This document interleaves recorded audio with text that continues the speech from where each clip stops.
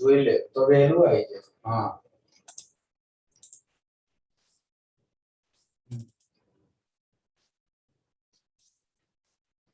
તો જો તો બહાર કોઈ લગાવી પાઇપ પાઇપ આપણી ટાંકી મશીન ચાલુ છે, મશીન ચાલુ છે.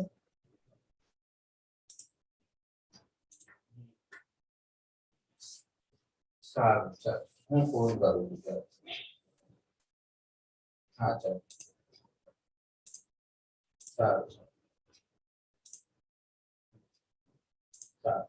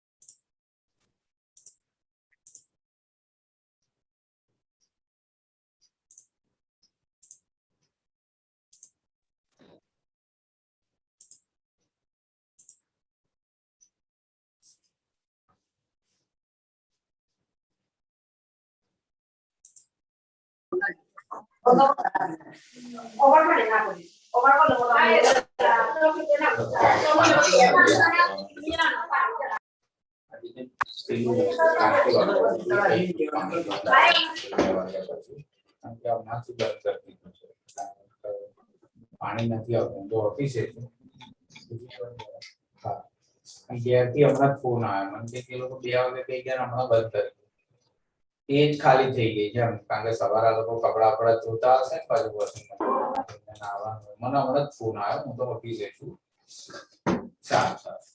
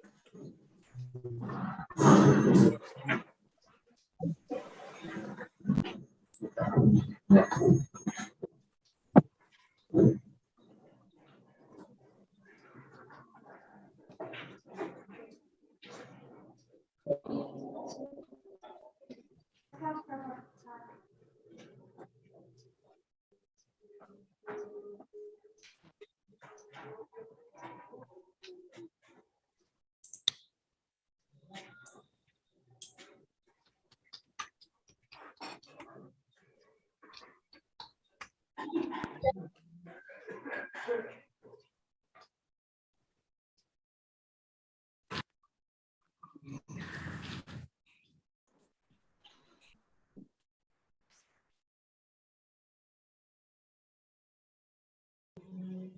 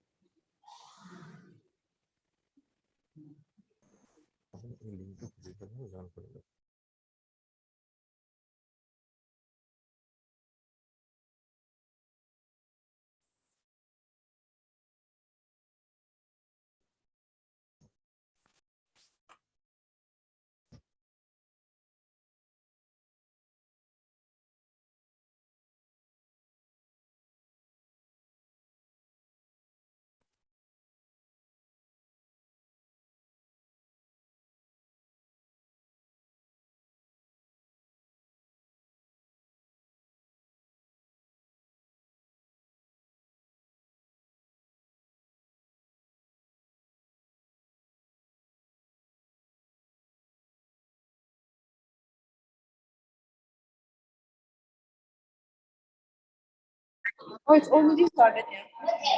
Yes.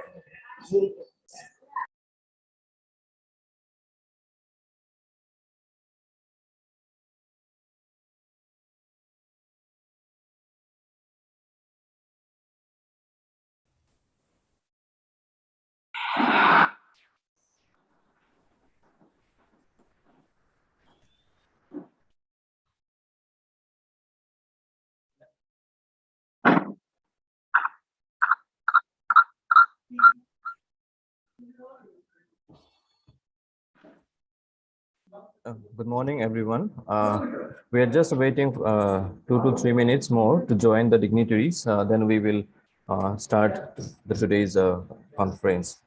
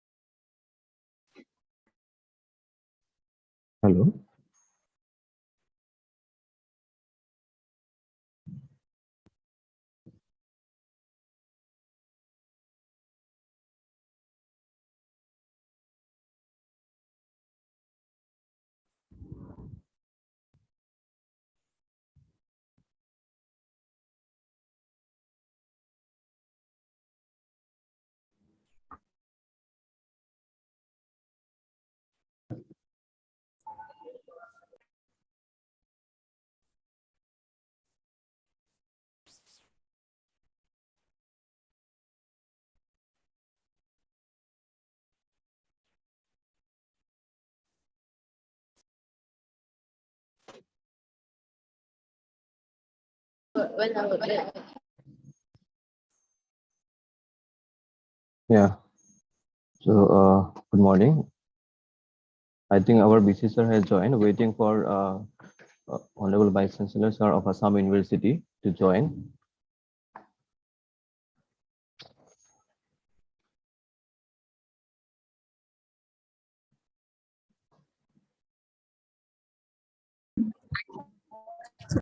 And I request the participants, student participant and the delegates, please keep your microphone in mute so that we can conduct the inaugural session without any harsh topic. Check your microphone. There are few student participants. Your microphone is on.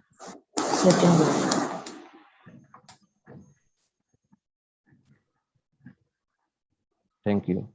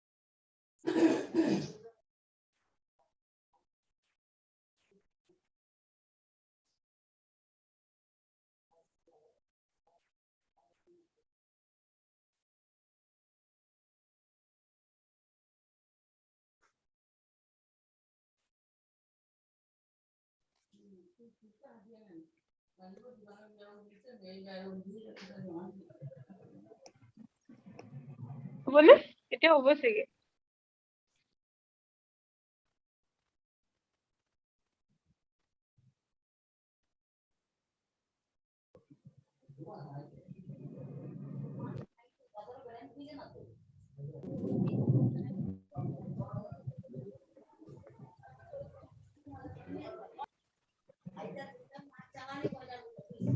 I request Tinashri ma'am to let us know if BC sir has joined. I mean, BC sir of Assam University. Sir just informed that he is joining. Okay, ma'am. Okay, thank you. Pratiti ma'am is there, our respected dean ma'am. Hi, good morning. Good morning, sir. RM Fund, I have joined the meeting, right? Yeah. Okay. Thank you, sir. Welcome. So, with all of your permission, we may start today's inaugural program. So, a warm morning to all the invited dignitaries present in this virtual platform. I, Dr. Bijoy Das, Assistant Professor, Program of Social Work, Faculty of Humanities and Social Sciences, Assam Downtown University, and the conference coordinator virtually welcome you all at your respective dioceses. We are truly honored and grateful to have you all here today. We have amongst us Honorable Chancellor of Assam Downtown University, Sir Dr. Narendranath Datta, Honorable Dean of Studies, Assam Downtown University, Madam Professor Dr. Bandana Datta, Honorable Vice Chancellor, Assam Downtown University, Sir Professor Dr. Narayan Chandra Talukdar, Honorable Vice Chancellor, Assam University, Silchar, Sir Professor Dr. Rajiv Mahan Pant, and the Registrar, Assam Downtown University. I also warmly invite the Dean in Charge and Conference Convener, Faculty of Humanities and Social Sciences, Assam Downtown University, Madam Dr. Pratiti Barman, Professor and Head, the Department of Social Work, Assam University, Silchar, and the Conference Convener, Madam Professor Mairangtham Tineshwari Devi, Associate Dean, Faculty of Humanities and Social Sciences, Assam Downtown University, Dr. M.K. Dev, and the HOD of Faculty of Humanities and Social Sciences on this virtual platform. My sincere regards and warm morning to the Senior Professor, Sir Gopalji Mishra, Professor Shubhabhata Datta, Professor M. Gangabhushan Sir of Department of Social Work, Assam University, Silchar, and the Senior Professors of Assam Downtown University.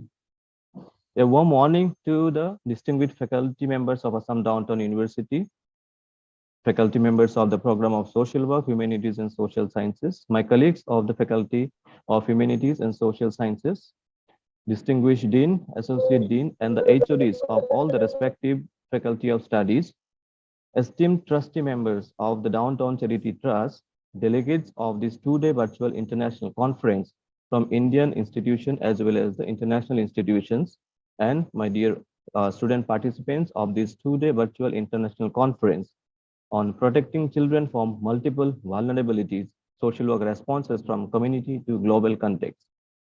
Very importantly, on behalf of the organizing team, Assam Downtown University and Assam University Silchar, we extend our morning regards to Mr. Sunil Kumar Burma, a senior clinical social worker from South Wales, Australia, who has been invited to this platform to deliver a keynote address to give an inaugural mark to this conference.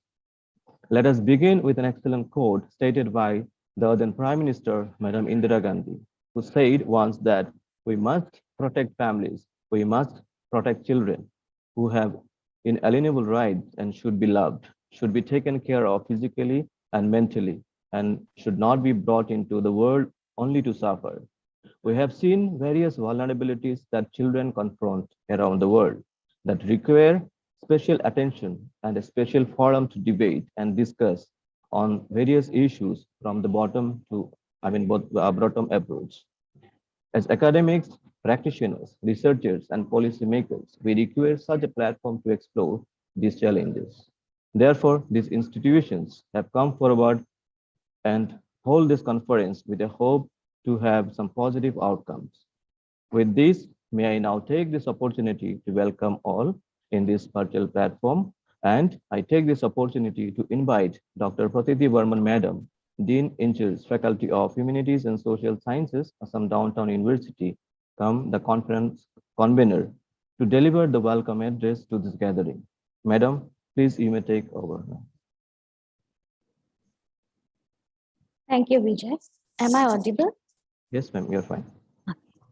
On behalf of the entire team of this particular virtual conference, which we have been planning for a long time, and finally we could manage to have you all in this platform. I welcome all of you to this 2 days international seminar on protecting children from multiple vulnerabilities, social work responses from community to global context. As a convener of this conference, I would like to extend my welcome to Honorable VC Sir of Assam University, Silchar, Professor R.M. Pant Sir, Honorable VC Sir, Professor N.C. Talukdar of Assam Downtown University, and our very distinguished keynote speaker, Mr. Sunil Verma, Senior Social Worker, New South Wales, Department of Health and Social Services, Australia, to all the senior professors and the professors of Assam University, my colleagues, and all the participants and paper presenters of this conference to this platform. And I hope these 2 days will allow us to ponder, think, and deliver the issues which are so important concerning the children. And later on, I hope this conference papers which are being presented will be published in a book form, so that we can have something concrete in our hands, what is being discussed during these 2 days. Once again, I welcome you all, and I hope it will be a very fruitful one for all of us. Thank you.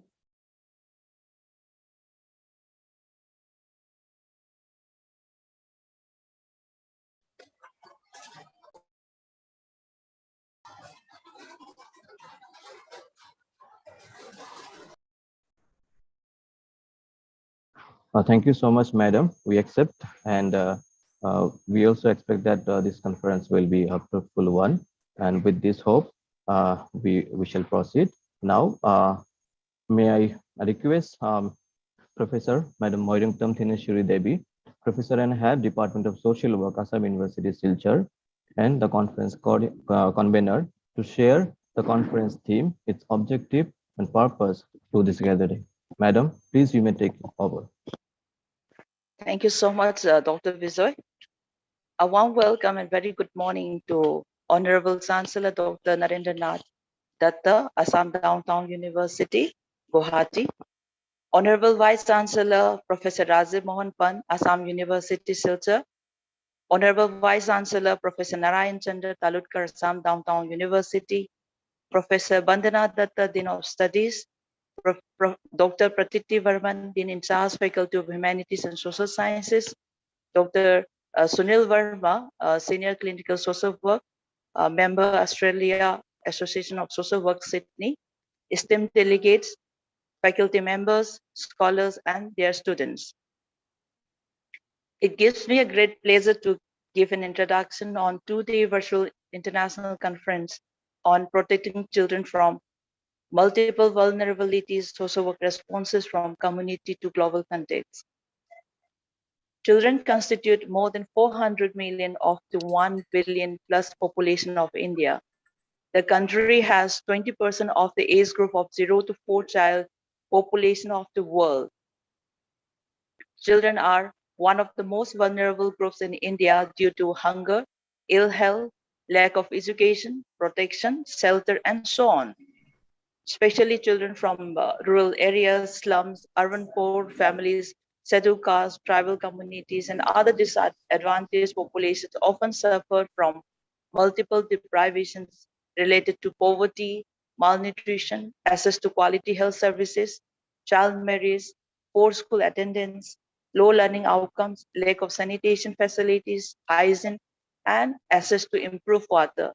So it is also seen that children today continue to be employed in hazardous occupations, like over 12 million children who are in the age group of 5 to 14 years are still working in construction area.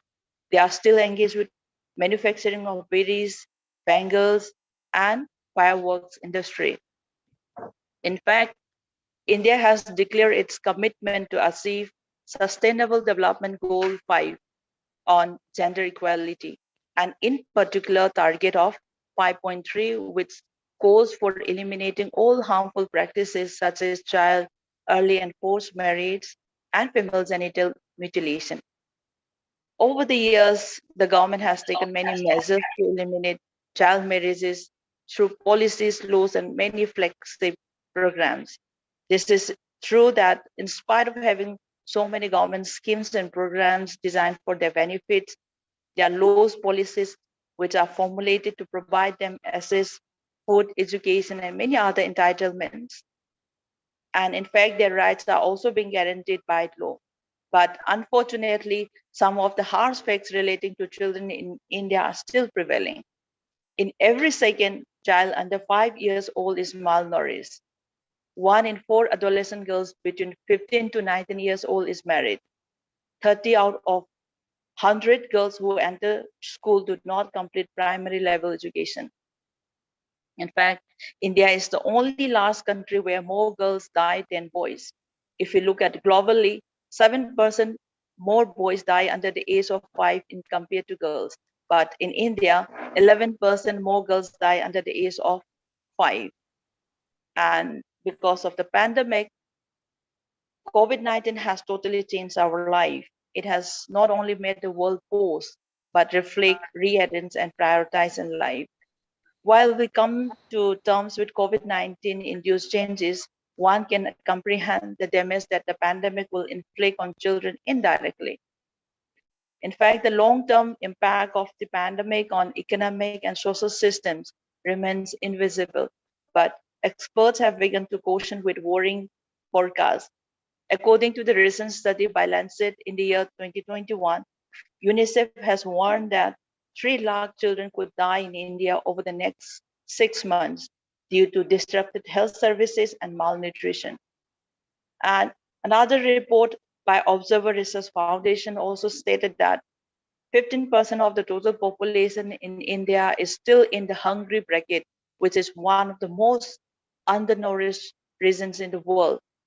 And looking at the mental health issues also, children and adolescents are more vulnerable to mental health issues because they are unable to comprehend the entirety of a situation, not fully communicate their feelings to their parents and even to adults.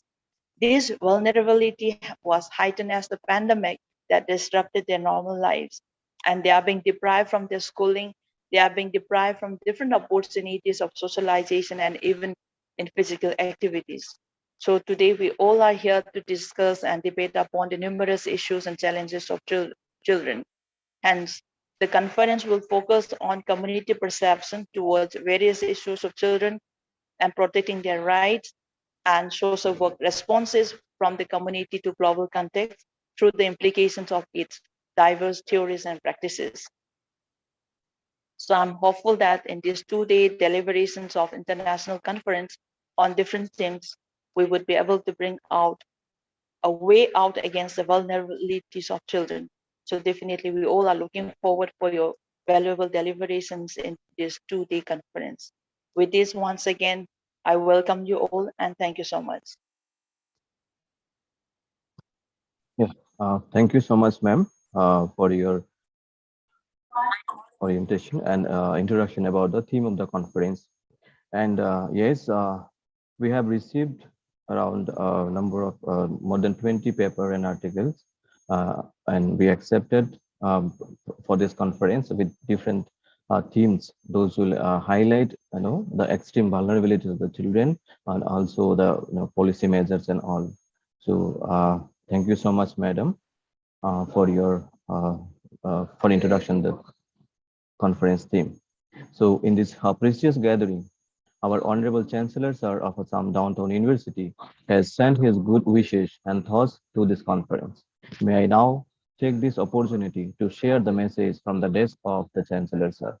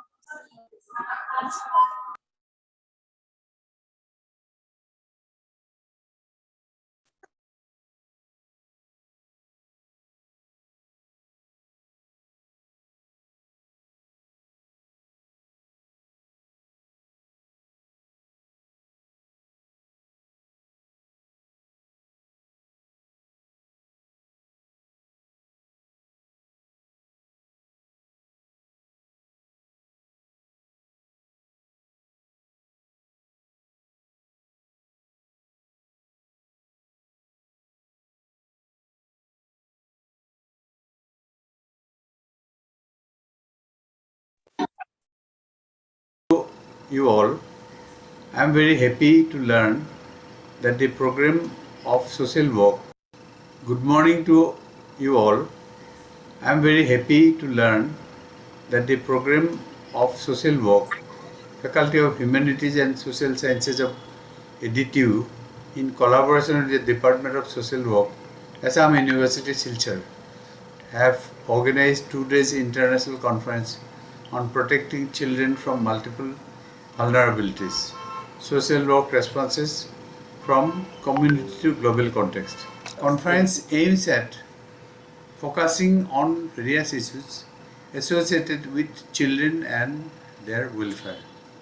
I am sure that the panel of eminent speakers from across the region, these sessions will be beneficial for all the participants to explore the issues and plan out strategies in creating awareness and eradicating such deep-rooted problem. Best wishes to you all and look forward to a successful completion of the event.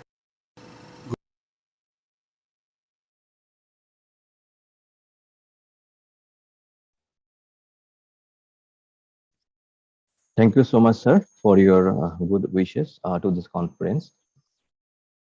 May I now have the message from the desk of the Dean of Studies. Madam has also sent her good wishes and thoughts to this conference.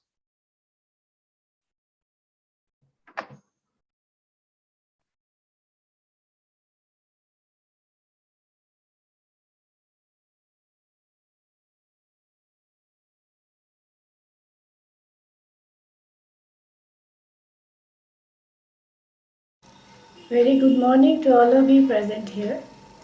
Today, I am glad to know that Faculty of Social Work, with collaboration with Assam University, Silchar, they have organized 2 days conference here. The topic selected for this seminar is a very interesting and really it is a burning problem of the society. So I think it is a responsibility of the social worker and the other members of the society to look into it, and they will work for the betterment of those children.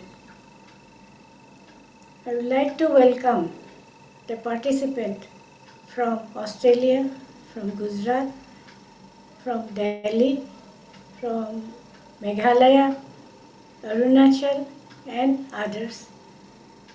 As a Dean of Studies of Assam Downtown University, I welcome all of you, and I thank our faculty for organizing this seminar with their busy schedule. So once again, I thank our faculty, and I hope in future also they will try to work for the needy people and for the benefit of children. Thank you. Very good morning to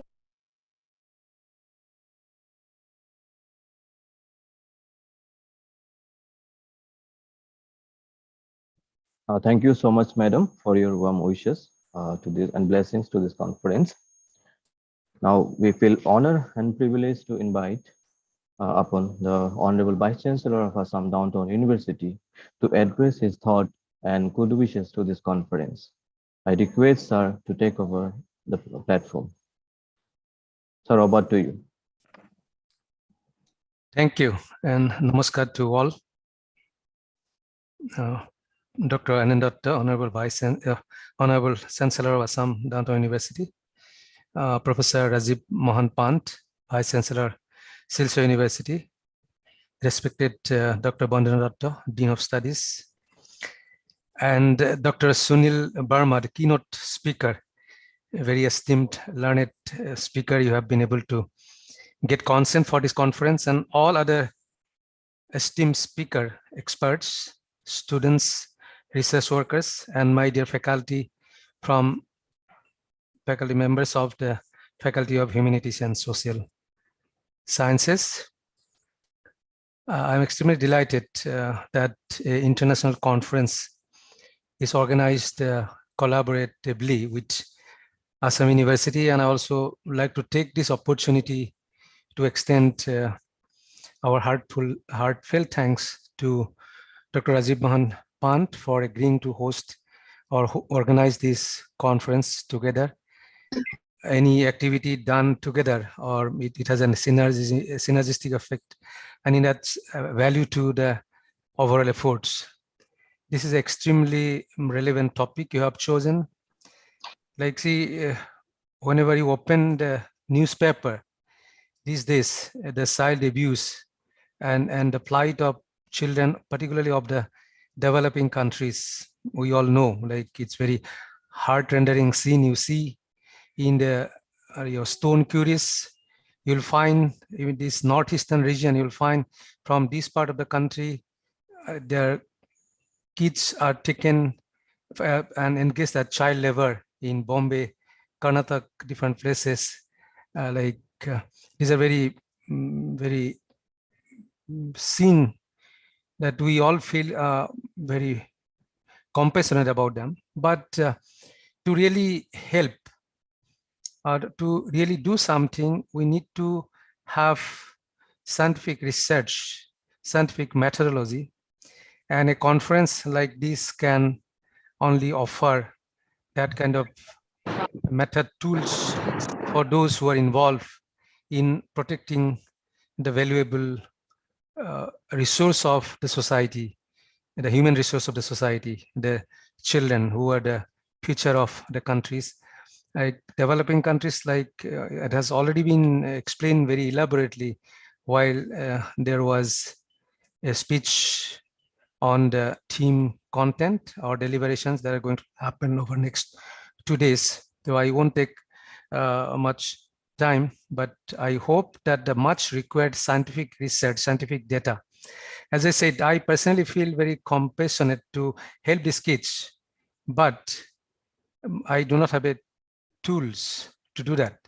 Helping or providing some money to shelter home is not enough. The problem cannot be taken away unless we have methodical study to find out the root cause of the problem. Like you have said, vulnerabilities, the inequality divides between rich and poor, then gender inequality. Like these are issues that still exist. Though we talk about of inclusive growth, still there is huge amount of deprivation. And if you talk, I would like to suggest you that you give a special thought or devote some time to see the people who are underprivileged, like tribal people, scheduled caste people, particularly in northeastern region, which has about 30% of the population, the tribal population, disadvantaged group, and like the children of these groups, what we are saying about vulnerability and all the problems that students face, their social status, economic status, health condition. You need a special like discussion on in this conference in the context of Northeast with respect to the tribal people. I hope all the experts, young scientists, your inputs, your deliberations will like provide a strong outcome of this conference to deal with this problem of child vulnerability and the child human resource plight or amelioration of the plight of the child human resource of the region, of the state, and as a whole entire world, because the theme says international conference.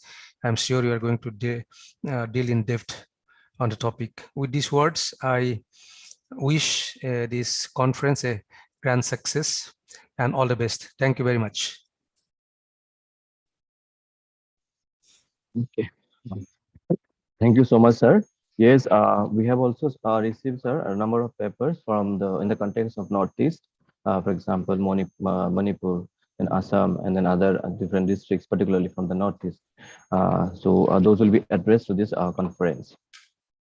Thank you once again, sir, for your valuable words and wishes and thoughts to this conference.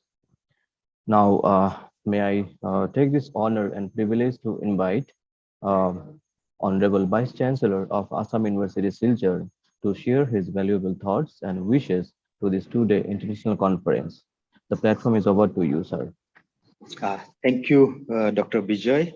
I hope you are able to hear me clearly. Yes, sir, fine. You are absolutely fine. Thank you. Honorable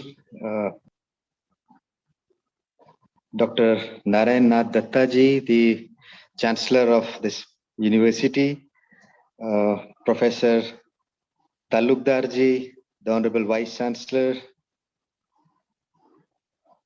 Professor Tineswari Deviji, HOD Social Work, Assam University, Dr. Burman, Dean, Faculty of Humanities and Social Sciences, Downtown University, Dr. Bijay Das, the conference coordinator, and Mr. Sunil Vermaji, the honorable keynote speaker of this 2 days conference. Very good morning to you all. In fact, I am delighted to learn that Assam University and Downtown University, they are conducting 2 days conference on a very relevant topic, that is protecting children from multiple vulnerabilities, social work responses from community to global context. Children, as we all know, they are the future citizens, and they need to be nurtured properly. They need to be groomed well to take the lead in future. So it's a very, very important topic that we now discuss. And almost 1/4 of the global population belongs to this category of children. And almost 26%, population, global population is under the age of 18. So it's very important that we try to understand their difficulties, we try to understand their problems. We need to deliberate on how we can solve the problems that this particular age group is facing. And of late, we have seen many destructive forces that have happened, many things that have impacted, that have basically pushed this age group into the vulnerability situation, that have made these groups vulnerable. We have had several wars, and now also we are having this Ukraine-Russia war. We have seen the plight of children in Afghanistan. We have seen the plight of children in Iraq, Kuwait, Syria, and many other places. And we fight wars to satisfy our egos without realizing what impact it has on population, especially this vulnerable population of children. If that was not enough, we have had this COVID also, which basically deprived a large number of people, in this vulnerable situation. We have many other regions. Tsunami also left many, children, parentless. They suffered a lot of problems. This natural calamities also, are some of the reasons, are some important reasons for that. So we know that due to various reasons, this population suffers. This population is exposed to various types of vulnerabilities, and we need to find solutions to this. We have to take good care, otherwise in future we will not be will be deprived of good citizens across the globe. The region of when we have this kind of calamities, when we have this wars and all that, many problems we face, the poverty, hunger, these are some of the problems. Even our SDGs are basically laying more focus on this poverty, hunger, and all that, and good quality education, good quality life. These are some of the issues which we are facing because of these vulnerable population, because these people are pushed to this vulnerability thing.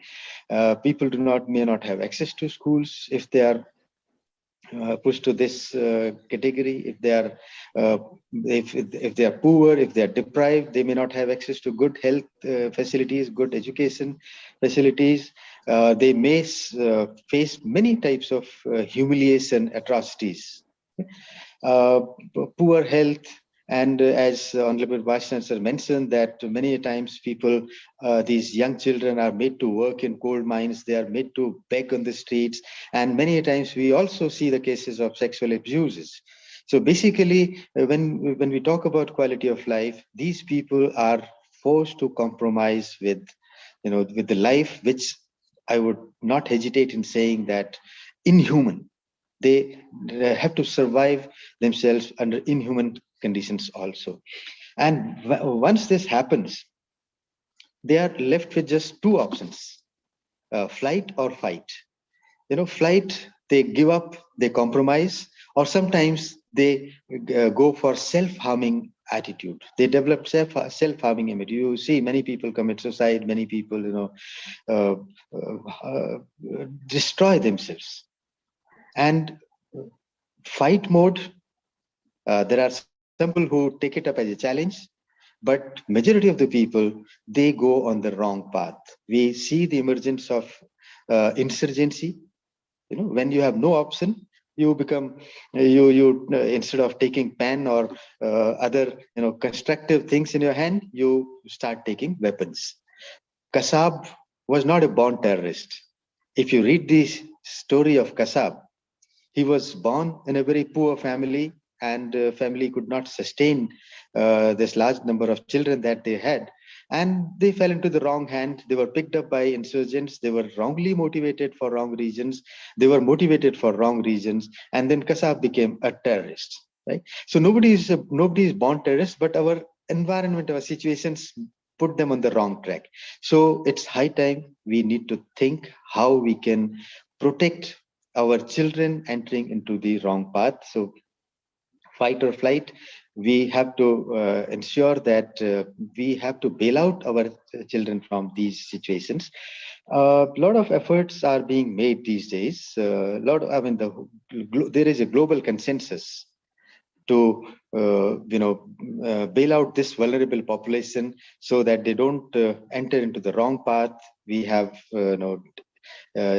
SDGs, Sustainable Development Goals. The whole world almost has basically agreed to follow this to achieve these Sustainable Development Goals by 2030, and a lot of good works has already been done.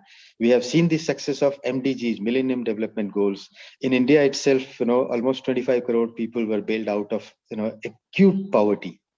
That's a good step, and I think there's a saying that nothing succeeds like success. So we have tasted success during MDGs, and we have set good targets which are to be achieved by 2030. And I'm sure we will be able to achieve these targets when the whole global community is working together. As Vice Chancellor mentioned, that when two people meet, when two organizations meet, and when various countries meet, we create a kind of synergy, and our power to transform society increases manifold. So I'm sure when Assam University and Assam Downtown University, when we are joining hands to organize this kind of deliberations, I'm sure very good outcomes would be there of this 2 days conference. And when this global community is joining hand to transform the plight of underprivileged people, I'm sure we'll have very positive, good results, very good outcomes of this SDG by the year 2030.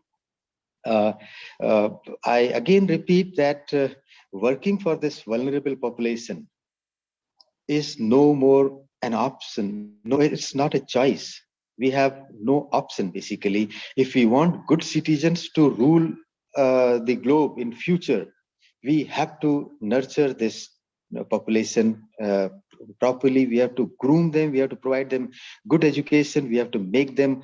We have to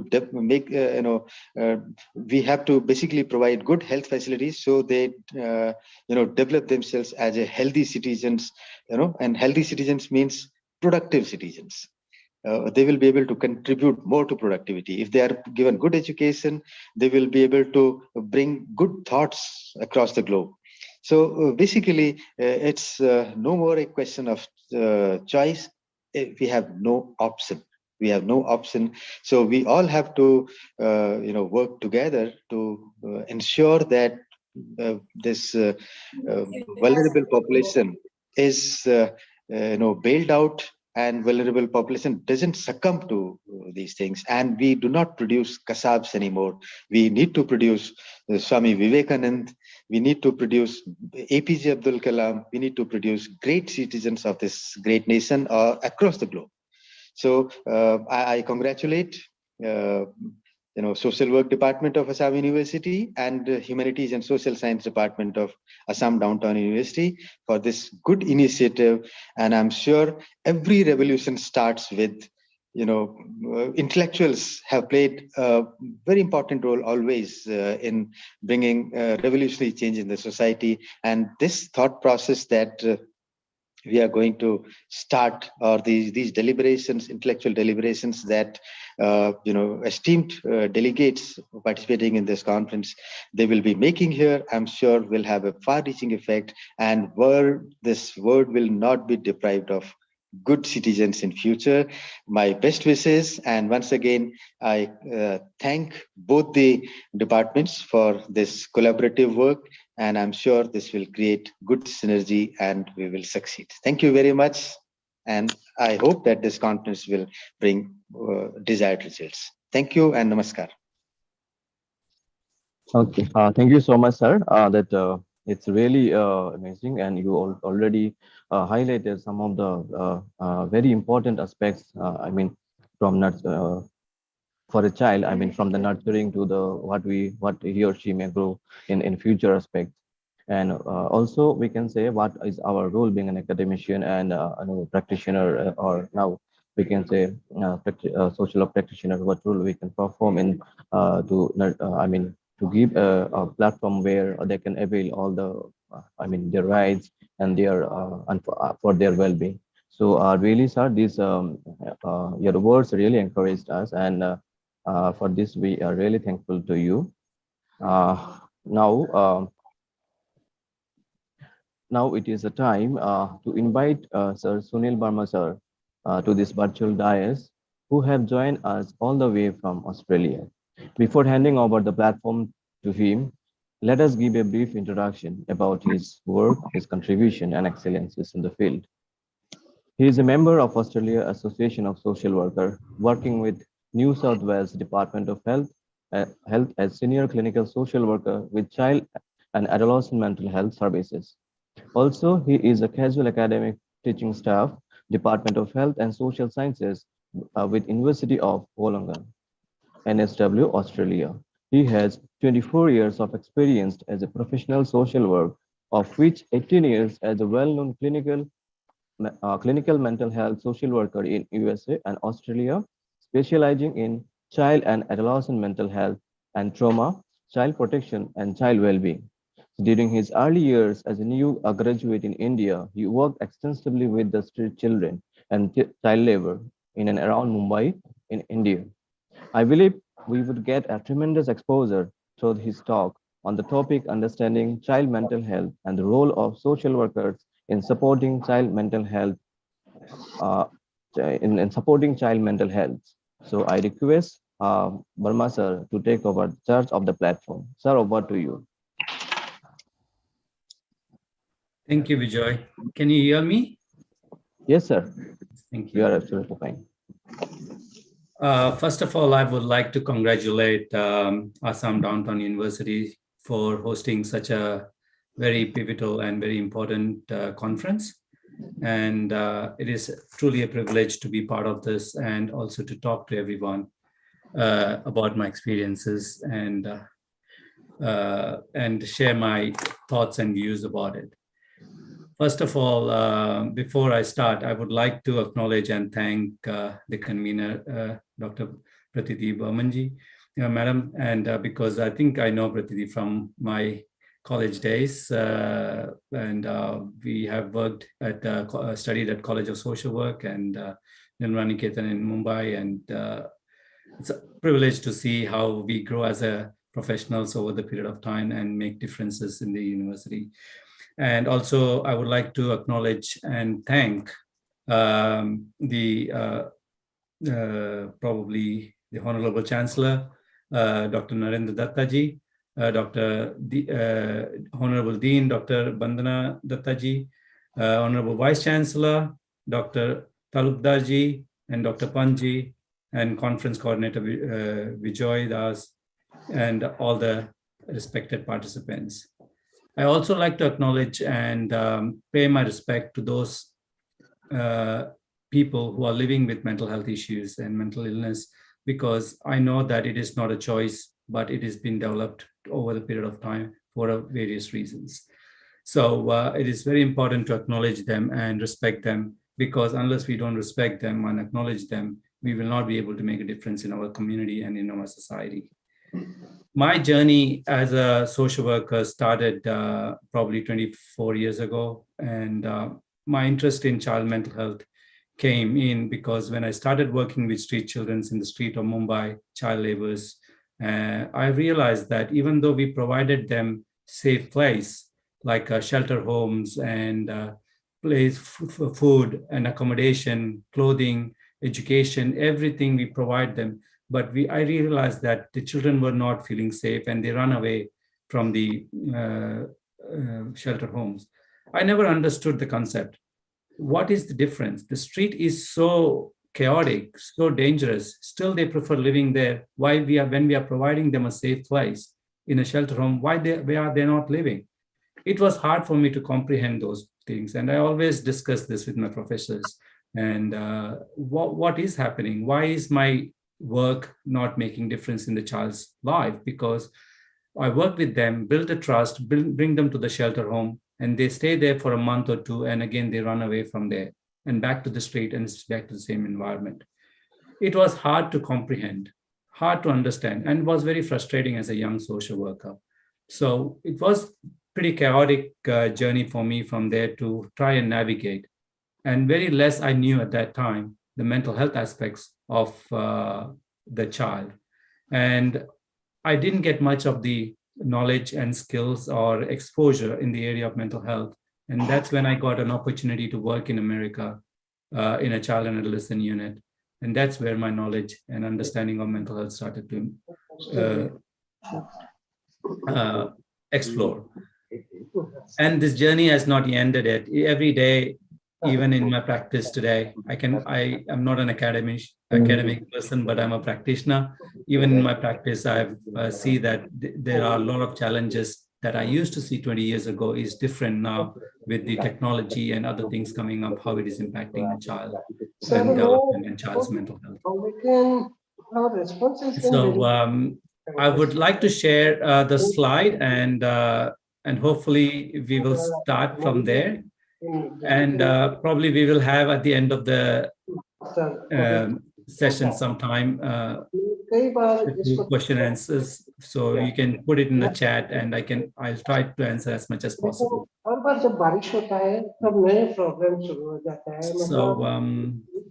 I'm not done properly. Trying to share my screen. I have been insisting. I hope if you are able to see my screen. Yes, sir, your screen is visible. To initiate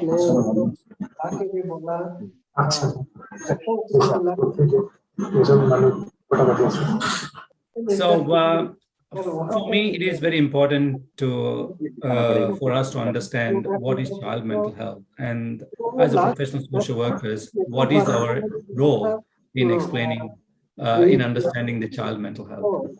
You may work with the children a lot, you may work with them and with their families and stuff, but if you don't understand what's happening with the child, and it becomes a bit challenging to make a difference in their life. So I think I'm hearing somebody talking. Is there somebody we can mute that? Yes, sir. Yes, sir. Verma, sir, you are the host, so you can mute. Hello. Hello. Yes. Then मैंने ये photo भी उनको भेजा. Then I on last Saturday I told sir is there. I think sir is sir. Okay, so let's continue with it. What is child mental health? Here we are talking about. Yes. Vijay, you can mute, sir. Sir is the host. Yeah. Verma sir is the host. He can. No. Okay. Sunil, can you mute Rajiv sir from your side? What are the things to be done and what we have can. Did it go? Yeah, fine, sir. Oh, good. All right, I haven't muted myself. I hope so. Okay, so what is child mental health? Here we are talking about children aged 0 to 12.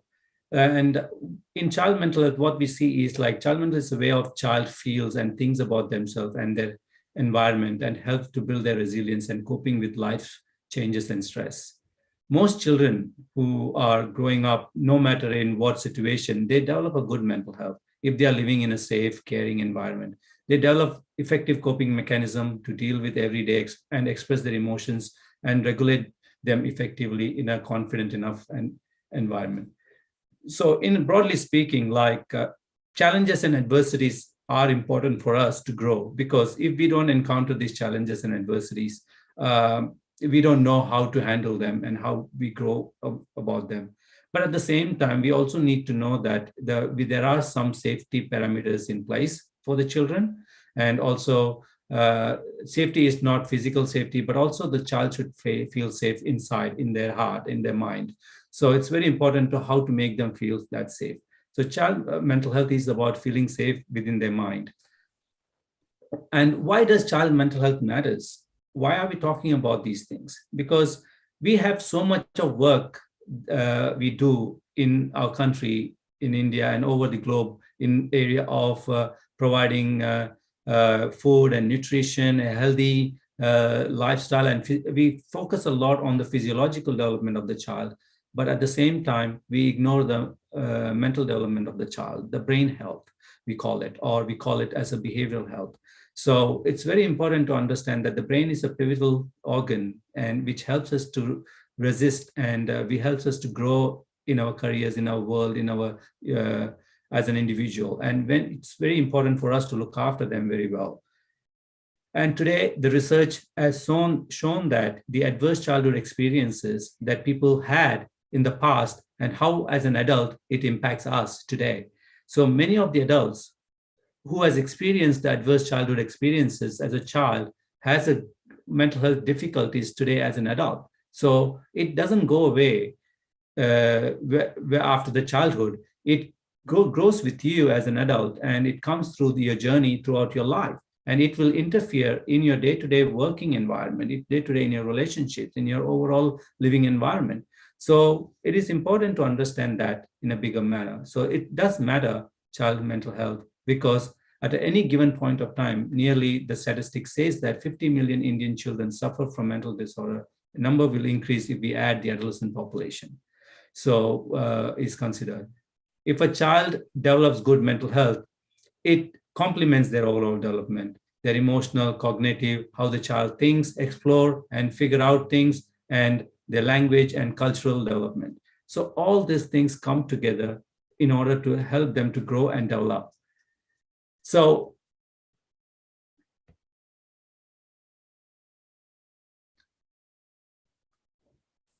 what does the child mental health look like? So as a practitioner, when we are working with children or families, we should make sure that it's very simple to observe the child's feelings.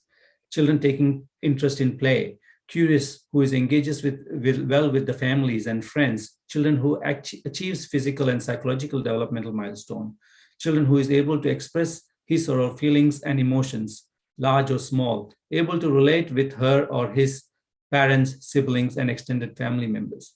So these are the parameters that you as a practitioner or we as a practitioners look into it. Many children, they might be living and growing in a very adverse environment, but if they have that very supportive environment, it is also good. Like, for example, the child is growing in a slum environment or a very difficult environment, but the support system in that slum environment is very child protective and very caring. The neighbors and everybody is so well supported. The child, there are higher chances of child coping with their mental health issues and growing well and succeeding in their life. Whereas the child growing in a similar environment with a lot of adversities of abuse, neglect, domestic violence, and family violences happening, they will develop a lot of mental health challenges and stuff like that. So it's very important when we are working with children, we have to observe these parameters in children's well-being. So children taking play, like if you observe a child is very free, they are playing around and stuff like that, that's a good sign. We have to encourage children to play there. And when we are looking into the vulnerable children in the streets of Mumbai or a child labor on a difficult situation, when they are begging and doing that, they are not playing there. They don't get a chance to play to become a child. They are more to live in a sustainable and live a fearful life. So how we involve them in having more play activities. So the child engages well when there is opportunity for them to play and grow. So any organization who has more activities that is engaging children in activities of play, games, and stuff that make them happy, then more structured way of education and stuff like that, it becomes a bit challenging for them. And the child is curious. Every child who grows up are curious to see and explore their world. They want to know what's happening. That's why they ask you so many questions. If you are a parent and if you see and talking to your young children, you will see that they have so many questions. Why? Everything that you say that and why. And if you answer them, they say again, why?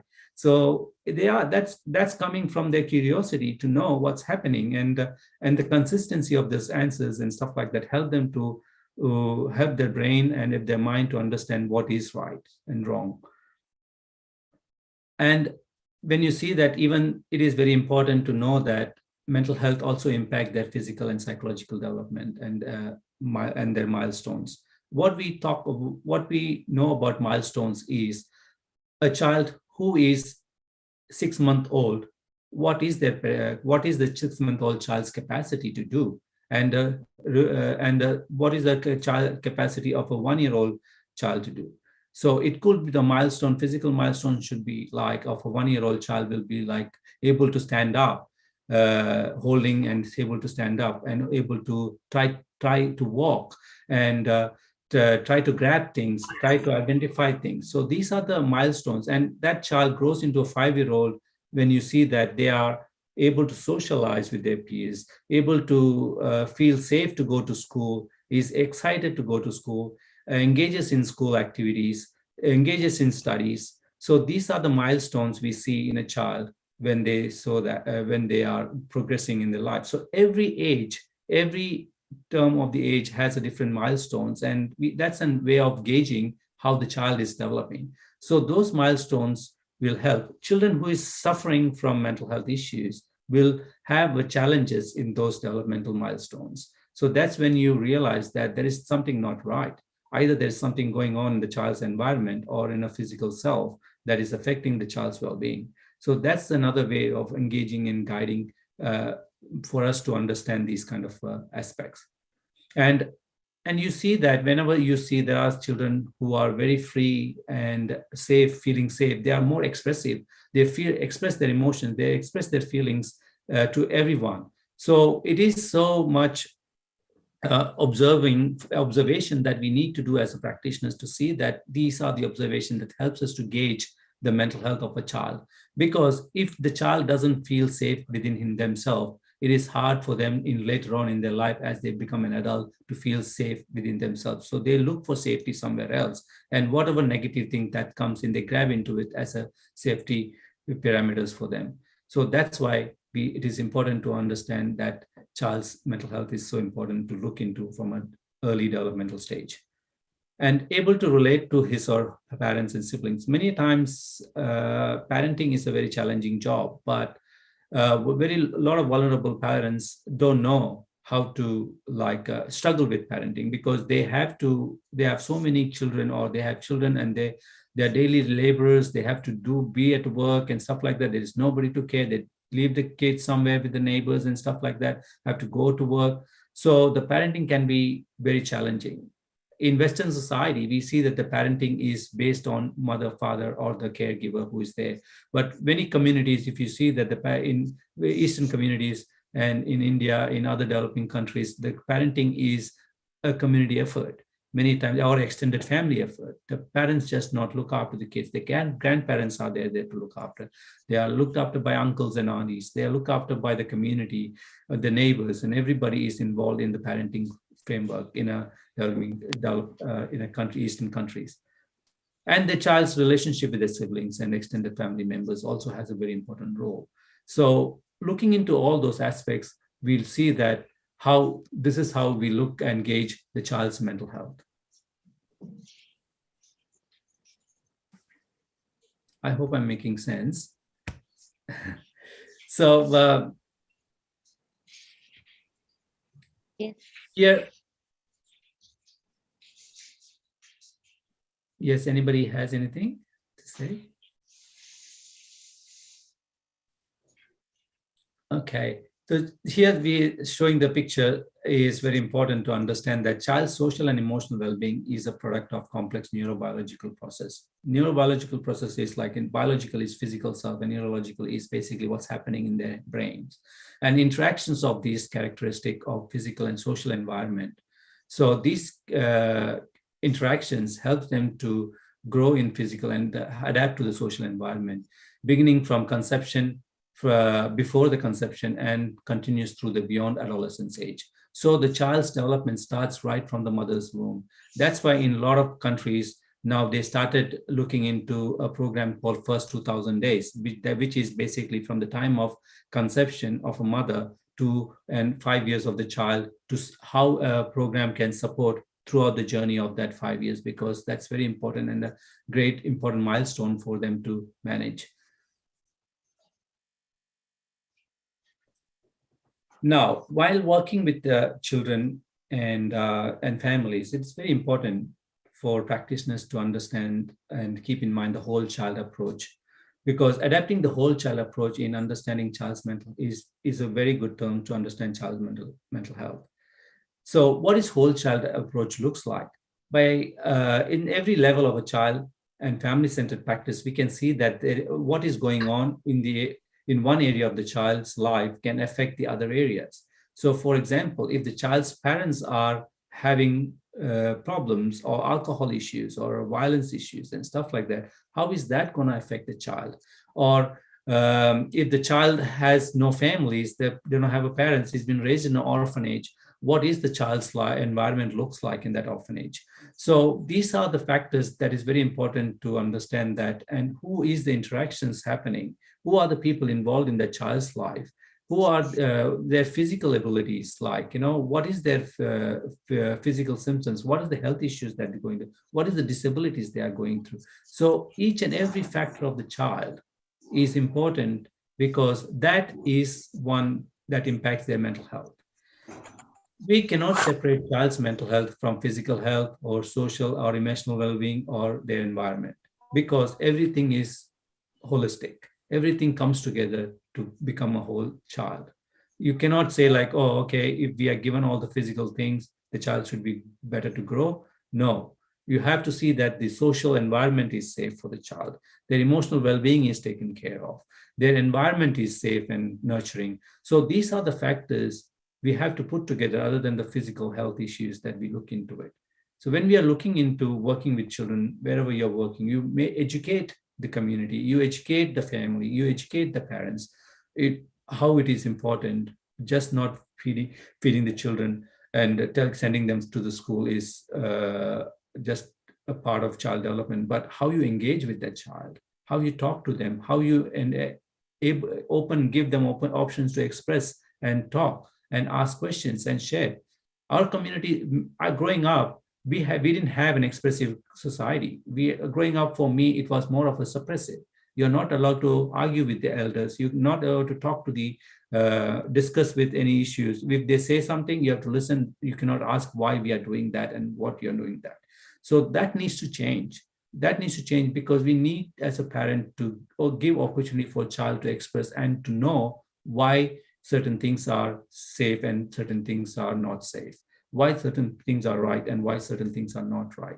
If the child doesn't know those differences, it is hard for them to make sense of his or her world. So when a child sees it, it's important to see each and every aspects of this connection to the child, and then that's when we see that the child is developing as a whole.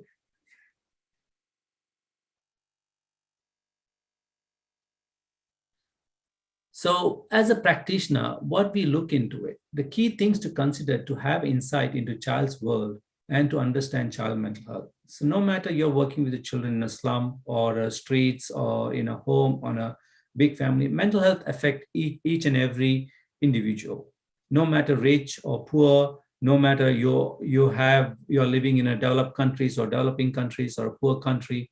I have worked in India, I worked in America, I have now working in Australia, but I've seen that the mental health problem is universal. That it doesn't come, oh, you didn't have this exposure, so you won't get anybody. Anybody can develop mental health issues anytime at any point of life. So if we are acceptable of that, it's easier for us to deal with those situations. It's easy for us to cope with those situations and manage them at an appropriate manner. The same way, it is very important for a child to understand what's happening to them, what is their world look like, giving them an opportunity to express and explore. The cultural identities are very important.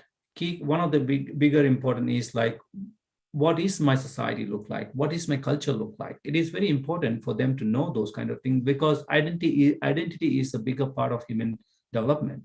We all feel identified to a certain community. We all feel identified as a certain culture. So that identity, we cannot ignore that, because that identity makes us part of who we are. So it's very important to nurture those cultural identity in children. Secondly is relationships. What are child's relationship? What is the child's relationship with the parents look like? How loving they are with them, or how the child engages with father, or how the child engages with mother, how the child engages with the other extended families, his siblings, and neighbors, and friends, and the communities. So the relationship of the child is also very important, and hope and see that it's a nurturing relationship the child is growing into it. Then the behaviors, the observing child's behavior. How is the child behaving? There might be some behaviors that can be dangerous. That's when you see that there is something not right in child. And there are behaviors that the child do naughty things, but well, normally come back to normal and regulate themselves. They might have tantrums and stuff like that, but they come back to normal very quickly. They might have an anxiety to go to school and stuff like that, but they overcome those anxiety by struggling. First few days when the child is going to the first KG or senior KG or KG, first time participating in school, some child is very excited and enthusiastic to go, and some child has crying, and the parents had to drag the child to the school and stuff like that. So it's very important to preparing child for those kind of changes, how we as a parent or how as a community can prepare the child to accept these are the part of lifestyle. So the behaviors of the child is another way that you can observe and see the difference, like you feel that there's something not right through the child's behavior. Child's temperament. Everybody has temperament. Even the child, as an adult, we do have temperaments, up and down. But how we come out of that temperament quickly is our resilience. So if the child is having that temperament for such a long time, there is something not right going on. There is something is a problem. So understanding the child's temperament and ability to cope with those temperament and the natural instinct to deal with that temperament is also very important.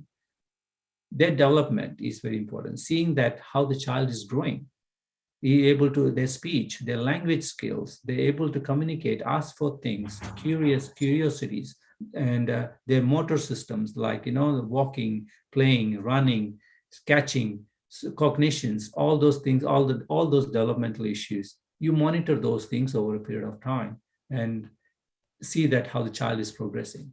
Biological is basically what's happening physically in the biology of the child. How is the brain functioning happening? How is the heart and other lungs, other organs of the body is functioning in the child's body, which is through the medical pediatricians and other people give you an idea like what's happening in the child's body.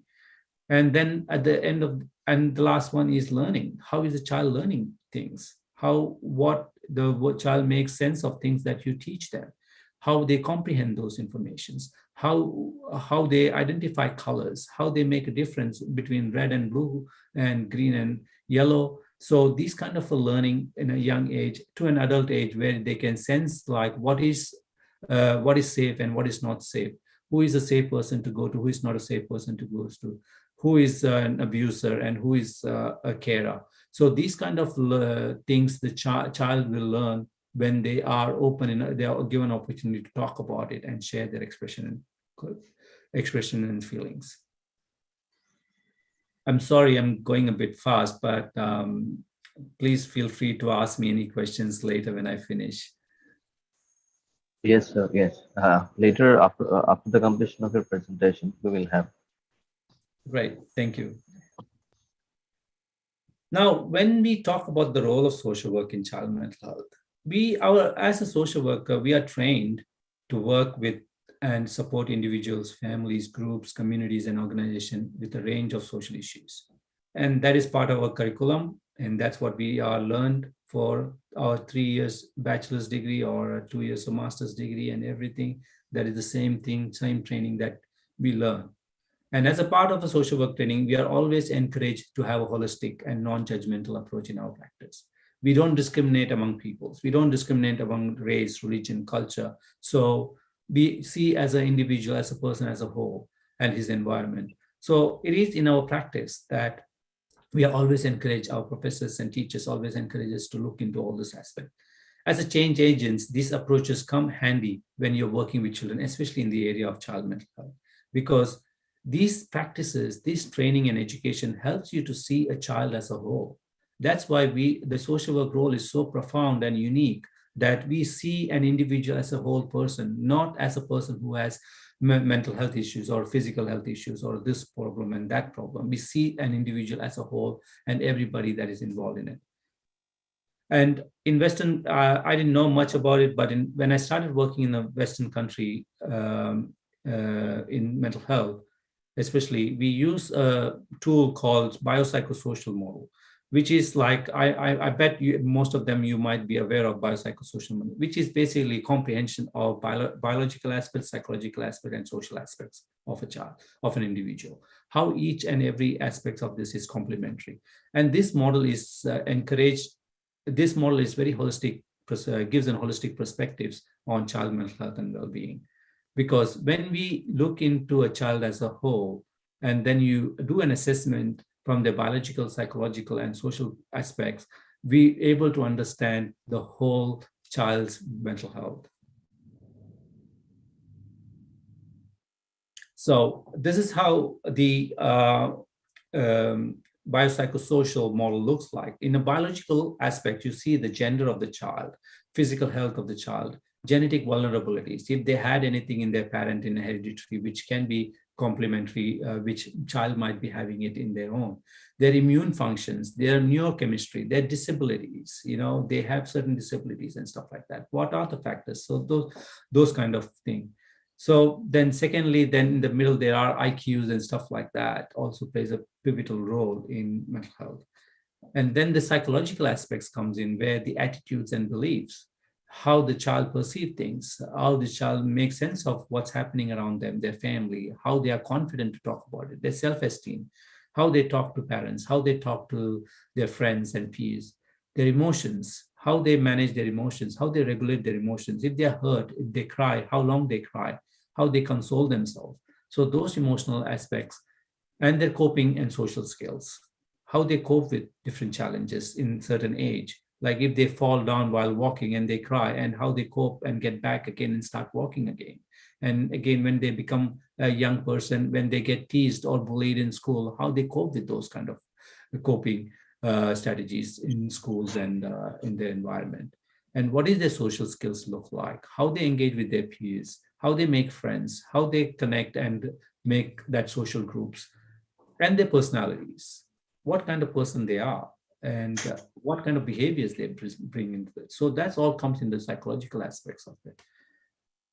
And then the social context comes into is their socioeconomic status. Like, don't get me wrong, people who are living in a higher societies also struggle with their children's mental health, because they are so busy making money and everything that they forget to look after their kids and spend some time and energy in with the children. So it is not necessary that if you have a good socioeconomic, but the risk is much more lesser as compared to those living in a low socioeconomic status in poverty. Then the family backgrounds, like what kind of family background the child is growing into, is how is the family background looks like, how engaging the family is and the extended family is, and throughout the relatives and everyone and other people in their family. So how nurturing they are also have a big impact on the child. Their education, how is the school, how is the teachers in school relate to the children? Is the teachers are punitive or more encouraging and supportive? Those kind of factors also. Is the children are encouraged to express and talk freely in the class, or have always been suppressed to do things, not to argue or not to ask questions and told. So those kind of aspects have to be considered in the social context. And the social supports. What are the other social supports? How their friends support them, how their family supports them, how their relatives and community support them, and the organization as a whole supports them. So these are the holistic thing that we look into play when we are working with the children. These are the things that we have to keep in mind. Then when you're talking about whole child approach, these are the holistic approach that we look into when we are looking into a child.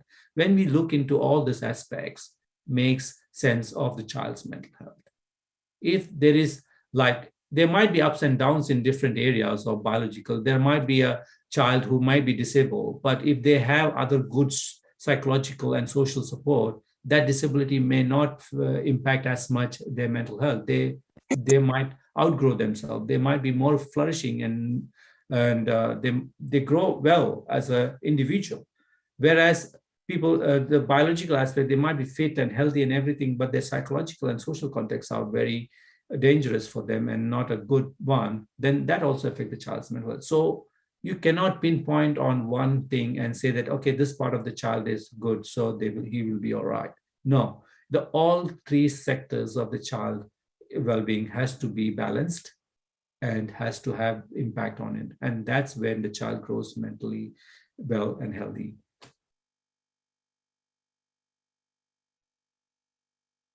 That's about it. And these are some of the references that I have gone through it, and probably later today or after the conference, it will be circulated to all the participants. So feel free to things. And it's very important as a social worker that you have a very pivotal role to understand this. And not as a practitioner, you look into all those things when you're working with it. And it's also a very important role who are academicians, who are doing a lot of research. It is very important to look into these child mental health researchers and investing in research, because today we live in an evidence-based society. If it is not seen, it is not acceptable. So you have to show them. And the research is a very good tool to show to the society, to the world, that what is the evidence says, what is the study says. So I encourage researchers to put more effort in doing more child well-being related studies. You see that if there is any adverse childhood experiences studies that is happening in our country, to encourage those kind of studies happening so that we can get to prevent those adverse childhood experiences at the early stage. So the child, when they become an adult, have less mental health issues and have a better contributions to the society. Thank you for listening. And if you have any questions, feel free to ask. Okay. Thank you, sir. Yes.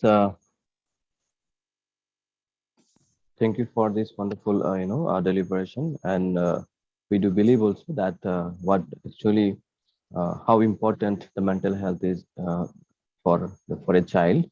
And also you have highlighted a few major things. I mean, key things to that what a child must have, or has insight into the child's world, and what needs to holistically to understand a child, and regarding his or her mental health, and what like identity, like cultural identity, behavior, biology, learning, and other important things. And also you have highlighted the very important role, and what are the role as a social workers, and we also can perform what type of roles to bring our effective, or we can say like to have a holistic and non-judgmental approaches by understanding the biopsychosocial, and also very importantly, you also highlighted like the role of family and the social context of understanding of the child. And so with these, we believe that yes, we will try to inculcate all that what you have learned from your session, and hope participants are also encouraged and learned a lot from your sessions. Now good to have a professional supervision in the child well-being and child well-being. Like we need specialists to provide those supervision to our young social work graduates and young social workers who is coming on the field to working with children and families. Those supervision help them to mentor. For me, what made difference in my child well-being is my supervision from my university, my college, that the specialist in child well-being who has helped me to understand why the child's behavior are like that. So it helped me to grow. When you understand the concept very well, it's easy to work in that area. So that's why that passion never went away. Even after 25 years, I still love working with children and young people, because you know what you're working for. Yes, sir. Yeah, and that's absolutely true. That supervision and mentoring is very much important in the field, and also, and that reflects your topic and your presentation, how you are interested in that field, working in the reality. So I expect some of the questions, even also any other distinguished professors, and you want to have any conversation, discussion with Burma sir, we are really we are warmly welcome to have a discussion in this platform. Even delegates and the student participants are also encouraged to have any discussions with our Burma sir. This is a nice platform, and we can have an interaction with Burma sir. You can leave questions or any queries in the chat box, please. Our student moderator is there. Jacinta, kindly check.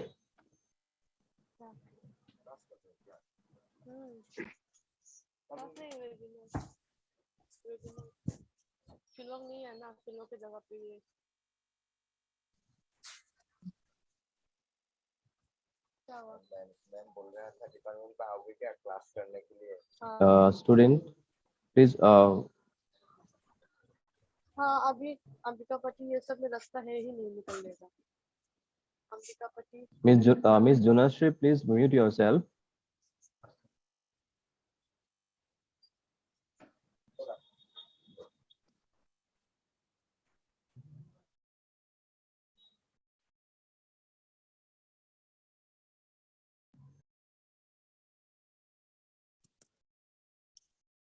Sunil, I have a query. Yes. What are the major issues you are facing as a social worker while dealing with children, especially in Australia? In Western, like in Australia, basically is abuse and neglect in a lot of vulnerable families, because it doesn't mean that it's a developed country, there is no poor people or vulnerable families. So there are vulnerable families and who have mental health issues and drug and alcohol issues, and their children has greatly impacted by that. And there's family violences, domestic violences that is inculcating child's mental health. So anxiety and depression is very common in a lot of children, and that is a big barrier for them to grow, especially even the academic achievements, and even to go to, a lot of kids are scared to go to school for that very reason. And they also develop some kind of a self-harm is another reason, because psychological issues can lead to a self-harm. So self-harm issues is another very complex mental health issue in a lot of children and young people here.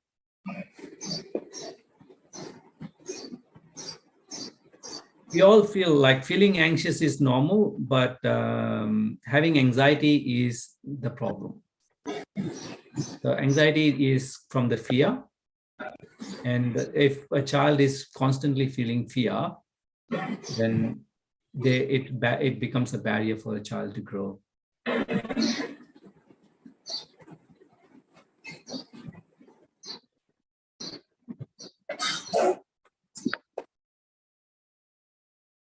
I hope I answered that question. Ms. Devashmita Barbuya, please mute yourself. Thank you. I request the participant, please mute yourself. It's creating noise while discussing the things. Please.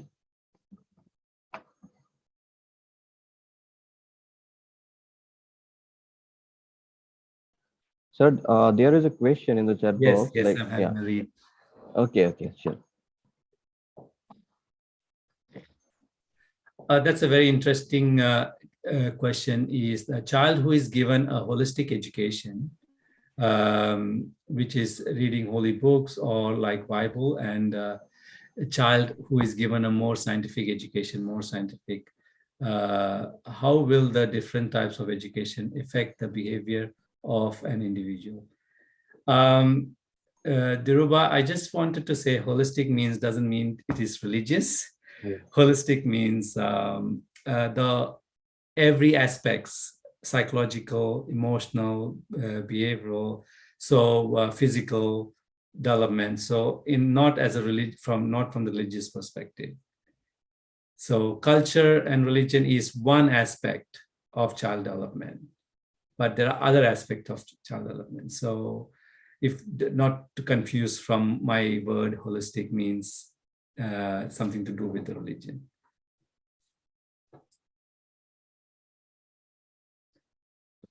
How issues of children are different in first world countries compared to underdeveloped countries. The issues are very different because many a times in underdeveloped countries or developing countries or poor countries, we don't have facilities and we don't have advocacies, we don't have evidences and supports and systems in place for children and their well-being. Whereas in Western countries, there is a range of supports available for children. Still, there is still problems happening, but we are more vulnerable because we don't have those supports in place. So the difference is they have systems in place, there are policies in place, there's child protection guidelines and policies, and how the child should be treated in the community and societies is clearly narrated in the government policies and stuff like that. And everybody has to be abided by that. So there is for example, in Australia, we have a mandatory reporting guide. So any child being observed by any member of the community or society or family sees that being abused physically, psychologically, or emotionally has a right to report, and the government takes an actions on that individual or a family that is related to that. They see that those kind of issues not happen with the child and put extra supports to the family to support them to deal with those issues. So those kind of things happens. Whereas it's hard in countries like India or Bangladesh and all the developing countries that we can put those policies, because that is never been addressed at a policy level or never been discussed in a political level that has given importance to it. So that is where I see the comparison and difference. Then comes like what strategy we as trainee can adopt while working with children who are rehabilitation center with mental health issues.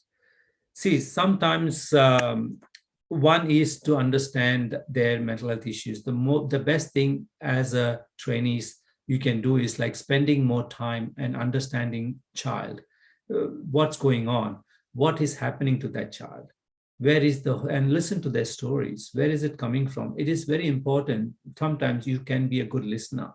So you don't have to solve a problem. You're not there to find a solution for the problem. Sometimes we feel that we are obliged to find a solution. Sometimes listening is the best thing that you can do in a rehabilitation center, because time for those child is like they've never been heard. So sitting there and listening to them and giving your ears to be heard is one of the big steps that a child and somebody who have never had that will be a one profound thing that you can do in your rehabilitation center when you're working with children with mental health.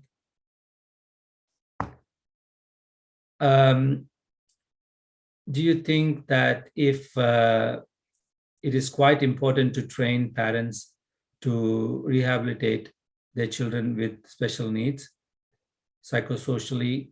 If yes, what strategies can be adopted to rural population? I think parenting, like we all do parenting based on what our parents has taught us, and we sometimes adapt, and if we are smart enough, we educated, we say like, oh, my parents were beating me and like putting me down. I won't do that with my children. I will love them and stuff like that. So parenting strategies changes as we grow. But today we have a lot of psychological elements in parenting. There's so many techniques like triple P parenting, then circle of security. These are parenting coaching and parenting classes that is happening in Western society. I think there are some of them happening in India too. Explore those parenting training courses that is available in our country and bring that into your practice. Get some training in that. And when you have a proper training, then you can educate the parents and educate the family, educate the communities, how we can do that. Nobody is coming with a manual how to parent a child. So exploring those opportunities and the agencies who provide those parenting training, bring them up and see that, and those can be developed and in a shared in a culturally appropriate, in a language appropriate manner in a rural population, because I remember a lot of our education when we were students, when we work, a lot of people don't know to read and write. The way we communicate and educate people was through street plays. You know, we used to do street plays in the slum areas to educate people on HIV/AIDS or child abuse or alcohol abuse and stuff like that. And that was a message delivery for the community who cannot read and write. So using those creative ways, using those videos, a lot of people are now hooked on to phones and videos, using those technology, developing those videos and sharing that in a cultural language appropriate manner will really help the rural populations, and through using medias and stuff like that in education, social medias in education.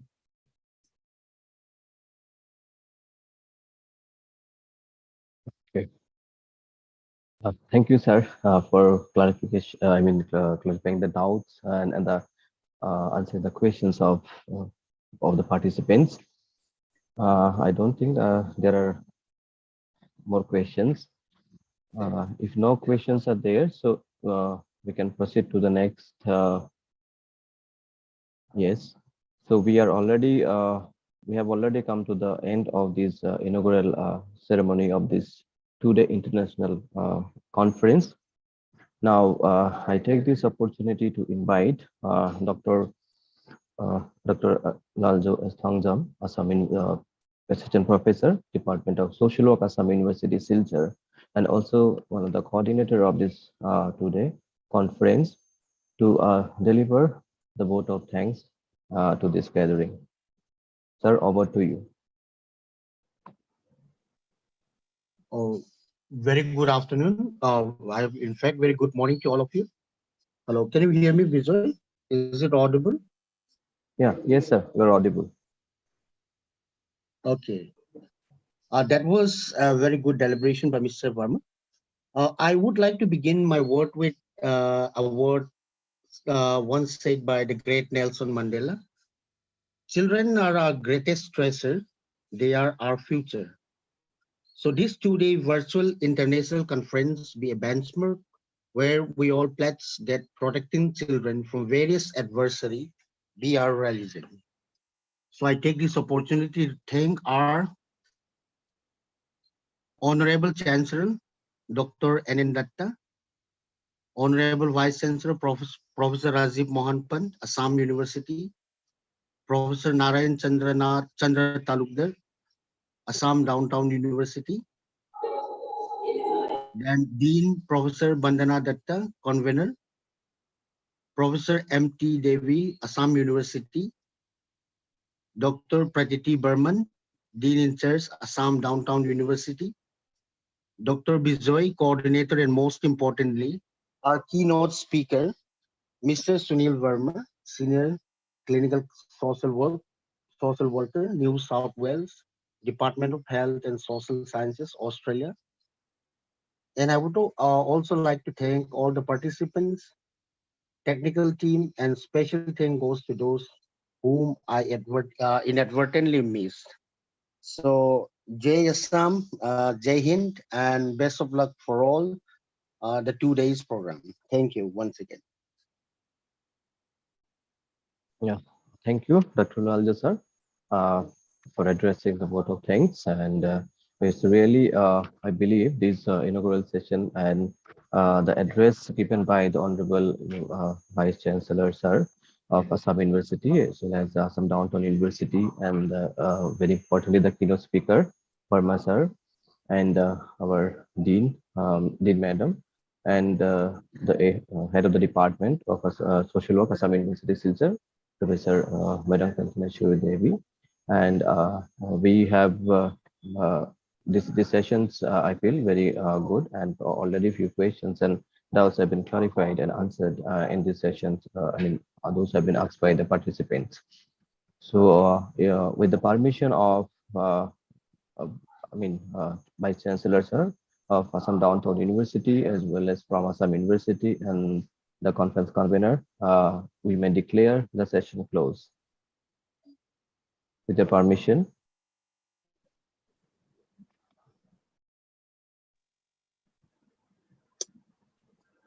Vâng, chỉ ấy thôi. Yes, Vijay, I Yeah. think we can conclude. Yeah. Okay. Thank you, ma'am. Sunil, once again. And thank you all the participants and all the faculties members present here. Thank you so much. Thank you. Okay. Thank you, sir. Thank you so much. And we will really love to have you in the future course of action with us. And definitely we will Yes, also. we will look forward. Yes, Yeah. definitely. Happy to assist. Thank you. Thank you. Thank you so much. Okay. Thank you, Lalja sir. And thank you other all the distinguished faculty members of Assam University Silchar and Assam Downtown University. So the Okay, participant, thank you. yeah, and the Thank you, participant sir. as an important message for you all. We will not share any attendance sheet in the WhatsApp group. Okay, so at the end of each and every session, we will be sharing the attendance in the chat box. So you will have to fill up there only, and there will be option of no copy and paste. So remember, your attendance is very much important in each and every session. And I believe, I know there's a strictness is there, but your attendance will make you to learn. It is not that only for our sake, okay, but for the sake of the conference. Yeah, so we will rejoin at 12 p.m. sharp. We have the first plenary session of the day. With this note, I would like to conclude here. Thank you so much. Thank you each and everyone.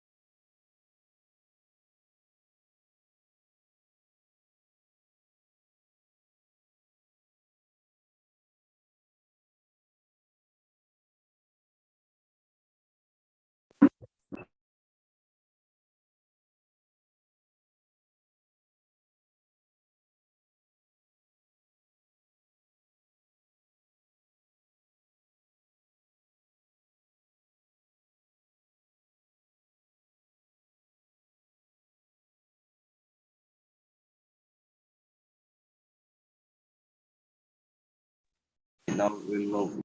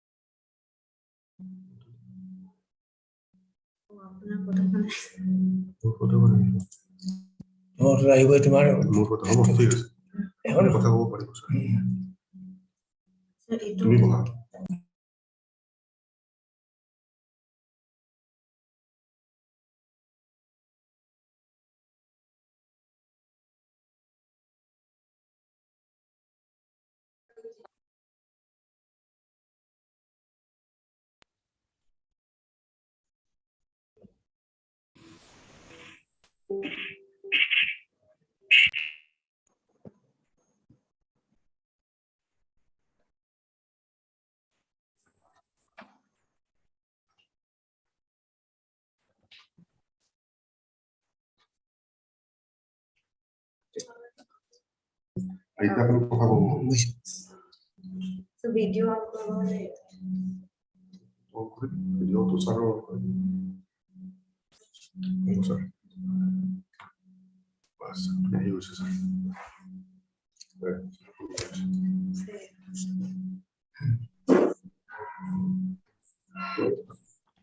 Sir, good morning. Me, Vijay? Oh, sir, good morning. Yes, sir. Sir, once the speaker join, we will start by 12.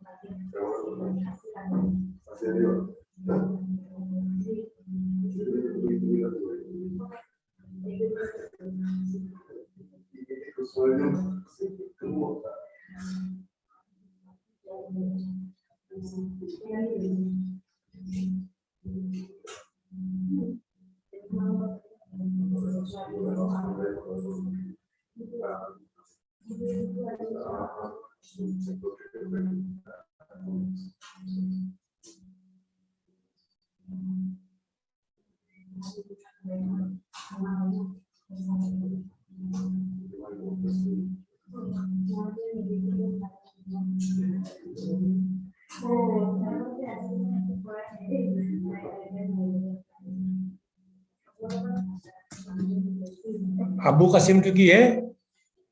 Abu Qasim boli hai sir. Kyo? Ane Abu Qasim. Muslim name. Ito.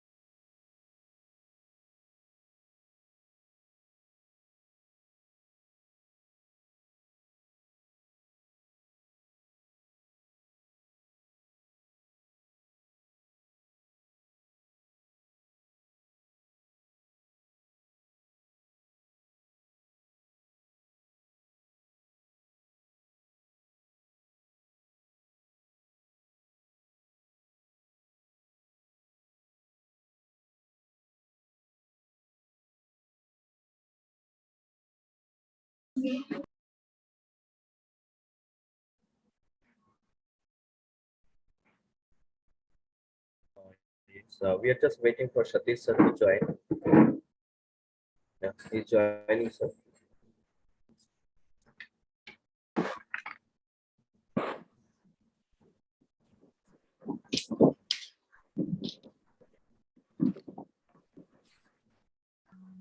Yes, our speaker for the first plenary session has joined. Good morning and welcome. Satish sir, am I audible? Yes, you are audible, sir. Yeah. So we welcome all the dignitaries, Honorable Chairperson for this first plenary session of this two-day virtual international conference, Professor Commissioner Goswami sir, Professor Emeritus, Faculty of Commerce and Management, Assam Downtown University. Sir, we welcome you in this virtual dais. We have the first plenary speaker of this two-day virtual international conference, Dr. Satish Kumar Vadda sir, Dean, Faculty of Social Work, Parul University. So, at the very outset, let us just give a brief orientation about the chairman of the session, Dr. Professor Rameshwar Goswami sir, who is a professor of Emeritus, Faculty of Commerce and Management, Assam Downtown University. He has more than 45 years of experience at Dispur University, Assam, and more than 6 years of experience in Assam Downtown University. We'll end the next session. He had been the head Department of Economics for 2 terms. Each term of his 3 years, he had been the Director of Quality, Internal Quality Assurance Cell. Then he had been the Director, Center of Management Studies, Dispur University for 5 years, and then joined as a chairperson in the Faculty of Commerce and Management, Humanities and Social Sciences, Assam Downtown University. He has a year-long of experience, and around more than 35 scholars have been awarded under Goswami sir. Sir, we are really honored to have you as a chair for this session. We have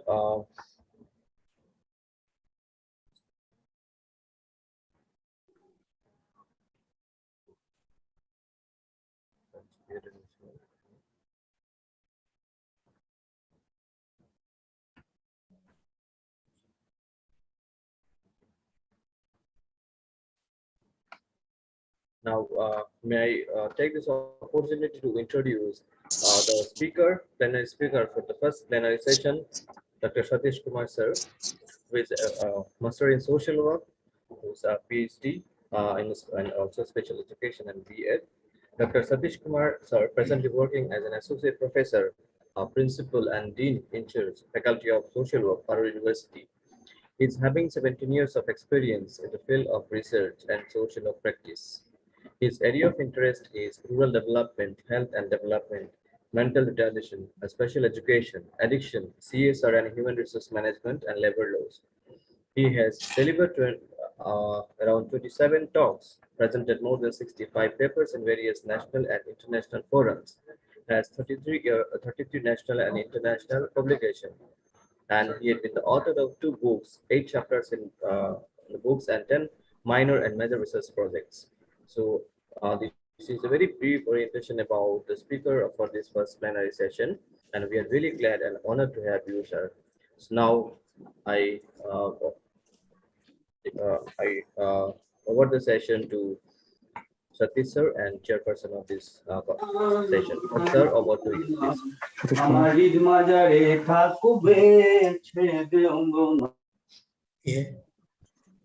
Okay, so dear participant, please mute yourself. very good afternoon to one of the present here. Am I audible? Yes, sir, you're audible, sir. Respected Professor Goswamiji, chairperson of this session, Dr. Vijay Das, and other esteemed dignitaries present here, and dear participants. First of all, in this occasion, I would like to congratulate the organizing committee of the Downtown University and the Assam University of Silchar for organizing such a wonderful conference on a very relevant theme, which is a core heart of social work profession, that is children's issues, what social work profession can do in that particular field. So friends, as you know, the topic which I'm going to discuss, it talks about what is the global child issues and what is the status of crime against children. Being a practitioner or being an academician, you might be aware, if we talk about or if we're going to discuss about the various issues affecting children globally, so those issues, maybe some issues are common in nature. It may, if we talk about India, you may talk about other countries. Some issues are very common, and there is no boundaries for that. Irrespective of boundaries, common issues are there. So I'm going to discuss about those common issues. But along with common issues, some other issues are there, and those issues are very from country to country, and even within country also, within state also, that may vary. If we talk about Indian perspective, whatever issues we are facing in Northeast, those issues may not be in Gujarat, and whatever issues we are facing here, being a part of this particular state, those issues may not prevail there. So, geographical component, other socio-economic condition of the particular region and state matters in terms of issues affecting children. If we talk about the state of world children in 2021, so just I would like to mention one thing. Whatever thoughts I'm going to present here, these thoughts are based on the secondary data, which is various studies conducted by national or international agencies, along with the based on my personal experiences. I'm going to share that. In 2021, UNICEF published a report. The title of that report was State of the World Children. And in summary of that particular report, UNICEF clearly mentioned in the background that all children as, yeah, please.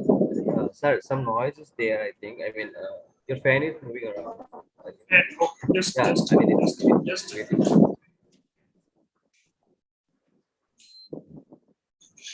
Okay, now it's fine?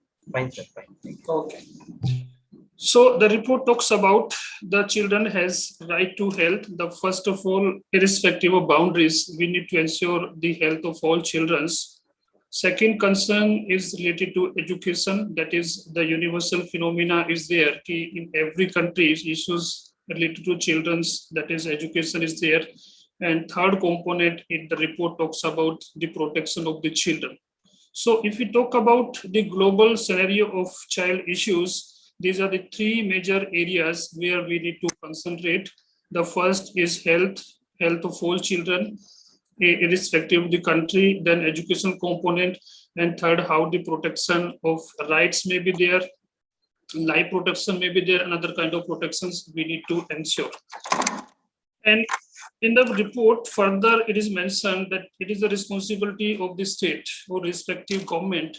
They need to ensure the protection of the children by providing opportunity to life. So whatever opportunity it may be in terms of education opportunity may be there, developmental opportunity may be there. So it is the responsibility of the society that is represented by the respective government.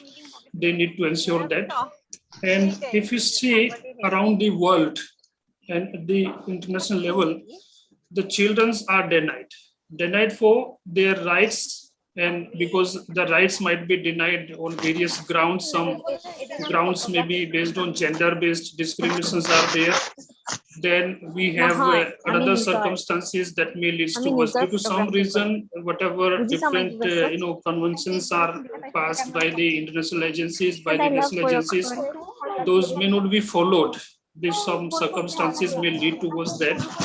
And it is stated by the report that is published by UNICEF, to great extent, if we talk about health, education, and protection of the children, to great extent, poverty is responsible, especially in developed countries. Maximum numbers of children, it may be health, it may be child labor, it may be trafficking issues. Majority of the children are, somewhere are this poor family backgrounds. And reports state around the world, 1 out of 6 children lives in extreme poverty. So whatever poverty line is decided or declared by the, there are some disturbances, please. Miss Risha Bashir, please mute yourself. Risha Bashir. Risha Bashir, are you there? Miss Risha Bashir. Okay, let them come.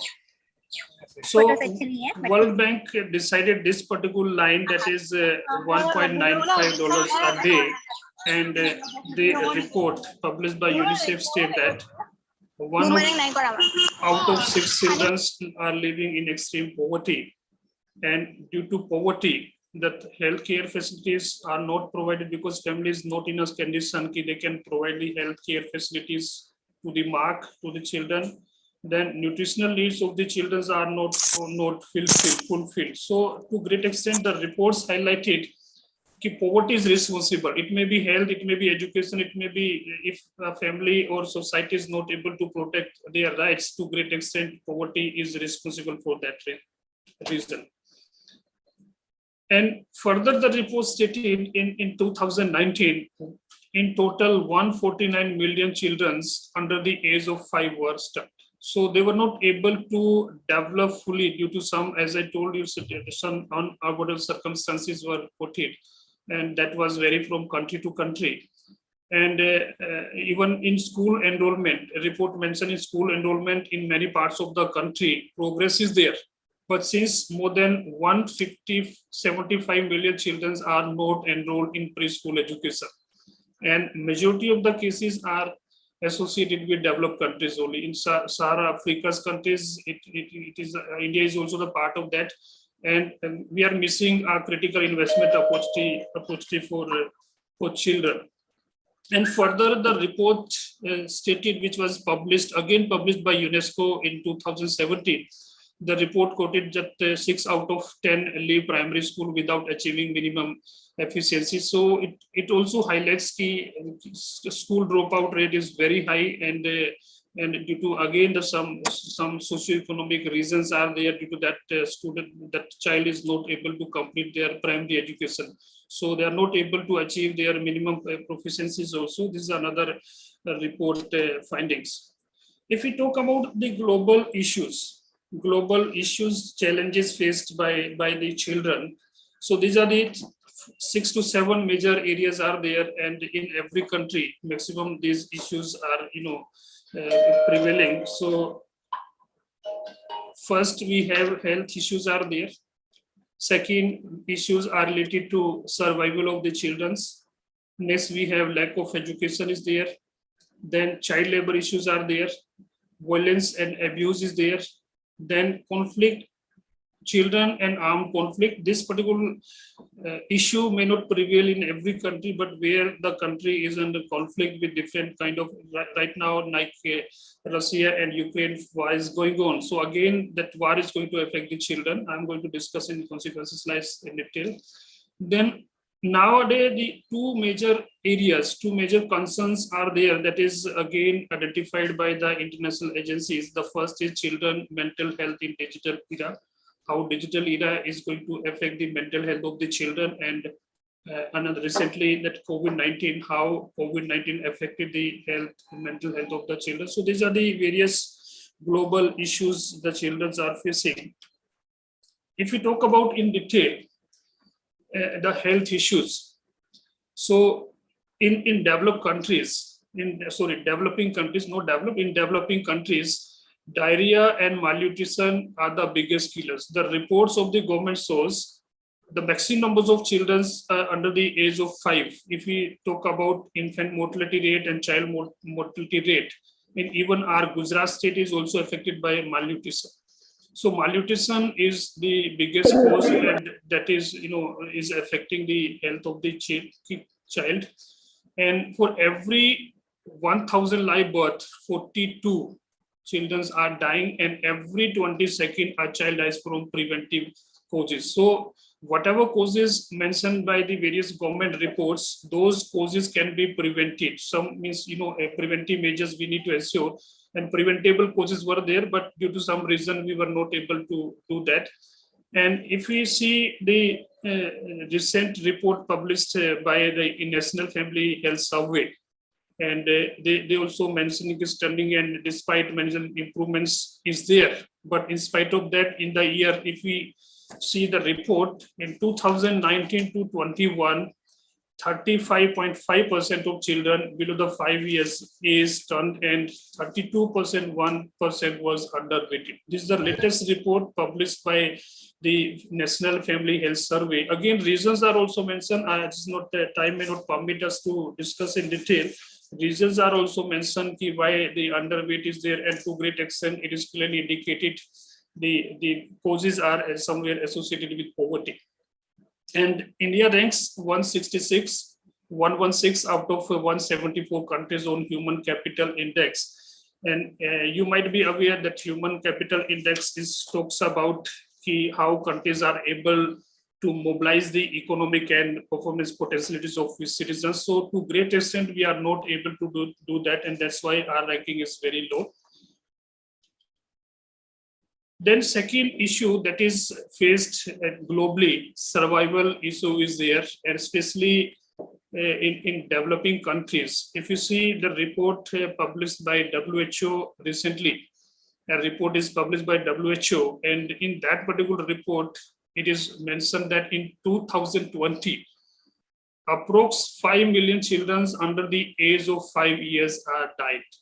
So mostly from preventable and treatable causes. So report clearly mentioned whatever death rate is there, that was 5 million children across the globe were died under the age of 5. But those cases can be improved by some preventive measures can be assured, but it was not done, and preventable cause may be there. And approximately half of those deaths, that is 2.4 million, occurred among newborns in the first 28 days of the life. So it is clearly indicated by WHO report. Then second component, the report mentioned the global under 5 mortality rate fall to 27 deaths per live birth in 2020. Although there is a decrease, the number is decreased, but at global level, at the international levels, the overall average of child mortality rate is fall down. That is 37 against to 1,000 live births. But the children in sub-Sahara, this disparity is there. In sub-Sahara countries, it is continuing to have the highest rate of mortality in the world. It is 74 deaths per 1,000 live births. That is 14 times higher than the risk of children in Europe and North America. So, as I told you, these causes, consequences, and issues are vary from country to country because it depends the economic capacity of the government or as well as the country. So, due to that, in one particular, even if you see in India, the Kerala may be in the higher position as compared to Madhya Pradesh or UP. So that is the variations are there. Whatever facility we are going to provide in terms of health facilities, accessibility, affordability, quality, and other things may be there. So due to that reason, this variation is there. So it is clearly indicated in Europe and North America, the position is good. But if you go to sub-Sahara countries, so the condition is very worse in terms of survival. So survival of children is another issues globally we are facing. And the leading cause of death in children under 5 years are birth-related complications are mentioned by the WHO, and they mentioned these are the rhesia, trauma may be there, pneumonia may be there, diarrhea may be there, and malaria may be there. So some preventive, cause that measurement can be initiated. And here I must tell you the role of social worker here exists. So being a social worker, what we can do if people are here from social work, they need to think in this particular field what we can do. All this can be prevented by the access of affordable intervention in health and sanitation. So as it is mentioned in the Sustainable Development Goals also, if you would like to ensure the survival of our kids or children, so some intervention plan must be done, and the social worker may play a very important role in this particular field. Then further the report mentioned every day 67,385 babies are born in India. So if we talk about Indian perspective in terms of survival, so this is the exact number, how many children are born in India. And this report is given by the UNICEF India.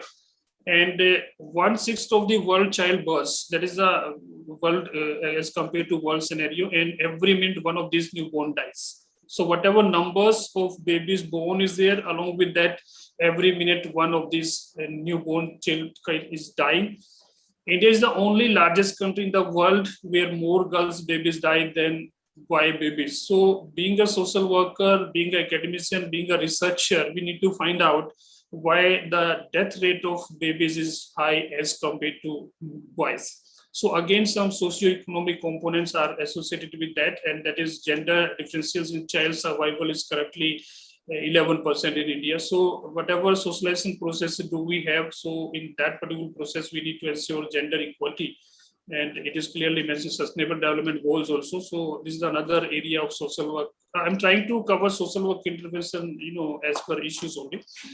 And further, the statistical reflected community attitude with fear hospital admission for girls. So why the girls' death rate is high? So it talks about hospitalization component is there, then home-based delivery is another component, and parents are giving less attention to girl newborns. So attention, because is our society, especially in North India, parents' concern is male child only. So in Northeast India, I'm really happy to see the scenario of girls' status and other empowerment component. But if we talk about rest of the country, this situation is not in a satisfactory level. And the report state in 2017, alone 100,000 fewer girls were admitted to SCC than boys. And under 5 mortality for girls in India remains 8.3% higher than for boys. So this is a comparison given by the UNICEF India report, where we are standing right now in terms of survival of the children. And globally, this is 14% as per the source report published in 2019, which is again higher for boys. Then another issue that we people are facing globally, that is lack of education. I'm not going to cover the rest of the countries. I'm going to compare to state about the international perspective as well as the Indian perspective in that particular aspect. If you see the report published by United Nations, And the report state India is home to world population, as you are aware, and population of illiterate adults, and it is near to 287 million, and it is contributes 37% of the globe. Report state out of 100 students, 29% of girls, boys dropped out of schools before completing the full cycle of elementary education. One research was conducted by UNICEF India, and the report stated in India, if you see the status of education, it shows out of 100 students, 29% of girls and boys are leaving the school due to some reason. Reasons are well known. It may be some domestic reason, it may be some kind of financial crisis, and other kind of concerns may be there, and they are the most marginal. So very clearly the report indicated the maximum numbers of school dropout rates are from the marginalized sections of the society, especially from SC, ST and tribal communities. Government of India, although the implemented right to education, and it was well instrumented in the reduction of numbers out of school, and it is from 13.46 to now is in 2016 when it was implemented. So there are the numbers are reducing, but again the stage is very alarming. Further, the UNICEF report stated out of the 6 million children that are still out of school, are majority are from, as I mentioned, marginalized sections, less scheduled caste, scheduled tribe and religion, minorities groups are there. So being a social worker, again here, we need to think what kind of steps, what kind of intervention we may ensure. Then further, the report says the majority, 75% of the people. And these are one of the reports published by out of school children on out of school children and considered as a 6th state. If we talk about Indian perspective, 75% of out of school children are from 6 states only. At the first we have Uttar Pradesh, then second we have Rajasthan, another it is a Bihar, Madhya Pradesh, Odisha and West Bengal. So we may go through the socio-economic condition of the respective state, what kind of health facilities in terms of accessibility, affordability, quality they are providing. Accordingly, we may check where we are lacking. So, but the report clearly indicates these respective state government need to work a lot to ensure the accessibility in terms of education. So education plus health in all these 6 states, they are lagging behind. And some 29% of girls and boys drop out of schools before completing the full cycle elementary education. The numbers become continuous and alarming when one include post-elementary and higher school. So it is a one particular segment is stated by the report. If you go to another segment that is post-elementary and high school, the situation is really a matter of concern. Then another issue that is globally we are facing, that is exploitation in the form of child labor. So you might be aware, especially in Northeast India, the child labor in terms of tea gardens. So that is a very much part of concern for everyone. And the report says India has the world most number of people under modern slavery, and approx 14 million children are there. Those who are working somewhere in one or another field is a child labor. This includes the slave labor's conditions like bonded labors. Directly, it may not be appeared it is a part of bonded labor, but how the children are forced to work, as so many government reports reflects that. Then another sex trafficking is there. This is another area where exploitation of children in terms of bonded labor plus exploitation in terms of trafficking is there. Child labor is there, and in many parts of the country, a child is working as a domestic helper. So domestic helper is another area where we need to check, being a social worker, what we can do. And further, the report states children today continue to be employed in hazardous occupations. Hazardous occupation, as mentioned by the report, and the age group, it is clearly mentioned between 5 to 14 years of age children. The numbers that is really alarming us, that is 20 million children are there. and those who are working in construction. Everywhere, if you see somewhere a child is deployed by the family members to help in construction, as you know, in construction, that is unorganized sector, maximum of people are going to work. And somewhere, due to that particular aspect, a child is not able to go to school, their health is not protected properly, their rights are not protected, and somewhere they need to support the family members because they might be considered as a helping hand of the family. Then manufacturing fields are there, like bangles making industries might be there, BDs industries may be there, firework industries may be there, as I mentioned, in especially Northeast India, that children are working in tea gardens. So reasons may vary from state to state, from country to country, but this is the stage where being a social worker, being a professional, being a researcher, or being an academician, we need to look into. Then another area that is affecting globally to a child, it is violence and abuse. Violence against children and abusive component is also the part of that. If you see one of the report which was conducted in the year 2013, as per the report, India was among the top 5 countries with the highest rate of child sexual abuse. So India was among the top 5. You just see the scenario where we people are standing and how much efforts we need to put into this particular aspect so that we can ensure the holistic development of a child. A report that was published by Asian Center for Human Rights, it revealed that sexual offenses against children in India were at the epidemic level, cite approximately 48,000 rape cases between 2001 to 2011. If we go to the report published by the National Crime Bureau record, it clearly indicates how the rape cases against children are increasing day by day. So that is another matter of concern. And if you see the 10 years, 2001 to 11, it clearly indicates the approximately 337% increase is there in terms of child rape cases.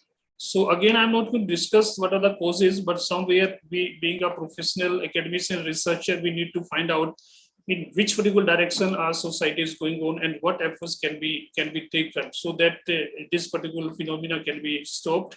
So rape cases in 2001, it was mentioned it was 2,113, and in 2011 it increased 7,112. So this is really worst condition we need to look into. And child sex abuse occurs across, there is no boundaries for that. As I mentioned, the sex abuse, child sex abuse is everywhere, is a global concern. With geographical, economic level, even close relationships and reasons, better of strangers, friends, family members had all been professors in that particular. So we need to look into how the global mechanism can be developed, action plan can be developed to stop this particular aspects. And again, in 2012, again report one of the research conducted by WHO, and a report was published, and it mentioned in 2012, 9,500 child and adults and murdered. These are another violence against, it may be the part of crime against children. So 9,500 children were murdered, and that was the report only. But few cases might be there where no reporting is done due to some social pressures, maybe there are kind of reason maybe there, but these are reported cases only. And due to in 2012, the India rank was third largest contributor to domestic child homicide as per the WHO report. And 1 in 3 adults and girls experiences violence, that may be in forms of physical, it may be sexual, it may be emotional. That was another significant factors we need to consider when we talk about the intervention and social work part in that particular field. Globally, again, it is estimated that 1 out of children between the age of 2 to 17 years experience some form of violence each year. So it was stated by the children once they cross this particular age group, how when it was experimented or explored, about the violence, it was stated 1 out of 2 children somewhere in their life experiences that violence component in their life. Third of student aged 11 to 15 years worldwide have been bullied by their peers in the last month, and 120 million girls are estimated to have suffered some form of forced sexual contact before the age of 20 years. So if you see the Indian perspective here, the reports due to social stigma, due to another reason might not be reported, but this number, whatever number do we have, is number clearly reflecting what serious concern for us.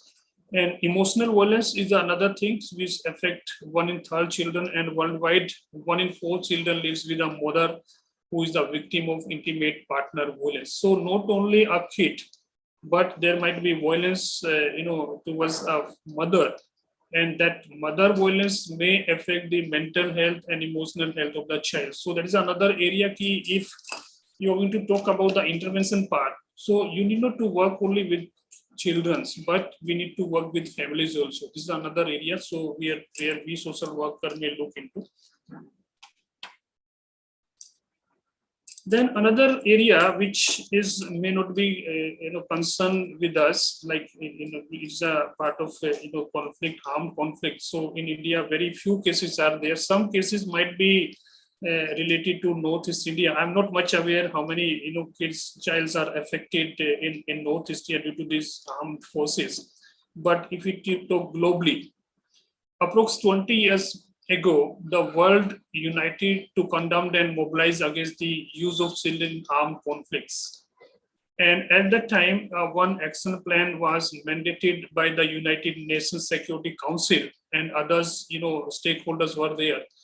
And the aim of that action plan was to ending the preventing recruitment and use of children by armed forces. So armed forces and some groups were there. So action plan was formed, but serious challenges for the protection of child affected by armed conflicts was a major reason. But if you see the report published in 2019 regarding children and armed conflicts, it is clearly mentioned 1.6 billion children, that is 69%, were living in a conflict affected countries. So conflict, as I give the example of Russia and Ukraine, again, we need to understand how that particular war zone is going to affect the lives of the children. And approximate 2 to 4 to 6 million children over 1.6 were living in a conflict zone. So how the conflicts is going to affect the survival of the child, health of the child, and overall development of the child, that is another area of concern. Being a professional academician researcher, we need to look into. Then millions of children, many of whom are unaccompanied or separate from their families due to some reason, as I mentioned, due to wars, due to another reason, they might be separated from their families. Nobody is there to accompany them. That is also the part of concern. So we need to look into that particular aspects also. So on one side, how the armed conflicts are going to affect the lives of the child. And when they are separated, or the parents might be lost due to that war zones or wars aspects. So again, nobody is there to look after that. So refugee camps may be there, and other areas of concern may be there. So we need to look into that part also. If you see in Sustainable Development Goals, when 2015, the Sustainable Development Goals were, were by the international agency, and we at that time it was assumed that this particular Millennium Development Goals. Now it talks about Sustainable Development Goals. It talks about key issues reflecting the lives of children, loves and the lives of their family members was a major concern. And the same thing is reflecting in Sustainable Development Goal also, which was enacted in the year 2015, and the target was given to 2030. But if you see during this particular period, tremendous progress was noticed in terms of reducing the child deaths, getting more children into schools, reducing extreme poverty, and enhancing more people access to safe water and nutritional food. To some where the survival issue of the kids or child is related to safe water and nutritional food also. but the progress has been uneven, and many of the most processes for the world, including addressing inequalities. So the outcome of that efforts made by the national or international agencies is unequal due to some reasons. So being a professional, being a social worker, practitioner, researcher, we need to look into the areas where inequalities are there and how those inequalities are going to affect the lives of the children.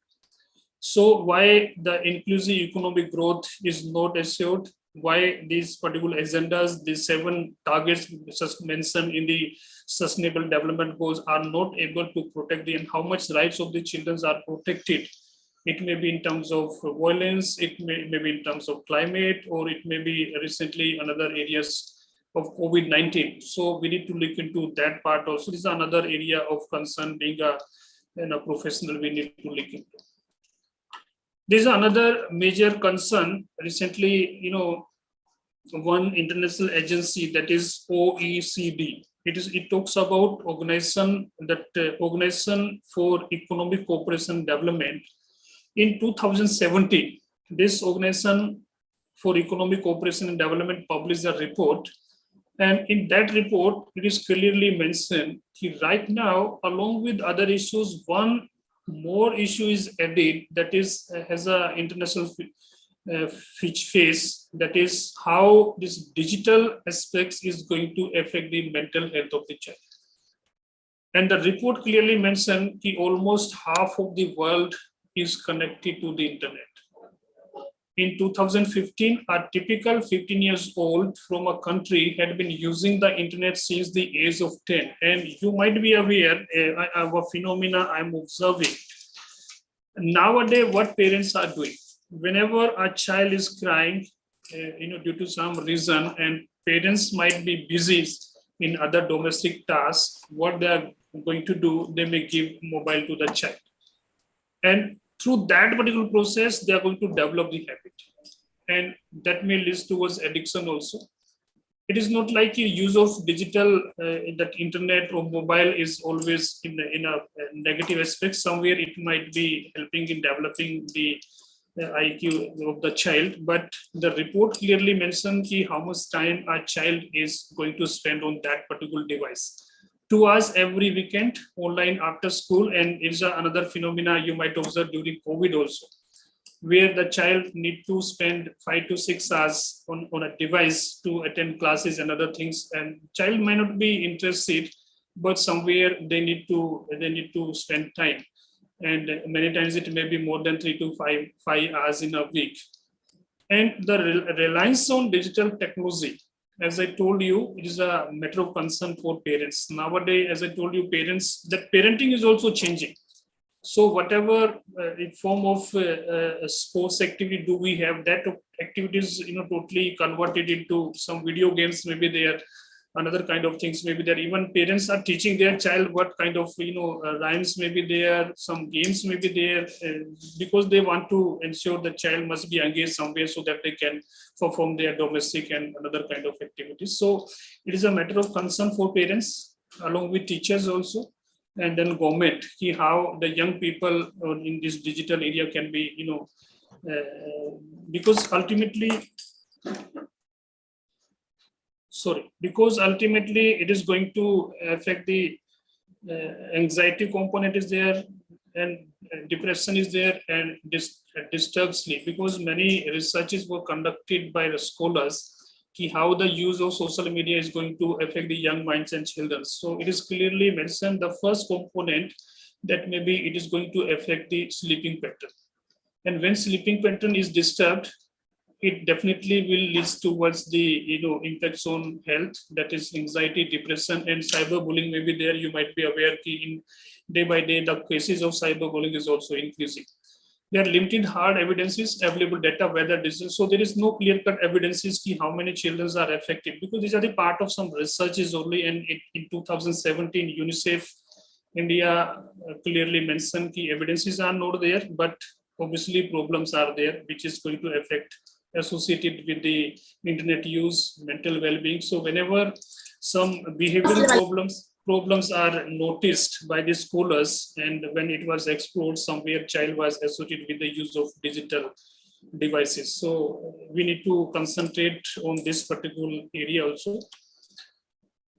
Then this is the preventive measures. If we talk about the preventive measures, whatever issues we discussed, what preventive measures can be initiated. So in the year 2016, 10 international agencies were there. I mentioned here in the slide. So they came together and they decided how the issues faced by the children can be stopped, what action can be taken. So at that time in the year 2017, one strategy was adopted and developed. The name was given Inspire. So the report is a handbook for selecting, implementing, monitoring effective policies. So the objective of developing that particular tool or that particular approach was to ensure the proper implementation and monitoring of effective policies. So whatever policies are framed by the government, what measurement or implementation component can be ensured, programs may be there, whatever services we are going to provide, and how to respond to violence against children. So these are the 4 to 5 areas were the major concern of that particular action plan. And each letter of that Inspire, if we to go with the first one, the first component I for the implementation and enforcement of laws. So it was clearly mentioned, if you want to work, really want to work for the well-being survival of the child, we need to ensure the proper enforcement and implementation of laws. So whatever laws are enacted by the government, it is very much essential. We need to ensure the proper implementation and enforcement.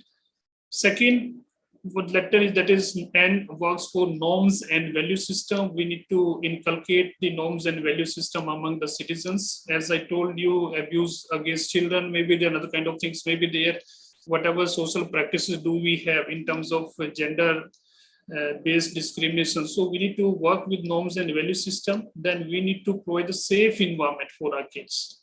This is another area where social worker also can work. Next component, we have P4, parent and caregiver support. It was clearly mentioned by the action plan that in that particular strategies, without support system, it may be caregiver, it may be parents. So there, the involvement of stakeholder must be there. If stakeholder involvement is not there, it is difficult to implement because only enforcement agency can't do anything if local support, stakeholder involvement is not. So it may be government, it may be school, it may be NGOs, it may be civil societies. Everywhere people need to support, need to be the part of that. Then I for income and economic strengthening, we need to work as somewhere the problems are associated with poverty. We need to talk about how the sustainable livelihood can be ensured, how income can be generated. So for that also government need to, it may be through self-help groups, other areas may be there, but we need to work for that.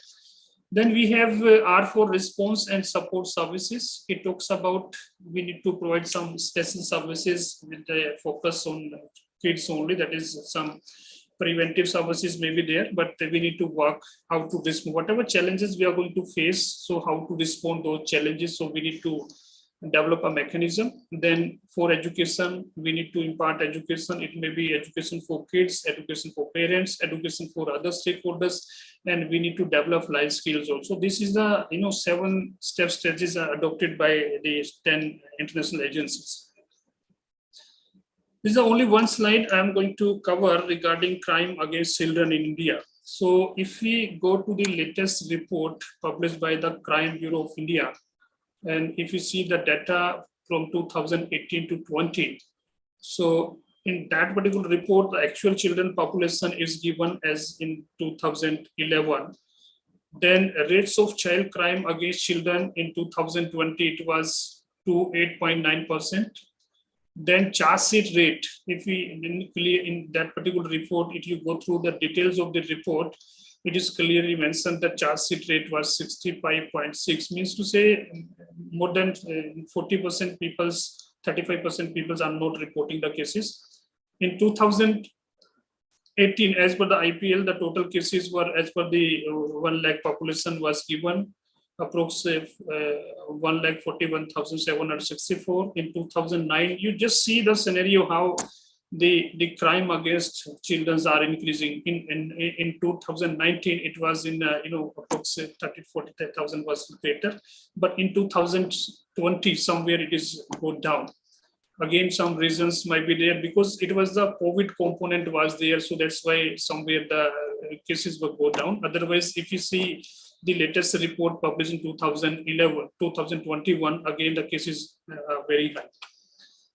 These are the some advice, crimes are given in the report. I'm not able to, due to this constraint of time, I'm not able to cover, but only murder with rape cases are there.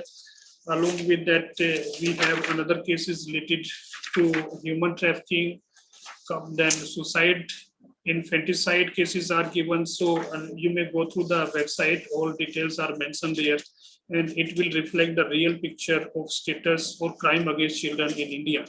And accordingly, you may go with the global reports also.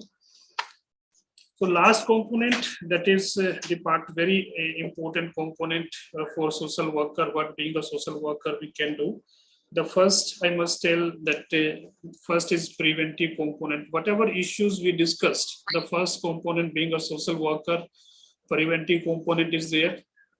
And under preventive also some micro level intervention may be there, some meso level intervention may be there, and then macro level intervention we may plan. Second, it may be some promotive activities to sensitize the parents to stakeholder is also essential, where during your field work or being a professional academician, you may work on the promotive aspects also. Where the children are already affected, some curative steps might be taken.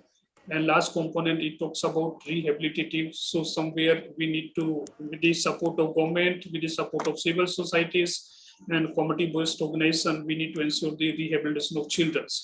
So it is not like only one stakeholder or one person can change the features or pictures. It is difficult. Somewhere we need to hand together, we need to club together, and some approach, some international agencies, national agencies, local agencies may work together, and accordingly some collective efforts may be initiated. So through that particular base, through that particular approach, that I think problem to some extent we can control, because it's not like in a day you're going to change the whole picture. But in many areas, we are already progressing. We are in a good position. Day by day, we are able to reduce like child mortality rate, maybe their infant mortality rate, maybe there somewhere we are able to reduce school enrollment component, dropout component. So we are progressing. It is not like there is no progress, but the speed is very slow. So we need to hands together to work for the betterment of children. So from my end, thank you. I'm ending my presentation here. So if you have any concern, most welcome. Thank you. Thank you, Professor Suresh Kumar. Thank you. Namaskar. Namaskar. I'm glad that you are here. This child exploitation. Can you hear me? Yeah, I can hear, sir. Child exploitation is a global phenomenon, but it is particularly more so in the developing nations because of their high population growth, illiteracy, ignorance. I think the developing countries need more attention for this because of their various characteristics. Exactly. Therefore, it is important, and you have touched all the aspects of concerning the developing nations. Because our child labor is dominant in Indian economy. Most of the large number of industries are run by the child labor. As you have mentioned rightly in your text, that there is a fireworks, especially, which is highly dangerous area of industry. There is highly manned by child labor. And you have rightly touched all the aspects of the protection for the children from all abuses and exploitation. Especially, you have touched our girl child. Girl child is very important component of our child population group, and most neglected and exploited section of the children, girl children. And you have rightly touched this. Very excellent discussion, and I am benefited from your lectures and that. Social conflict is an important aspect. Our society, social conflict, the family is affected by the social conflict. when family is affected, children are also being affected because children are very much afraid of family's welfare. If the family's conflict is there in the family, children are badly affected. Most affected people are children in the family conflict. When parents conflict or there is this disagreement between family disorganization, we may say family disorganization. Husband and wife, children are highly disturbed in this situation. Similarly, social conflict also.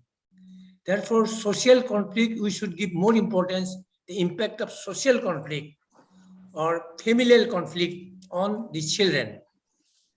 Children are ignorant, they are innocent, and their innocence is being exploited by many people. And child's beauty is the innocence. And this innocence is being exploited by others, many other people. Child labor is most dominant sector in our economy. And for this reason, their health, their psychology, their mental health, everything has been affected. I am very glad that you have delivered a very good lecture. My pleasure, sir. And now I request the participants, if they want to know something, anything from this expert, Professor Sudhish Kumar, they can do so. He will be glad to answer to your queries. It is open for discussion now. Any participant? Yes, sir. There is a question in the chat box named Pankim Hazarika. She said, sir, being a social worker trainee, what role does one have in spreading awareness among the parents regarding the vulnerability of children? Hey, good question. If you see, when you are going to work as a social worker, especially in this particular field, so our role may be in three types of interventions may be there. The first intervention may be at the micro level, where you need to work one-to-one approach you need to apply. Because it is not necessary when we talk about a particular issue, it may be child labor, it may be abuse. It doesn't mean the maximum number of people are affected by that particular problem. In a particular community, it may be 5 to 10 cases may be there where child is abused, or it may be involved in some kind of child labor. So being a social worker, being a practitioner, first of all, you need to find out the reason. If a child is working as a child laborer, so you need to find out the reason why a child is involved in that particular aspect. And once you find out the reason, what can be the alternative? Many times it may be a child might be considered as a helping hand for the family. That's why they are involved. So the first intervention may be micro level intervention may be there. You may identify those families where those cases are occurring. Second, it may be meso level intervention. In meso level, some group approach might be applied and some family approach might be applied, where you need to sensitize the family members regarding parenting component may be there, and another kind of resources. When we talk about preventive part, so many government schemes are there, so many another service agencies are there, support services are there, but parents are not aware and community members are not aware what kind of services are available. Many times abuse may be there, but parents don't know and the family don't know where to approach. So in that particular field also you may do intervention, and last it may be macro level intervention may be there. It is not like every time after occurring of the problem you are going to intervene. So before starting of the problem, some primary prevention might be ensured. So time to time some sensitizations program, community-based sensitization programs might be there, like survival issues. If you talk about survival issues of the child, like child mortality rate. So if you are aware of the causes of child mortality rate, so you may sensitize people about that particular part. Like safe drinking water may be there, and during pregnancy, proper health checkup may be there, nutritional foods may be there, how to ensure the health of the mother. So those are the another areas you need to explore. So my concern being a social worker, first of all, you need to find out the reason. And those reasons may vary from community to community, society to society. So first, once you find out the reason, accordingly, intervention plan can be ensured. Hope I am able to answer your query. Yes, good. A good answer. Anybody else? Bijoy, any other queries? Yes, sir. I'm just looking at the chat box. If any questions are there, yeah, participants. If any questions from your end, any queries or any doubts that you want to clarify from sir, it's a good opportunity for you all. Yes, am I audible, everyone? He should be visible also. He should be visible also. Yes, yes, visible and audible, both components. Yeah, it should be together.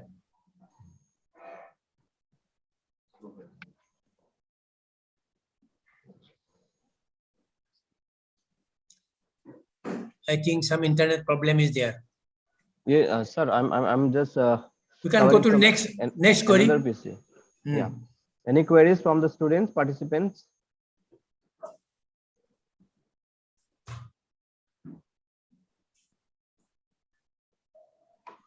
Okay, I think there is no question, sir. Only that question asked by Pankimon. Okay. So if no questions, shall we wind up, sir? If there is no, we can definitely wind up. Okay, okay, sir. Let me check once more. Okay, so we have already come to the end of this first plenary session of this two-day virtual international conference. And I believe this session and really actually enriched us with the knowledge that you have shared, and this is the actually is depicted clear picture of witnessing the information, a lot of information data that you have put forward, and really what we need to do as a social worker, I mean a social work practitioner or as a policymaker, how we can enrich with those knowledge. So, and I believe the participants all have learned with your deliberation.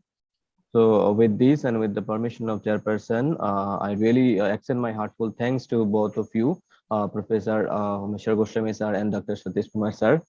You really, in a very short period of invitation, both of you have joined and have marked the session and enlightened the session with your gracious presence to this two-day conference. So with this hope, and I would like to conclude this session here. Thank you so much, sir. Thank you. Yeah. Thank you. Thank you, Das. Thank you, sir. I extend my heartiest thanks to Professor Satish Kumar. My pleasure, sir. Thank you. Nice to meet you, sir. Yeah, our Dean Ma'am is also there. Dean Ma'am is there. Thank you, Goswami sir. Thank you, Satish sir. Thank you so much. Thank you, my pleasure. Okay, so participant, we will meet. Yeah, participant will meet sharp at 1:30 for the technical session 1. And the delegates, those who will be presenting your papers, be ready with your PowerPoint presentation. And as per the rules, we have to go and attend the session on time. Thank you so much. Thank you, everyone. Have a nice day. Thank you. Thank you very much.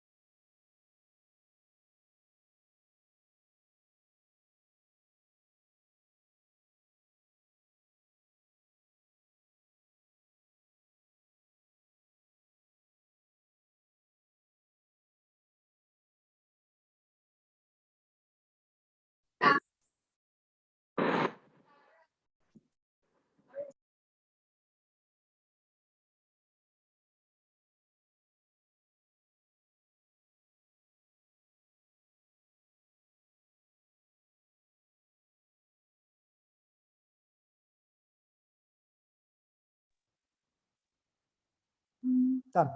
You send me the link. WhatsApp.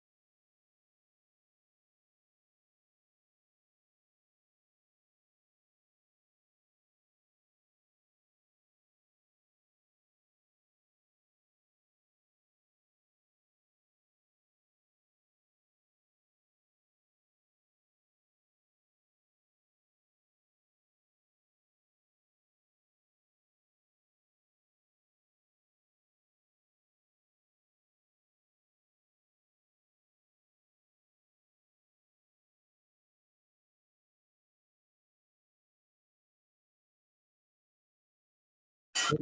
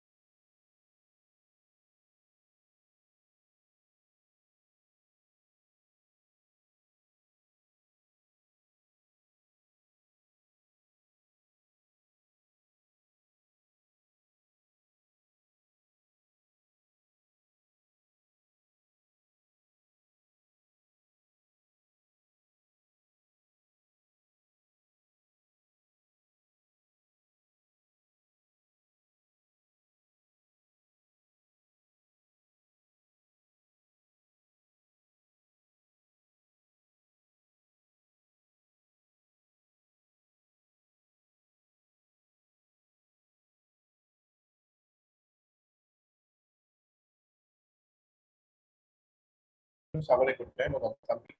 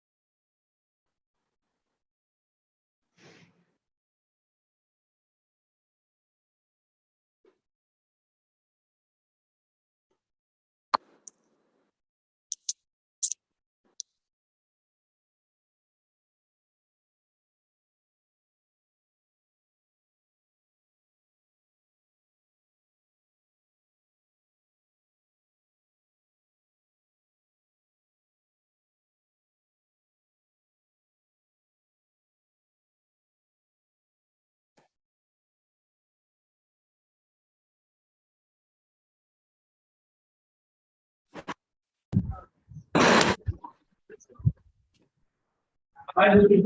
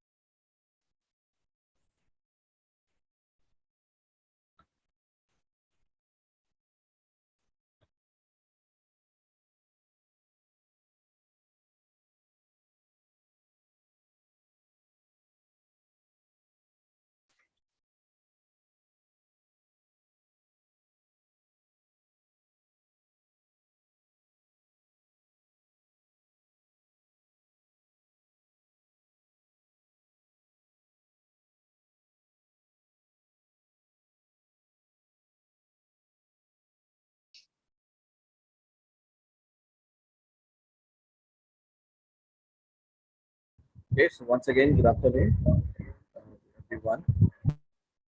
To start today's first technical session of this today virtual international conference. Uh, Now we have the session moderator, Dr. Laldo Thangan sir, and we have chairperson, Madam Dr. Pratiti Burman, the Teachers, Faculty of Humanities and Social Sciences. I welcome both of you, Madam and Laldo sir, in this session, and I hand over the session to sir. Over to you, sir. Okay, is it audible, Dr. Bijoy? Yeah, it's Hello. audible, sir. Yes, sir, it's audible, sir. Okay, very good afternoon. Today we'll be having a paper presented by somewhere around 12 papers. So Dr. Pratiti Burman would be chairing the session. Before we begin that, I would like to introduce Dr. Pratiti Burman. Dr. Pratiti Burman is the convener of this two-day international conference, and she's teaching social work and sociology in the Faculty of Humanity and Social Sciences, Assam Downtown University, Guwahati, Assam. And Dr. Burman is also an alumni of Nirmala Niketan, University of Mumbai, and she has worked in various capacities, both in the government and non-governmental sectors. She is also an assistant editor of a scientific journal in Bangkok, Thailand, and she has, to her credit, published 2 books, co-edited and self-authored, and chapters in other books, articles in journals, magazines, and newspapers. She has been into research and teaching for the last 10 years, plus 3 years in industry. Her area of interest includes gender, reproductive rights, mental health, peace, and conflict. Thank you very much, Madam. I would like to hand over the session to Madam now.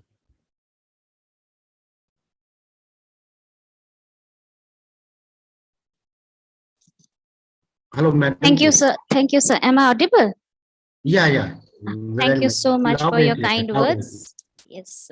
So the first paper we are having today is from Omlan Das and Dr. G. Albin Joseph. It's impact of COVID-19 on children with disability in Kasar district of Assam, a case study. Mr. Omlan, are you ready? Yes, yes, ma'am. Okay, start your presentation. A very good afternoon to the chairperson, ma'am, other faculty members and other dignitaries present here. I am Omlan Das, a PhD research scholar in the Department of Social Work, Assam University, Silchar. Today, I am going to present our paper titled Impact of COVID-19 on Children with Disability in Kasar district of Assam, a case study. So I'm sharing my PPT, ma'am. Wait for a while.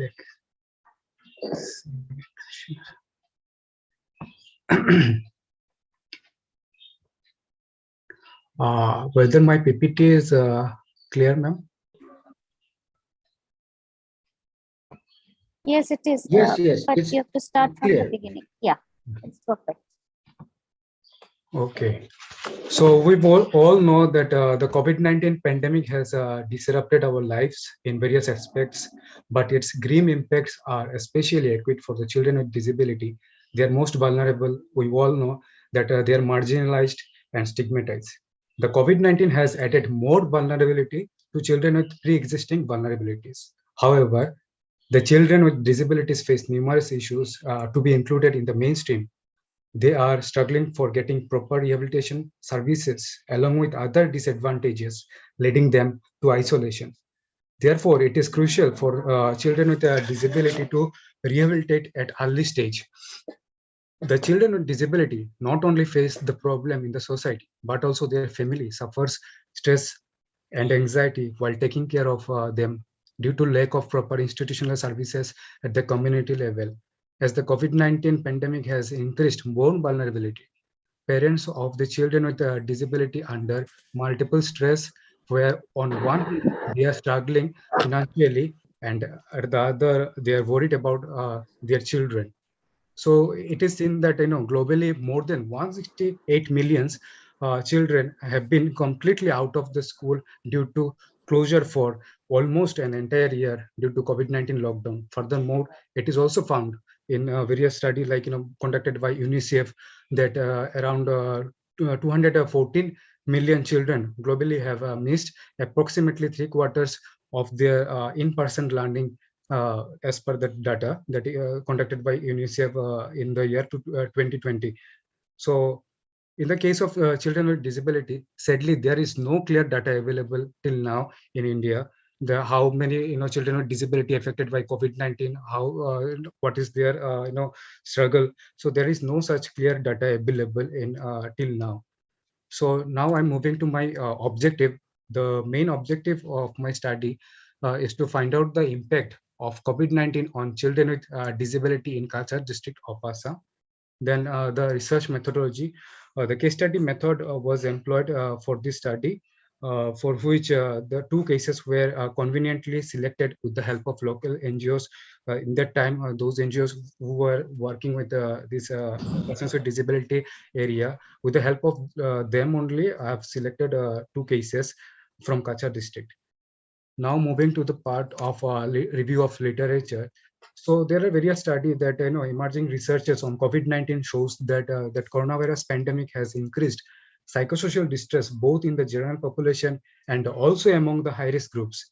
Behaviors such as avoiding physical contact, distancing, as well as their socioeconomic impacts are worsening the mental health consequences of people, especially those who are in high-risk groups.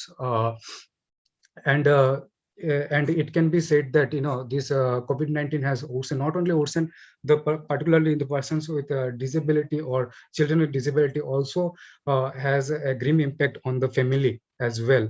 So the coming of the COVID pandemic pushed 189 countries for a nationwide lockdown since April 2020. This lockdown came as a halt to the entire education system, where the system resorted to online education.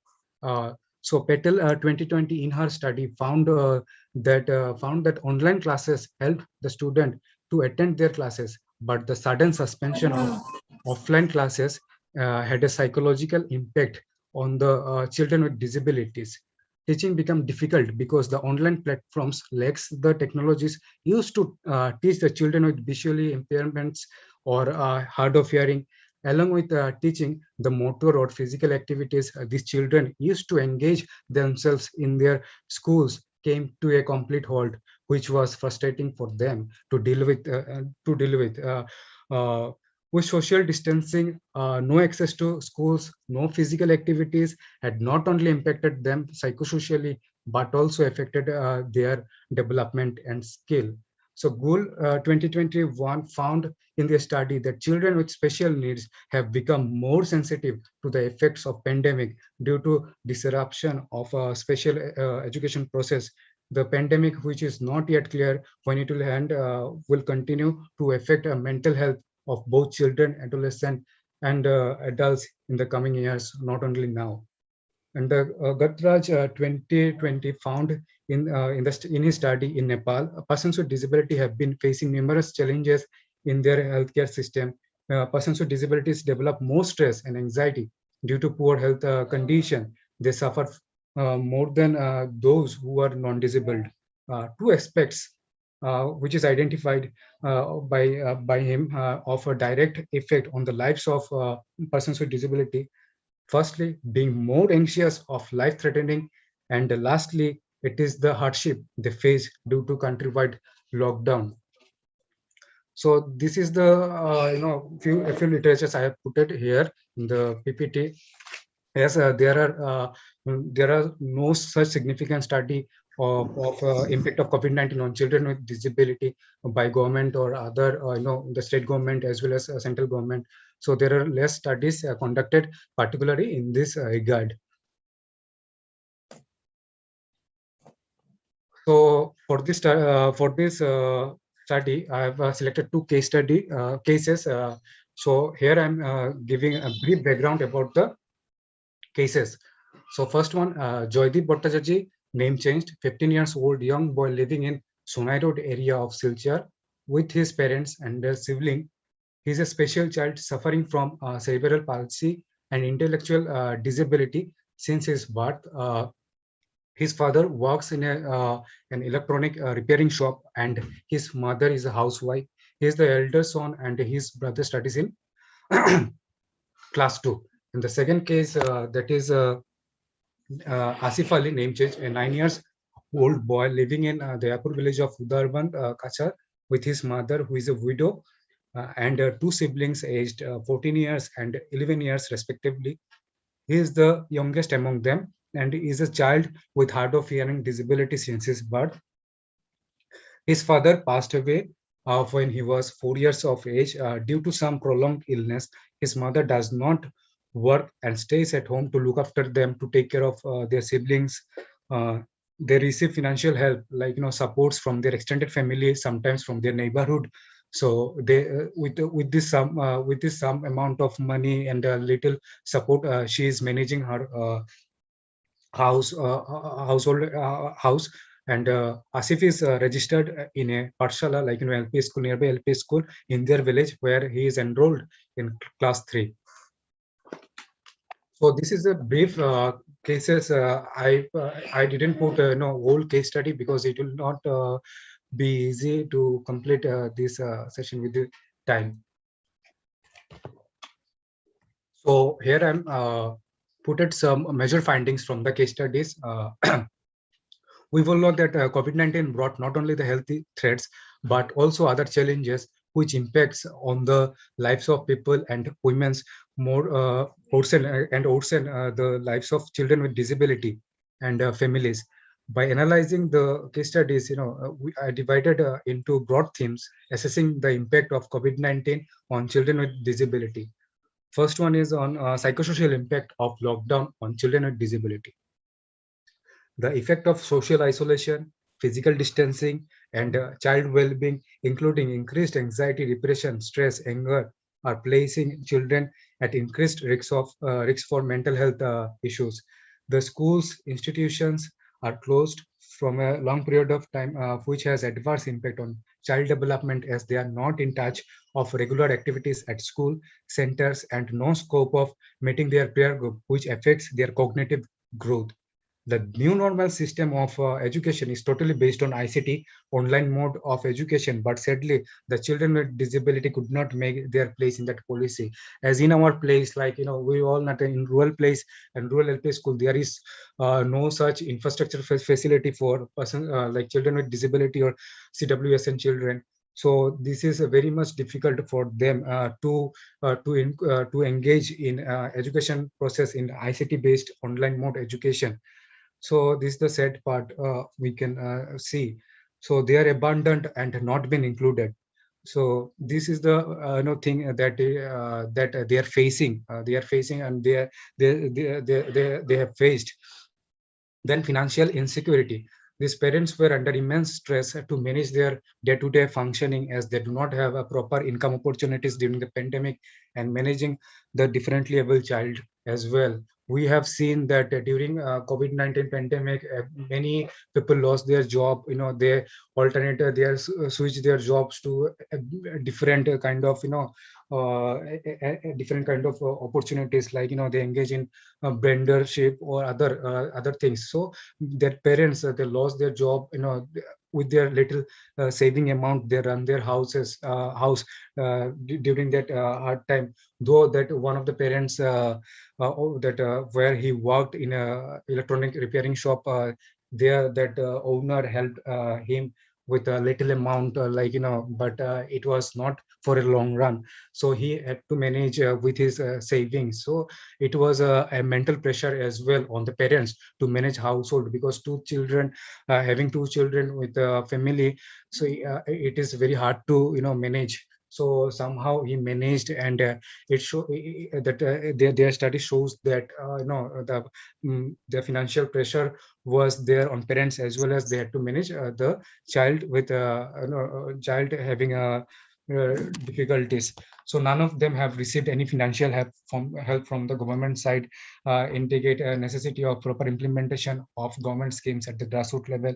Though there are a few schemes are available for persons with disability, like in a pension scheme, Deen Dayal pension scheme, but it is not it is not accessed by these families, as they lack various documents, because to get those facilities they need to produce a UDID card, which is not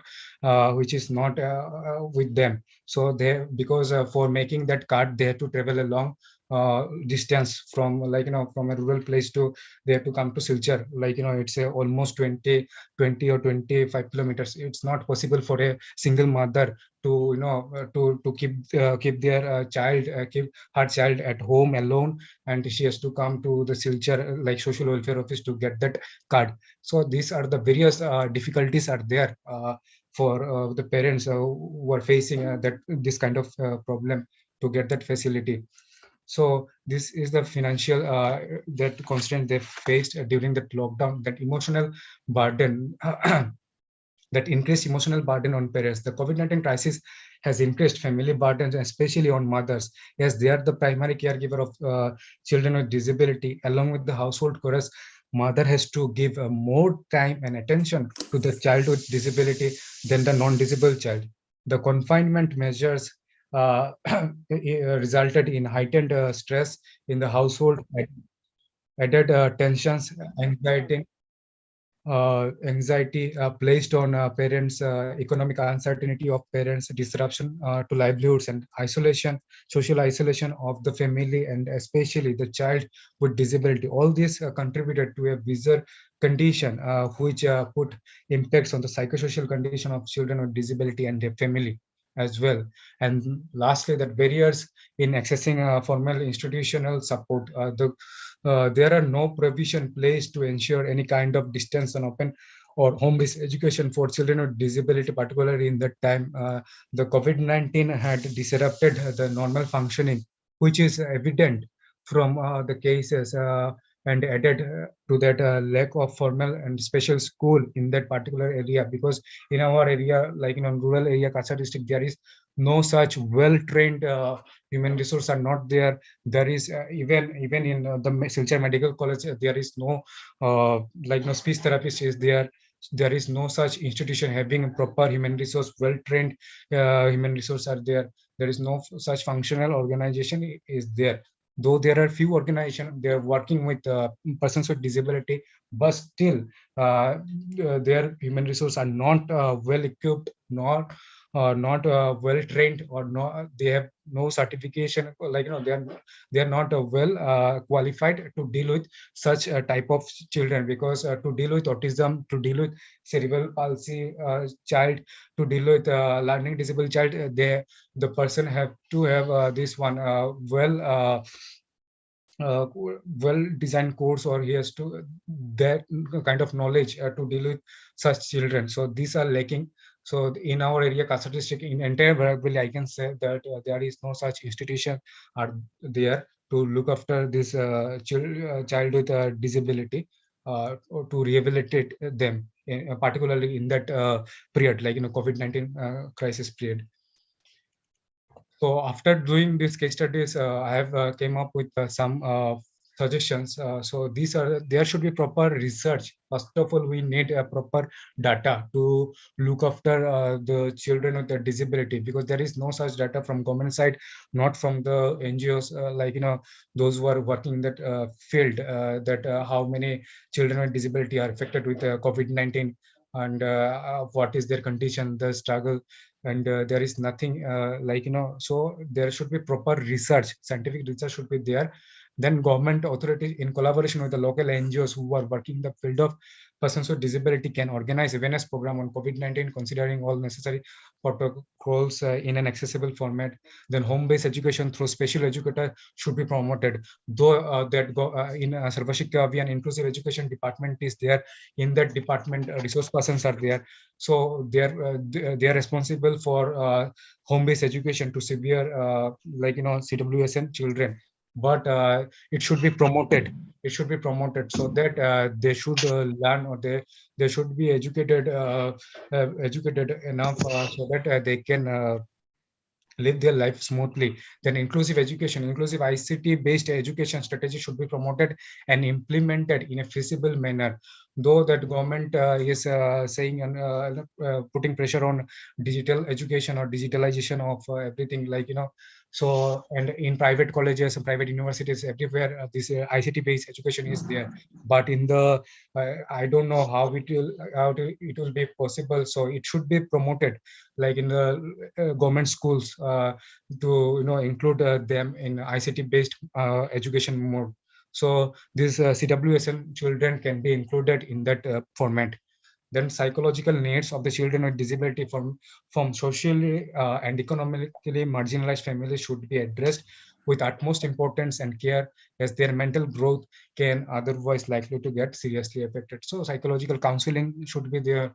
There should be proper counseling to the parents. Then the psychosocial support system should be created with the help of local NGOs. That local NGOs should organize camps to promote the mental health of the parents, as they are frustrated because they are worried about their children with a disability. What will happen to them after them?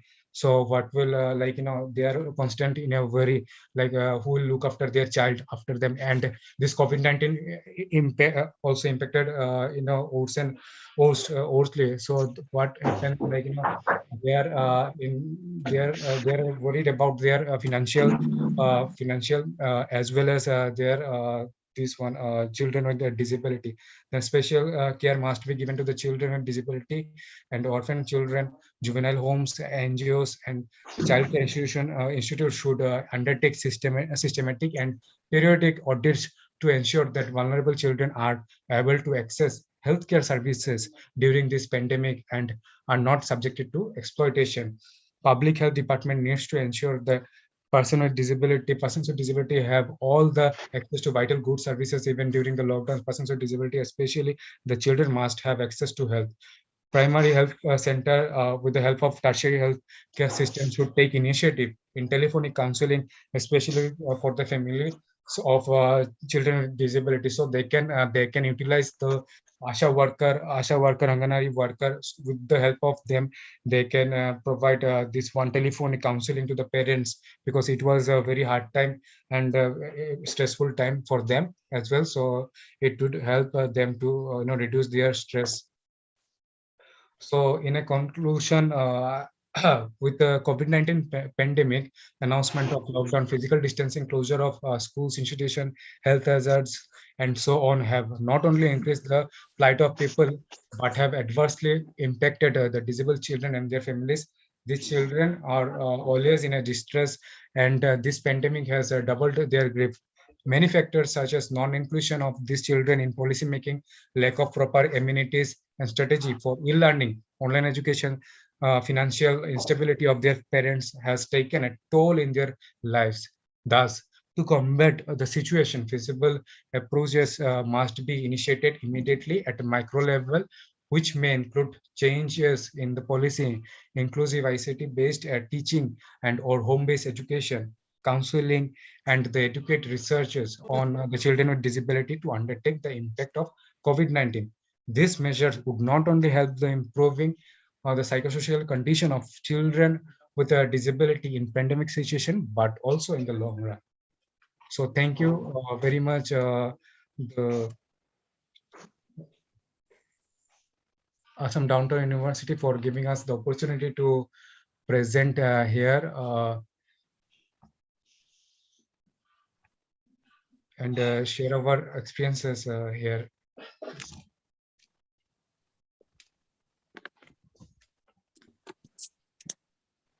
Thank you, Amlan. Other participants, do you have any queries regarding this paper? Hello, am I audible? Yes, you are. Mr. Das, while going through your presentation, I am actually curious to know how did you come to that conclusion that there is no official data or government data? Have you done enough review of literature? Yes, I have searched this. I think I have searched regarding that, particularly children with disability. So there are no such particular data from the government of Assam, like from this Ministry of Empowerment and Social Justice. So they did not come up with.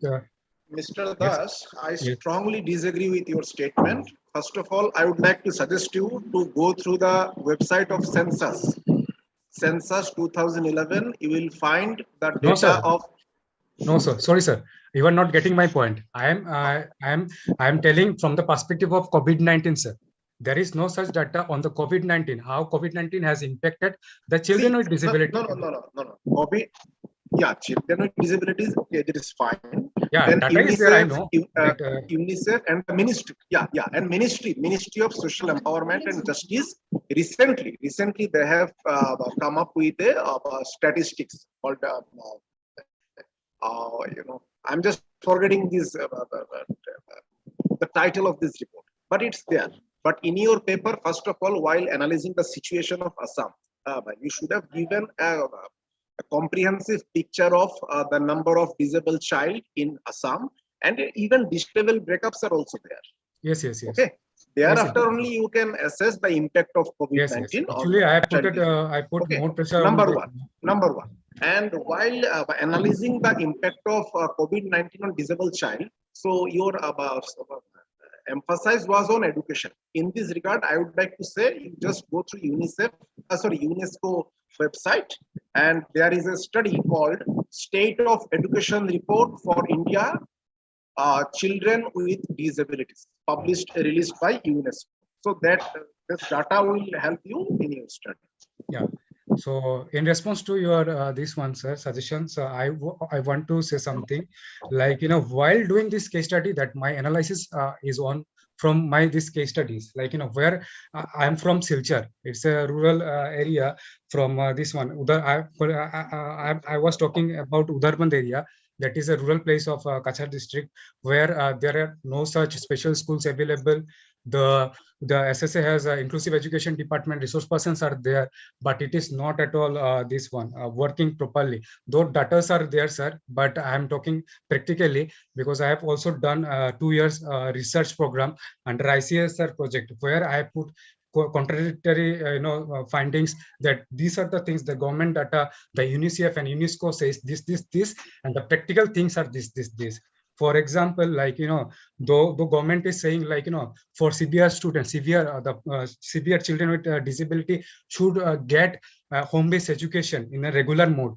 But what actually in the field are available, like, the resource persons are not going regularly. They enrolled their name in this register, but they are not getting a facility. They are not getting a home-based education. Monthly, they are giving only this one fee.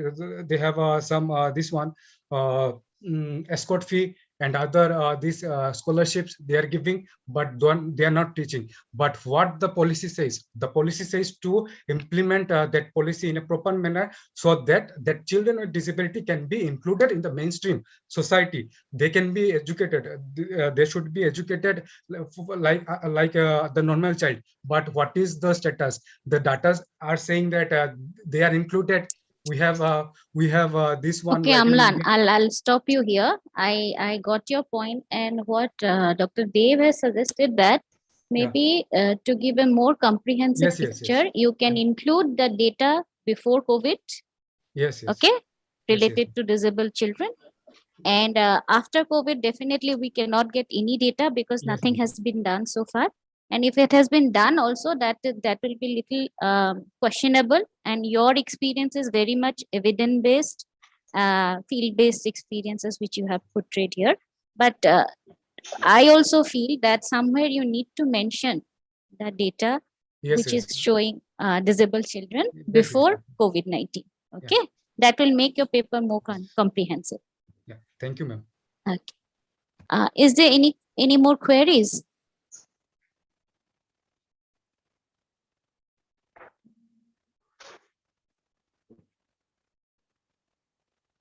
Okay. Okay, thank you, Amlan. Yeah, we will move on to the next one. Next paper is by Mr. Arkajit Debnath and Mr. Puranjan Prasad Paul.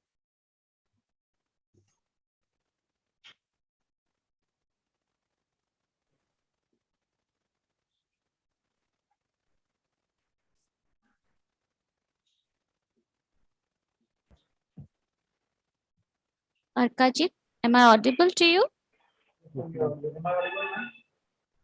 Okay, please present your paper. You have a PPT? Ma'am.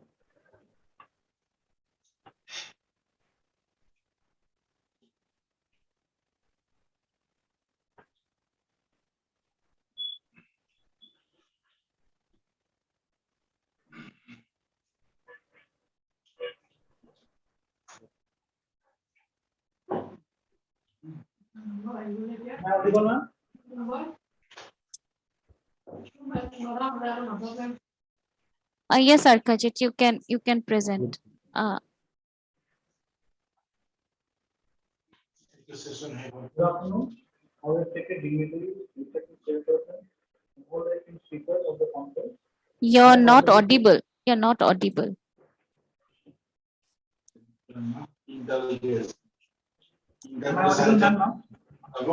Yeah, audible. Just a moment. Mr. Amalesh Adhikari, please mute yourself.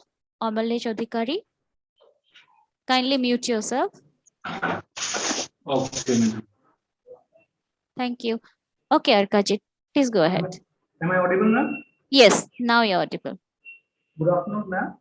Respected dignitaries, respected chairperson, and all the esteemed speakers present in the conference. I am Arkajit Debnath, a research scholar from IPA Law School, IPA University, Tripura. I sincerely thank Assam Downtown University for providing this opportunity to present the paper. The title of our paper is Child Trafficking: Serious Menace to the Society and Human Rights, with special emphasis on South Asian countries.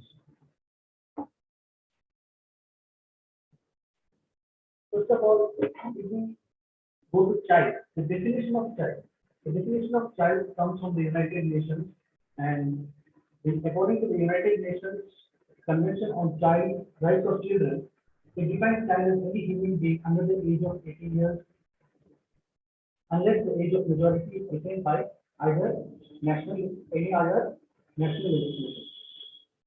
So, from the definition itself, it is clear that United Nations has differentiated children with adults with the age bar, and simultaneously it has given a scope to the national legislation in order to provide an ambit to the age of children.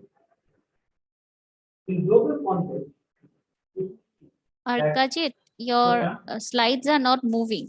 You're still in the first slide itself. Yes,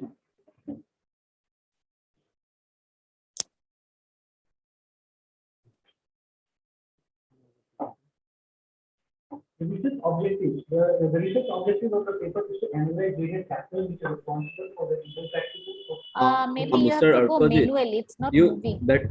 Better you, yeah. Yes, ma'am. Better you click one slide each. Individual slide you click, then it may appear. Kindly you click to the next slide. Slide number second. Yeah. In that way you can do. Otherwise, yeah. So the research objectives of the paper is to analyze the various factors responsible for the legal practices in the society, and secondly to evaluate the various international conventions relating to the and the prohibition of child trafficking, to evaluate the psychological effect of the children who are subjected to child trafficking, to find out the correlation of child trafficking with that of human rights, and to suggest relevant recommendations to combat the problem of child trafficking. So the factors responsible mainly for child trafficking in the world are basically, first of all, the socio-economic conditions of the country, the cross-border nature of the country, the vulnerability of the children, the proximity of the child trafficking areas, and the weak implementation of the law. First of all, if you consider the socio-economic conditions, the Southeast Asian regions are most vulnerable to the child trafficking crime because of the socio-economic conditions, particularly the cross-border areas. The South Asian countries share the places where the South Asian countries share the borders. These bordering areas mostly share the same economical conditions. The bordering countries and the regions where the borders go, they all share the similar economic conditions which are either of underdeveloped nature or of a developing nature. As a result of which, the people of these areas tend to use children as a source of their income, and in regard to that, they go into the crime of child trafficking. The vulnerability of the children is another reason why the child trafficking is becoming a social problem, because the children cannot combat for themselves. They depend on the adults to combat the crimes and any other vulnerabilities which they possess. The proximity of the area. The child trafficking in Southeast Asia is very much active due to the proximity and ease of access of the traffickers from one place to the other. They are very easily available and they can traffic children very easily from one place to the other. And due to this ease of access, this particular child trafficking is not decreasing with time. And even after legislation and national law, the implementation is not coming into force due to the other factors which are responsible and playing a key factor in it. Next, we come to the effect on children. Children are having a tender age and an immature mindset. The children are not able to determine what is wrong, what is right from their own will. And due to this vulnerability, they are vulnerable to multiple crimes, not only trafficking, not only exploitation, any other sort of crime. They are vulnerable to each and every sort of crime due to the tender age and immature mindset. They are not able to determine what is wrong and what is right.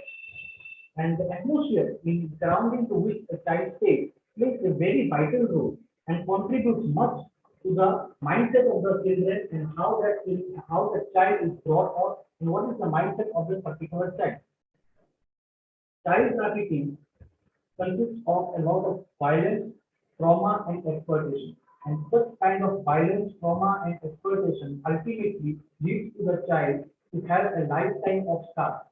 The child possesses a scar which is there for lifetime, and he cannot undo what he has already experienced. And that particular thing leads him to depression. And it is determined that children who are subjected to human trafficking are facing a lot of violence, trauma, exploitation, sexually, physically, verbally, and in that way, they are having a scenario where they are not able to combat that particular thing due to their immature mindset. And due to that particular, that particular scenario, the children go into depression because they do not have any other sources or any other helping hand to help them and aid them from that particular depression problem.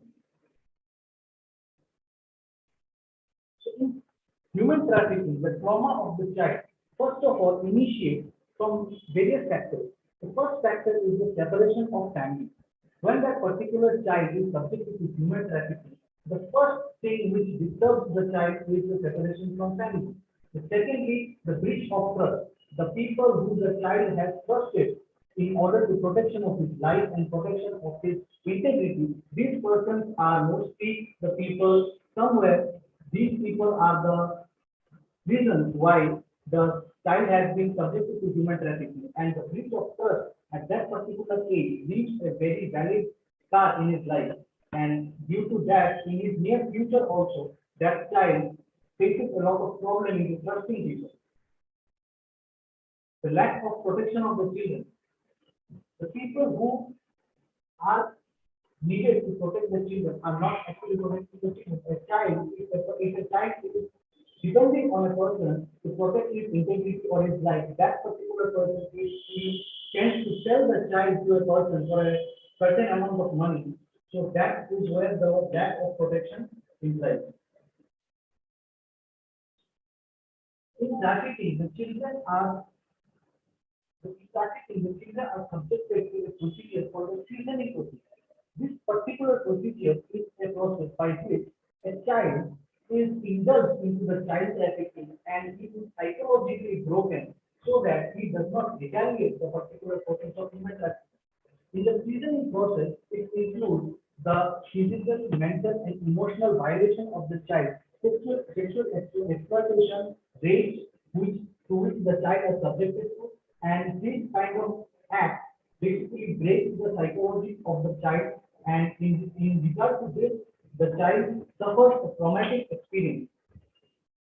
That is the reason the trafficked children are most prone to the post-traumatic stress disorder, that is PTSD, because the kind of experience and the trauma which they experience while they are in the child trafficking procedures, they are not able to get out of that particular disorder and stress. That traumatic experience stays with them throughout their life. And there are very less initiatives which are taken by the government in order to combat the post-traumatic stress disorders to which the child suffers. Arkajit, just come nearer and talk. I guess people are not being able to hear you properly. Stay nearer the monitor, your laptop, and talk. In the seasoning process of the children, they are isolated physically, sexually, and abused in order to break their psychology. So what happens in the process of human trafficking, the children are isolated and then they are subjected to a lot of abuse and a lot of exploitation, due to which the children are not able to psychologically be in a sane mind, and they break their psychology and they give in to the process of human trafficking. They surrender to the process of human trafficking due to their immature nature and they are broken down psychologically. This was the part which I have presented. The next part of the paper will be presented by my esteemed colleague, Ranjan Prasad. Thank you, ma'am.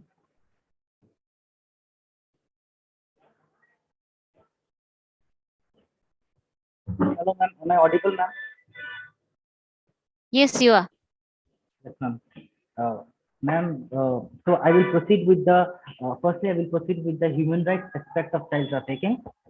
And regarding child trafficking, as that has been explained by my co-speaker, the effect on children, how it is a serious evil in the society, how the child trafficking is hitting the society at a very large level, how the children are being exploited because of child trafficking. So having regard to that, I will begin with the infringement of the human rights as an important aspect of child trafficking.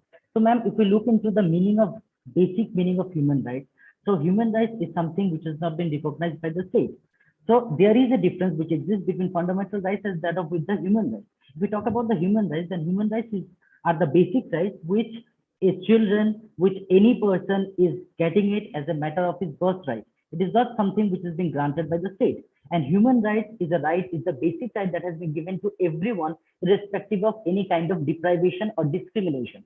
So having regard to the definition of human rights, child trafficking is actually, or the practice of child trafficking, child smuggling, child molestation is basically a huge disregard to the basic human rights that are being guaranteed or that are being enjoyed or that are being enjoyed by the children as a matter of human rights. And another aspect regarding human rights, ma'am, I need to highlight is that the growing practice of forced labor. Actually, if we talk about the South Asian countries, so South Asian, majority of the South Asian countries are at a developing stage. So being in the developing stage, their economic structures are quite weak as compared to the developed countries. So in regard of that, there is a practice of migration. Because of a better lifestyle, people are migrated from their original territory and for a better job, for a better settlement. So because of that, it creates a scope for the traffickers, for the person who really indulge in the practice of child trafficking. It really creates a scope for them to manipulate the children for the purpose of child trafficking and use them for the purpose of further exploitation and to make them a bonded labor in any other country. So one of the important aspects of child trafficking is, ma'am, the growing practice of forced labor. Please hurry up. You conclude another. I will give you another 2 minutes, please. Okay, ma'am. Okay, ma'am. I'm wrapping up, ma'am. So regarding the child trafficking in South Asia, the South Asian countries is a growing hub for the child trafficking due to their socio-economical background, and they are really, and because of, as I've explained earlier, because of their weak economic structure, children are being migrated and they are being forced to bonded labor and various kind of exploitation. Regarding that, the United Nations has taken various steps, specifically United Nations Convention on the Rights of Children, PIDO, International Labour Organization, ICCPR. These are the major conventions which has been specifically guaranteed and prohibited the practice of child trafficking and also prohibited the practice of child smuggling for commercial exploitation as well as for human exploitation. Regarding the international conventions and regarding the international state instruments regarding child trafficking, we have the United Nations, we have the specific conference on Stockholm, we have the specific document of ILO, the United Nations, as I've already explained, Convention on the Rights of Children, as well as the South Asian SARC. SARC is an important organ in the South Asian countries. SARC has also, by way of adopting a convention, has specifically prohibited the practice of child trafficking. But the main problem is that, ma'am, that even though we have international instruments, even though we have national legislation, even though India is also a member country and the South Asian countries are also members of the United Nations, even though we have all this, still the practice of child trafficking is still going on. The main problem is that, ma'am, regarding the implementation, the cross-border smuggling, the commercial exploitation, still they are going on. And because of that, the state intervention should be there. The state should realize the fact that children are the future assets of a country. If the youth are being deprived in such a way, then the country is really, the growth of the country will be stagnant at some point of time. So the weak implementation and the weak infrastructure regarding the prohibition of child trafficking should be intervened by the state in a proper manner. Regarding that, I have certain recommendations. First one is effective implementation that I've explained right now, ma'am. The second one is the ambit of child trafficking. If we go by the general definition of child trafficking, it only covers the trafficking as well as the children molestation. But there are separate other aspects that need to be covered up within the ambit of child trafficking. The state intervention, prohibiting the child trafficking, implementing the laws, implementing the international instruments should be more effective, and they must be more vigilant regarding it. And the fourth one is, ma'am, to generate income sources for the children who really belong to a weak family. And the third and the last one is that while framing any sort of legislation in respect of either it may be a national one or it may be international document, a good recommendation or a good advice should be taken from the researchers who are working in this field for a long period of time. So their practical experiences, their theoretical experiences, their views, their opinions, their dimensions should be taken into account while framing any sort of child welfare legislation. So these are my specific recommendations. Thank you, ma'am.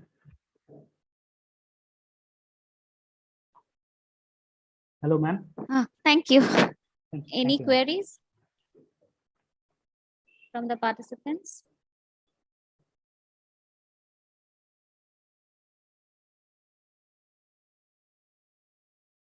Okay, what I feel, if no one is saying that, let me only give you the few observations regarding your paper. Where you have tried to look into the aspects from all the point of view, but what I feel is like somewhere you missed out the data regarding the children who are being trafficked. I'm sure there are data. So that could have been given, that secondary data, and you could have done some kind of case studies because you are situated in Tripura, Yes, ma'am. sharing borders with Bangladesh. Bangladesh, if I'm not mistaken. Yes, Yes. ma'am. So if there is any cases happening, that could have been highlighted in your paper. So when you're talking about child trafficking, you need to give the data because it's something very big which you are talking about.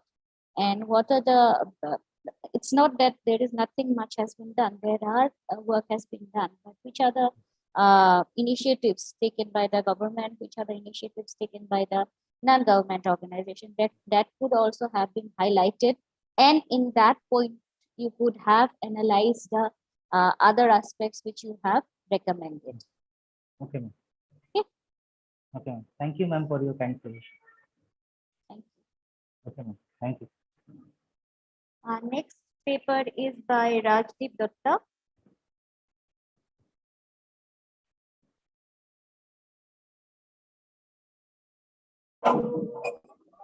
Mr. Datta, are you there? Good afternoon, ma'am. Yeah. Am I audible, ma'am? You're audible. Will you be sharing our PPT? Yes, ma'am. Yes, ma'am. I will share. Okay.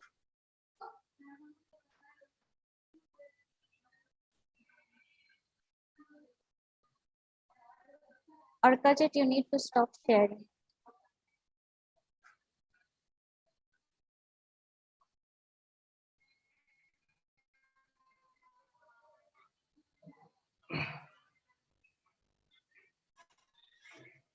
What happened to this one? I don't know.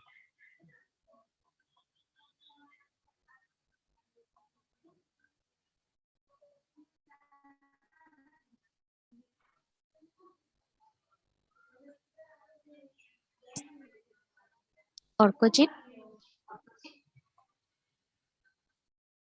Yes, ma'am. Can you stop sharing? Yes, ma'am. Yeah. So that the other person can share.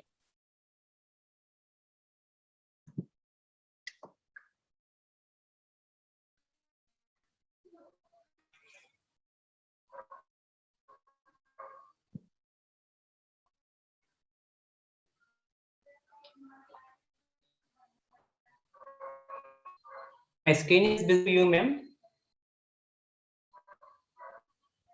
Hello. No, I am not being able to do.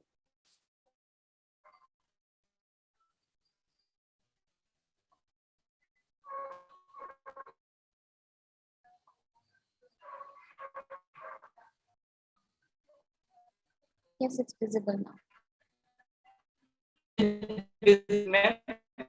Yeah, it's visible, but your audio is very weak, I guess. Okay. Yeah. Weather condition is Start bad, presenting. so Start no, presenting. Yeah, you will get about 10 minutes. Yeah. Okay. Okay. So, very good afternoon to all of you. I am Rajdeep Datta, SW Non-Medicine, MCH. So, today my topic of discussion is the social work trainees with some children, responses to promote education and difference level. So, unfortunately, the reality of child education rate in slums is quite depressing, and the children live in slums are under.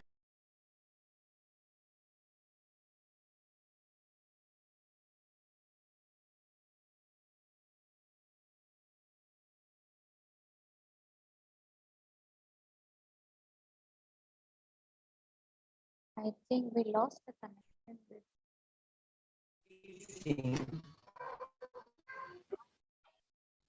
Hello, ma'am. Am I audible, ma'am? You are audible, but we Okay, cannot see your PPT. If you can share it with us, we can share it from our side, or otherwise just present it. Otherwise, we are lagging behind.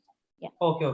So to practically address the challenges, need a long-term intervention and prevention for that academic disadvantages that slum children are facing.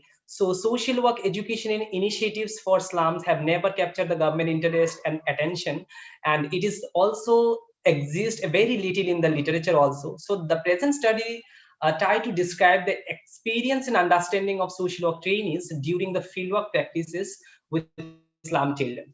So the methodology that's adopted for the study is a purely qualitative approach used for the study, non-probability purposive sampling employed to pick up 3 social work education institutions, and theoretical sampling technique followed to deliberately identify the relevant participant, that is social work trainees, and then this data collected from the 3 social work institutions from Assam, 1 from Silchar and 2 from Guwahati city, and the data collection ended when the principle of saturation was made, and the data primarily gathered through in-depth interview, both the audio and video recorded in both in natural setting and some data collected from online base also. And also observation done in natural setting and documentary evidence also collected from different sources, and the field note taken during the course of observation. So the primary data gathering tool was unstructured interview guide, and data analysis and interpretation was presented in a thematic approach. Narrative course was added and discussion to impart care for the themes. So in regards to the result of the study, I know that PPT was not prepared properly because of shortage of time. I have just copied and pasted from a full paper. So just highlighting the important things of the result, that the study realized that the social work trainees field practices, both direct and indirect, have good impact on the education of slum children, and they have the trainees, they perform the activities for the promotion of slum children education. There are some activities related to responsibility, function, and services. So they used to visit the whole community and slum pockets, and then identify children education and needs, and as per their needs, they provide services, either educational care services or professional reference. So as per the demand, they provide the services. Again, they also do consult and plan development strategies for individual or group of children, and family and community level intervention. So again, okay, there is a narratives from students came from TISS, and he mentioned that there was a student who was in the class 8 and who was regularly irregular in the schools, and when they try to contact the child for case study, then they find the issue that the child is not going to school because he is a child labor. And why he is child labor? Because he involved in daily work, because he has taken a mobile phone on smartphone on EMI, and he is usually addicted to games. That's why he purchased this mobile on EMI, and to return this money of EMI every month, he involved himself in a labor work. So after the regular counseling, meeting the parents and the school teachers, then the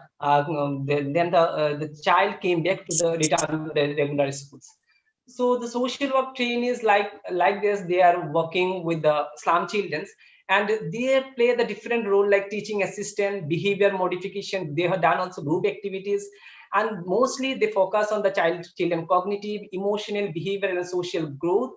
Again, they use their computer skill, helping decks, collecting record and tracking the children, so that their malpractices and behavioral problems can be reduced and preparedness for the schools, and the higher retention can be improved in the schools. So for all this, they through this data, they can detect the pattern and trends of the slum children.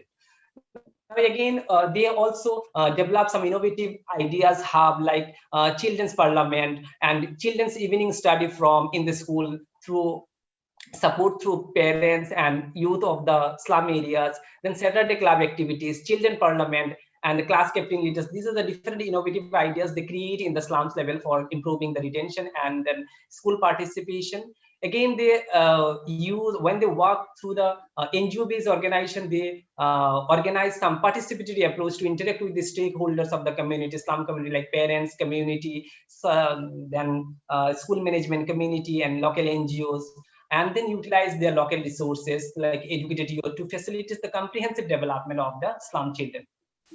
So they encourage parents to involve in the social activities of the schools, like school observation programs, social events, sports week, field trips, all these things. They also took action research to improve the mainstreaming the children into the formal schools, raise awareness, advocacy, advocacy on behalf of the slum children, and they also take activities to help to build a connection between the home, school, and community in the slum areas, because there is a school are there, children are there, but relation was not properly built between the schools and the community. So that part they also take an initiative, and there is also disadvantaged group of slum. They are highly risks of absenteeism and dropout. So they apply the professional network in assisting the families in gaining connection between the appropriate resources. So the other personnel they engage for the holistic development of the child, like teachers, school level staff, CRCC, block and district level staff, midday meal cook and bus driver, all these things for provide a holistic and taken a special concern for the children. Now the student is from also call for supporting the slum children education. They also organize programs like our success celebration program to bring slum leaders youth best practices, their life stories personalities, success stories personalities, for making awareness in the slum level and to hike the enrollment in slum schools. The slum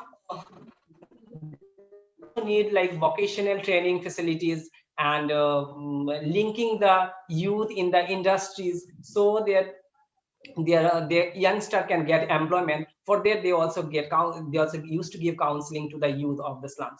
During the COVID-19 also they have collaborate with the local youth and interacting with the slum various stakeholders through phone calls and in-person visit and raising awareness about the education of the government, and also providing counseling regarding health concern and education supports of the slum children. So the recommendations, when we talk about the recommendation of the study, we know that the mainstream service is very important for slum children because many students are drop out because of many reasons. So new education policy also acknowledge that the social worker play a very vital role in mainstreaming the children in the slum areas. So that part should be taken more strictly or more carefully. And then we know that the slum children have the many issues like child laborer, rag pickers, early marriage girls. So for them, there is a need for open afternoon or evening or weekend classes. And we know that the literacy level of the parents is very less. So there's a literacy program can be, adult literacy program can be done in the slum areas, and then case study group work also be implemented and community organization also. And there is a need for child care educational institution for the working mothers and the girls child who are taking care of their siblings. And also for educational centers need to be established with multidisciplinary team to deal with the various issues in the slum. And this multidisciplinary team should be teachers, team teaching assistants, psychiatrists, counselor, and social worker should be there in the multidisciplinary teams. So mainly the social work trainees participate in student affairs, supports staff, personnel, related education, consultant with teachers, parents, and children. So support team discussion and delinquent behavior interventions, teaching activity, case or group. These are the different activities that was taken by the social worker trainees in the field level. They also refer the parents and children in appropriate organization, vocational centers, government-run institution, if they feel necessary. They mostly played various roles as per when requested or on demand. So these are the area where the social worker need to intervene. And we know that the existing irregularities and dropout rate in the slum is very high, and this is because of multifaceted causes. So it needs the necessities an intersectional strategy of prevention and control measures. So while we talk about the necessity for multiple discipline to come for this issue, there are some suggestions from this study to the general citizens on humanitarian ground. We know that the millions of children in slum are growing up alone, surviving life without any attention, care, or help. The following are the these suggestions you can take on your own level based on your logical ground and analysis of the situation. What are the things we as a citizens can do? We can invest your extra times with the slum children for their dance, music, arts, drawing, teaching, all these things. We can do social advocacy for slum children because for their educational rights through making awareness. We can support monetary support or donation or in kind support for education in slum on prior investigation. It should be properly investigated before donating. You can also take part in a slum as a volunteer through different organizations. Before there are different organizations, non-government organizations, they are recruiting volunteers for supporting the slum children for their education. You can also build a non-formal education motivational center for disadvantaged slum children. Why motivation center? Because education center is there, but students are or slum children are not motivated to go to schools or get involved into the formal education systems. You can also raise the fund for doing all the above or any one of them. So these are the things we can do as a general citizens on a humanitarian ground. So thank you. Thanks for your patience, ma'am. Thank you all. Hello, ma'am. Yes. Any queries from the participants?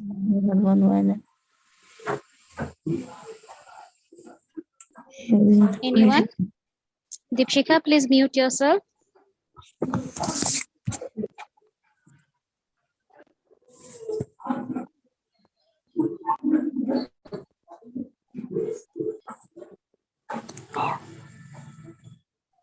Deepshika, please mute yourself.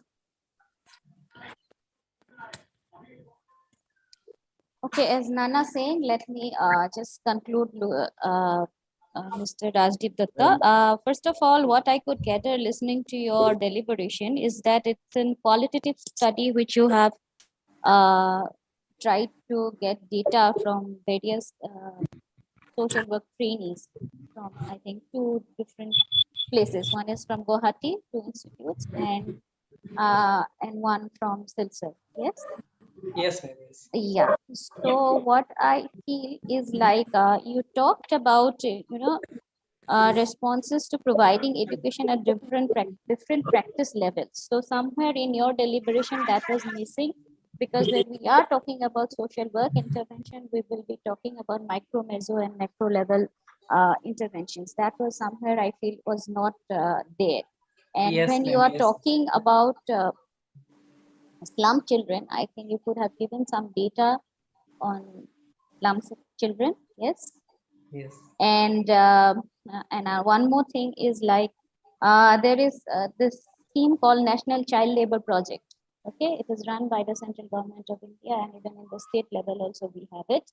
So there are a lot of work being done at the community level where schools are being established. When you are talking about mainstreaming them and pulling back these children from the because I gather one of the narratives where you talked about the child.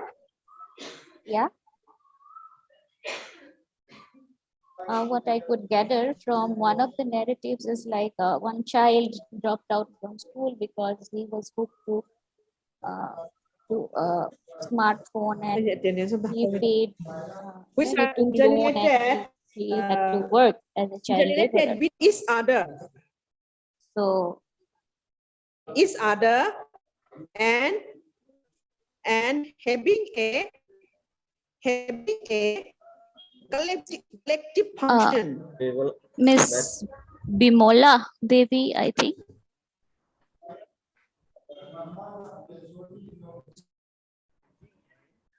Please mute yourself. So I feel you can do a lot of work on your paper because these are certain lacunas I could see from the presentation. Okay. Yes, ma'am. Thank you. Yeah, thank you. Moving to the next paper, it is like the paper is Child Rights and Violence Against Children in Mizoram, a study of the role of Mizo Heche Insukwam Paul in protecting children by Ruthi and Professor Donzel. Okay, can you hear my voice, Miss Madam? Yeah, you can be little louder. Okay. Yeah, it's perfect. Will you be sharing a PPT? Yes, yes, sure. Yeah.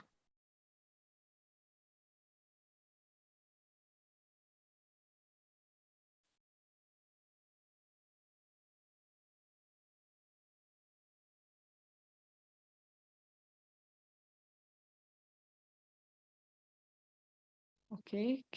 Can you see it, Madam? Can you see my Yes, PPT? yes, please go ahead. Okay. Okay. My name is Ruti Mingzunungi, and then the co-author, Professor Dongel, he is sick, so that's why he had to go to hospital, and then he can't be here today. Today I will be presenting Child Rights and Violence Against Children in Mizoram, a study of the role of Mizo Meitei in Suikompol and Meichipi in protecting children.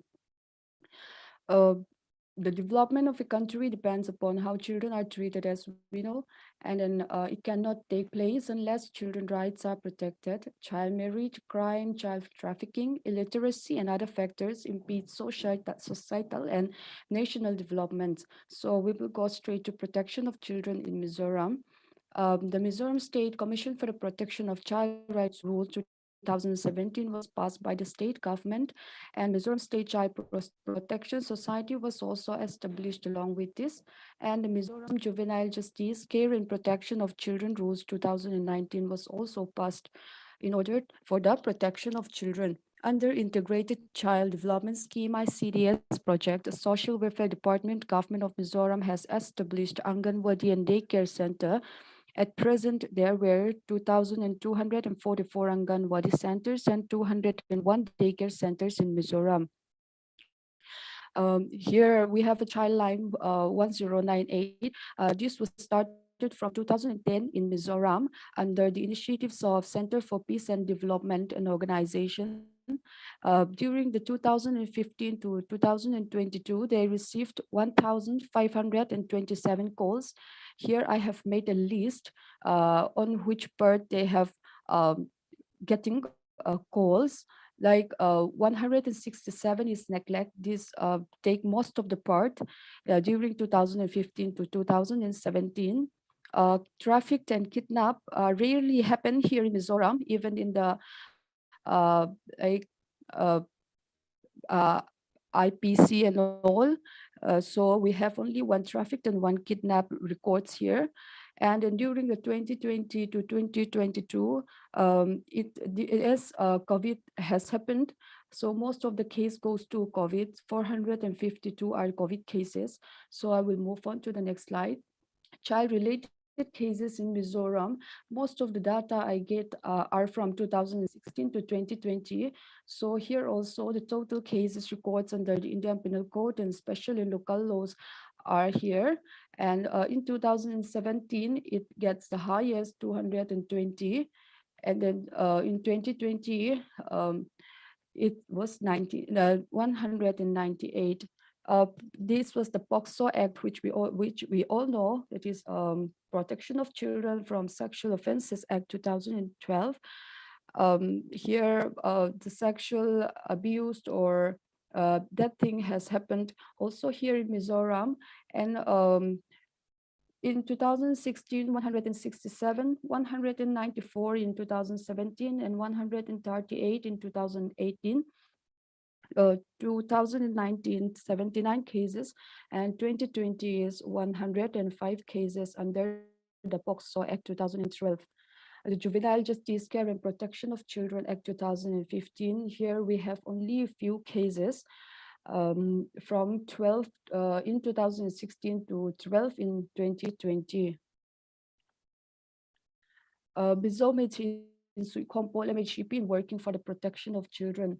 MHEP was founded in 6 July 1974, and 6 July is a holiday. From 1998, the government of Mizoram has declared 6 July as a holiday, an official holiday due to their memorable work for the society. Its motto is media-tranquil service to others. It has 289,300 members at present. Under the auspices of Mizoram State Social Welfare Advisory Board, from the establishment till today, the MHEP work and take on new projects such as Creche Center, Children Recreation Center, Balwadi Center, Anganwadi Centers, and preschools.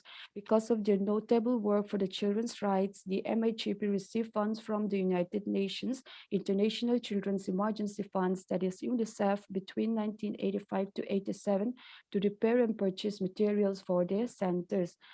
They also manage Mangay Terun, that is an orphanage home, starting from 2014, and then it became an adoption agency from 2015, so 2005. So from 2005 to 2019, 65 children are adopted from Mangay Terun, that is managed by MHEP. In Mangay Terun, children who are below 6 years of age are admitted, and the budget to manage their home was prepared from the money contributed by MHEP members. Awareness and safety campaigns on various forms of violence to all government primary and middle schools within Aizawl city, that is the capital of Mizoram, during the year 2013 to 2015. Legal awareness to different MHEP blocks with regard to child rights were conducted in different parts of Mizoram. And the MHEP was also awarded Nari Shakti Puraskar 2016 by Women and Child Ministry, Government of India, for their outstanding contribution and works for the protection of women and children. Working to protect and improve the situation of women and children, this was their theme that they selected for the year 2017 to 2019. For this, they created a booklet, and the works of associated academics were included in it. The booklet was then distributed throughout Mizoram and in areas where MHEP branches have been established outside of Mizoram. On 22nd July 2017, seminar on protection of women and children was organized in IMP Auditorium, Aizawl, and a World Day for Prevention of Child Abuse, that is used to be conducted every year on 19th November, was also used to be conducted by MHEP in collaboration with Mizoram State Legal Services Authority. This was conducted every year. Starting from 2007 till today, with Child Welfare Committee, the MHEP looked for foster parents and search for children with HIV/AIDS in different branches of MHEP and placed those children in Ghar Sabra for better treatment. The next one, this was important. Whenever that occurred, the Young Mizo Association, that is the largest voluntary organization here in Mizoram, they used to take care of the deceased by digging a grave and burying them with a proper ceremony. However, this does not include children under the age of 3 months. They will never place them in the cemetery owned by the community, and YMA never conduct proper ceremony for these little babies. The family must find a place to bury their deceased infants. As a result, the MHEP has repeatedly requested that the same funeral service be held for those infants who have died. As a result, at present, YMA conduct the same funeral service for infants. So in order to conclude my presentation, despite the fact that the population of children under the age of 18 in Mizoram is only around 4 lakhs, violence and inhumane issues occur on a daily basis.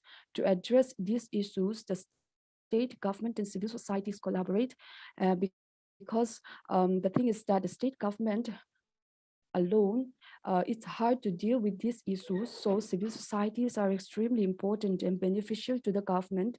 The MHEP, which was established for the welfare of women and children, is vital in informing and dealing with children's issues. Seminars, workshops, and awareness campaigns held in various parts of Mizoram have had a significant impact in informing parents and guardians about the rights of children and whom to contact if violence occurs. Thank you.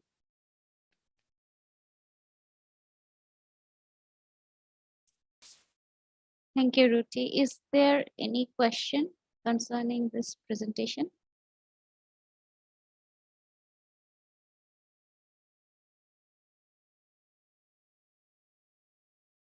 Okay, we shall move to the next one. That's Smita Vargare. Her paper is on a study of social work methods adopted by NGOs for development of socially excluded children in metropolitan cities in the state of Maharashtra. Ms. Smita? Yes, I'm there. Am I audible, ma'am? You are. Can I share my PPT, please?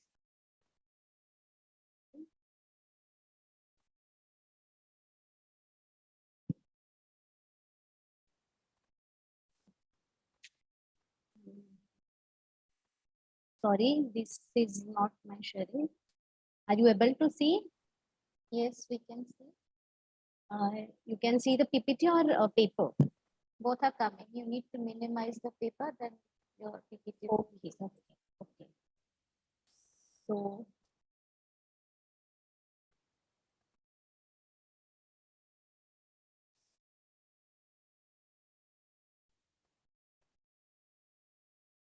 now you can see only the PPT, no?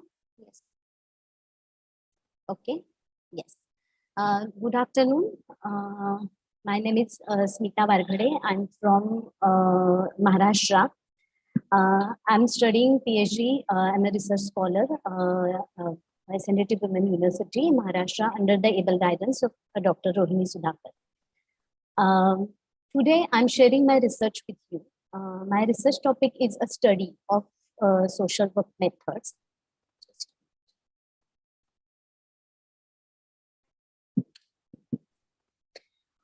Today I share my research. Research topic is study of social work methods adopted by NGOs for development of socially excluded children in metropolitan cities in Maharashtra, state of Maharashtra. From morning, we are listening the various problem of children in India and global also. These all are excluded with vulnerable children, excluded and vulnerable children.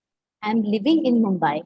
In Mumbai, the vulnerabilities are higher due to the poor living conditions and lack of solidarity and all these things. So,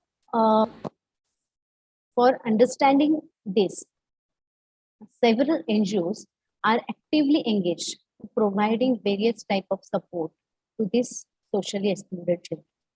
There is a need to undertake a systematic study of the social work practice of these NGOs.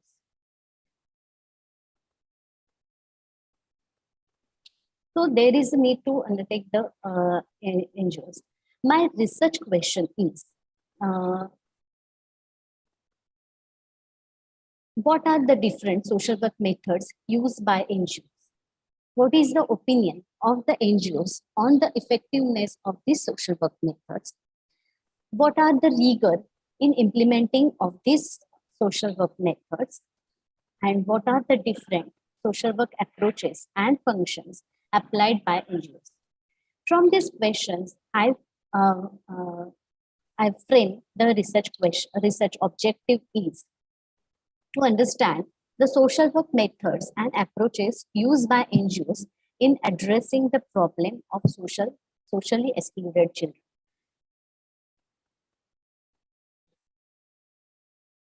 For fulfill this objective, I had used a survey method for collecting data from the NGOs. The NGOs are from Pune and Mumbai.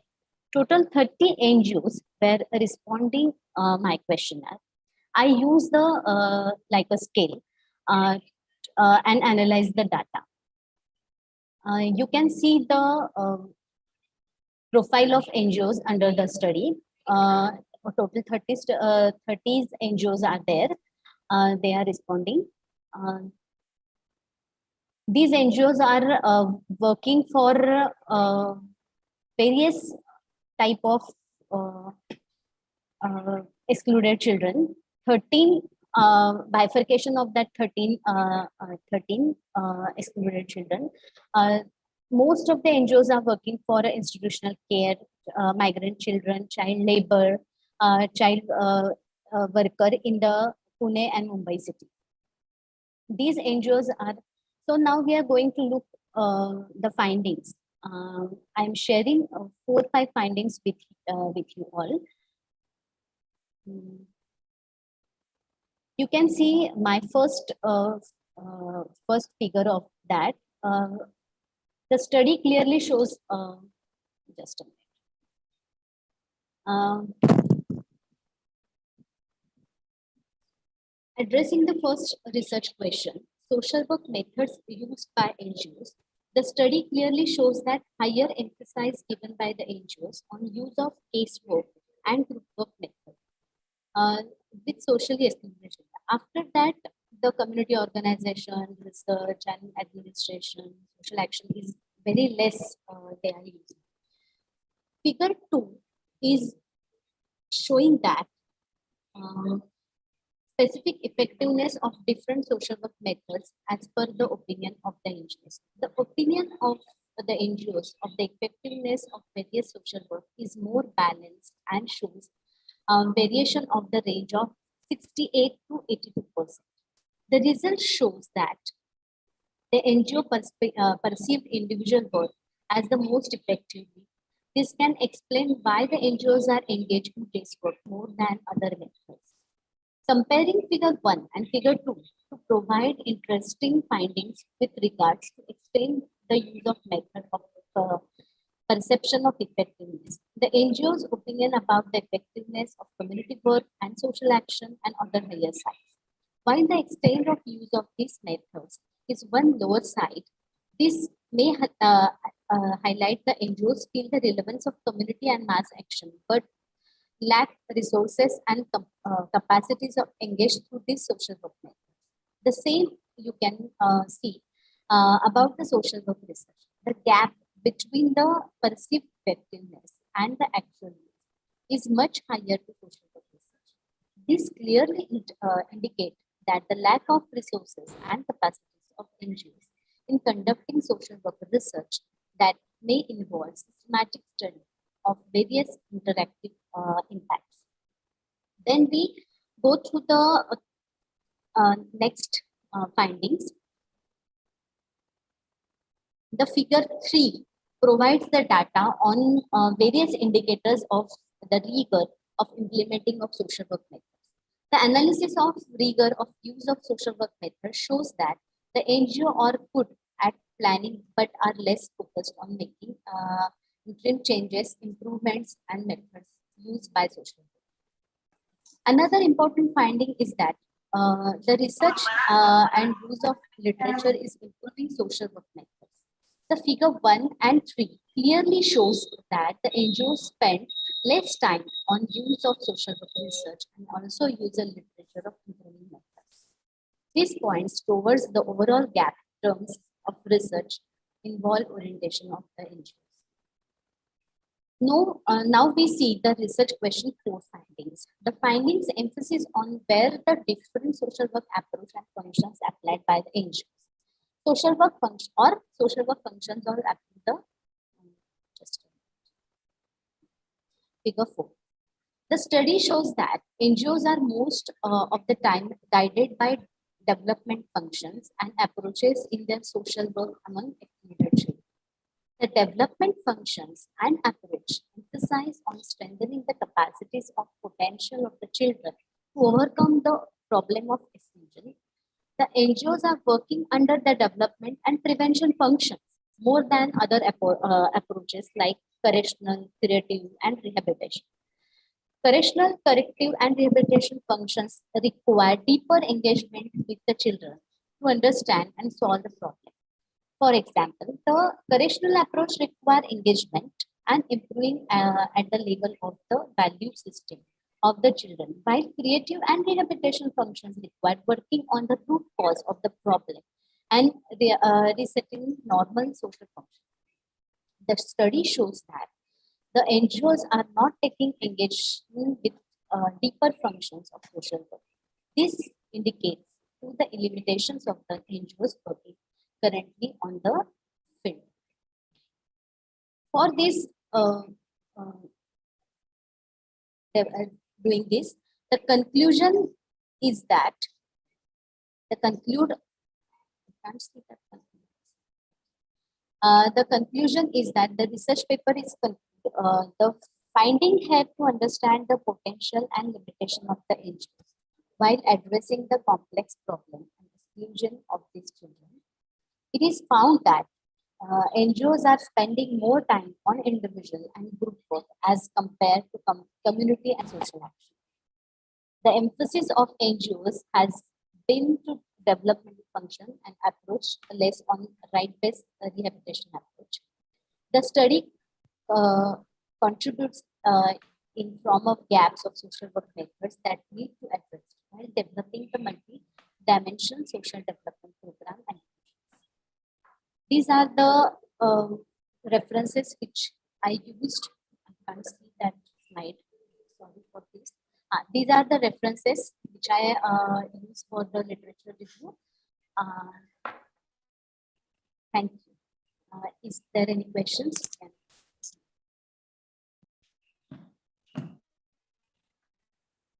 Thank you, Smita. Is there any questions?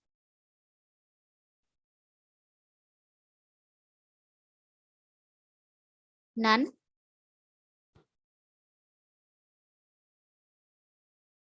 Okay. As we are running short of time, we have one more paper lined up. It's thank you, Ms. Smita. We will carry on with the next paper. That is Ms. Dipamoni Ojha and Ujjwal Paul's Child Labor as a Consequence of Socio-Economic Conditions of Weaker Section in the Society. Ms. Ojha, are you there? Hello, ma'am. Okay, Ujjwal. Yes. Hello. Yes, I can hear you. Am I audible, ma'am? Yes. Okay.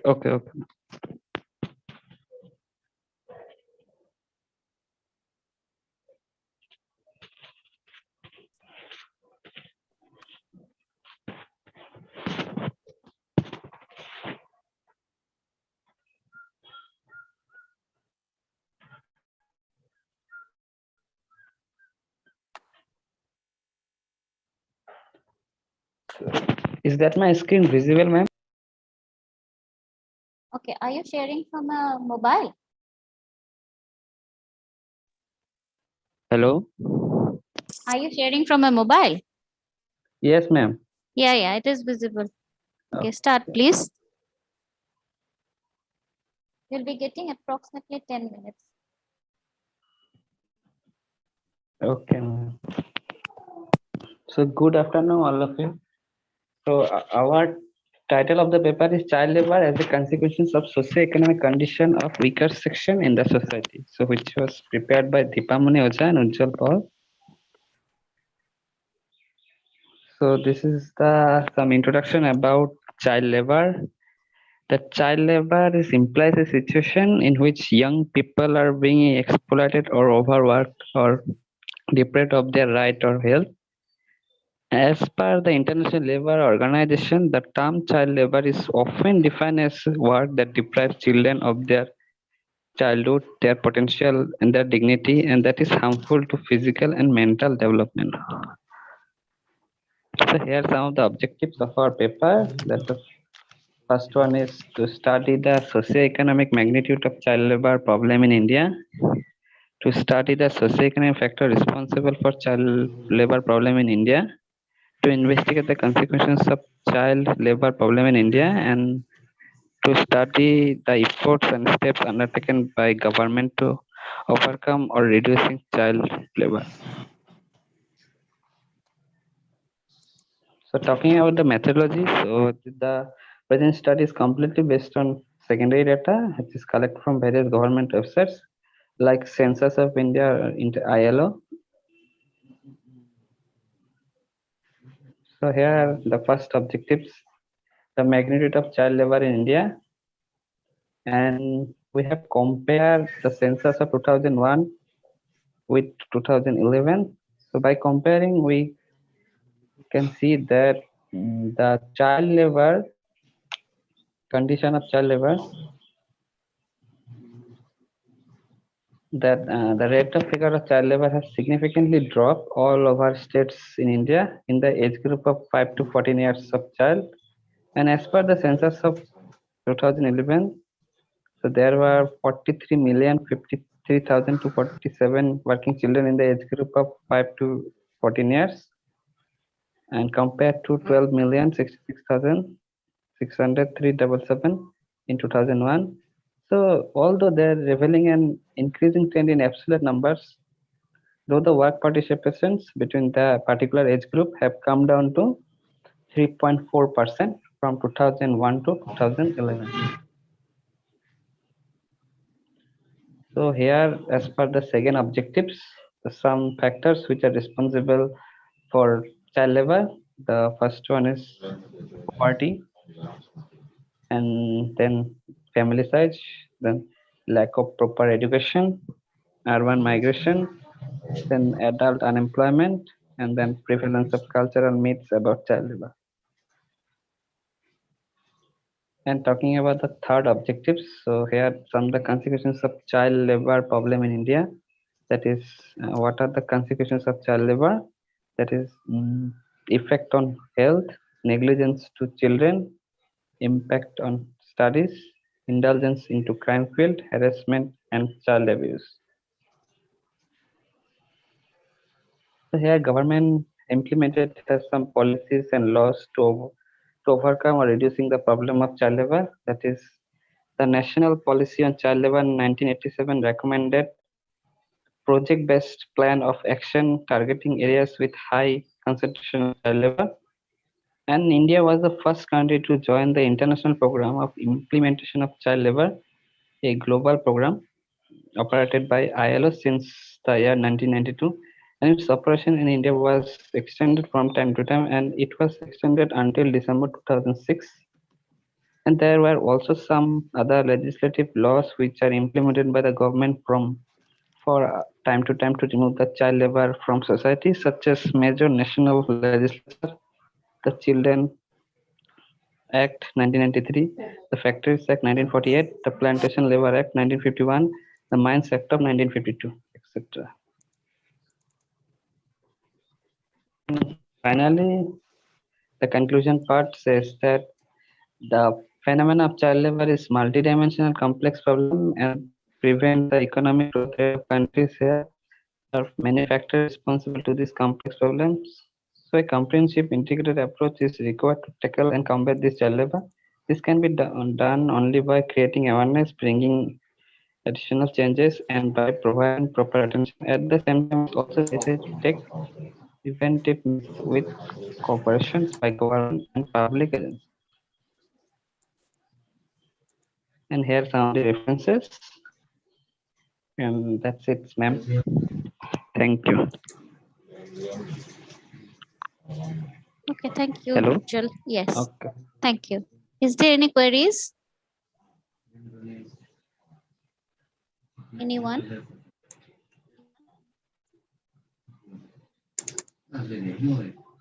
None?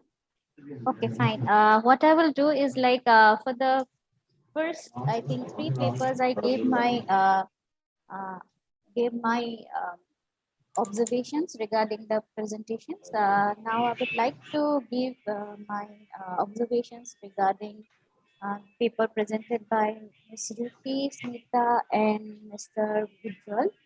So looking into Ms. Ruti's paper, I could see that she has presented a case study of an organization protecting child rights, which portrayed the kind of works being carried out by MHIP, an organization situated in Mizoram, and their work which has been done by them in various stages.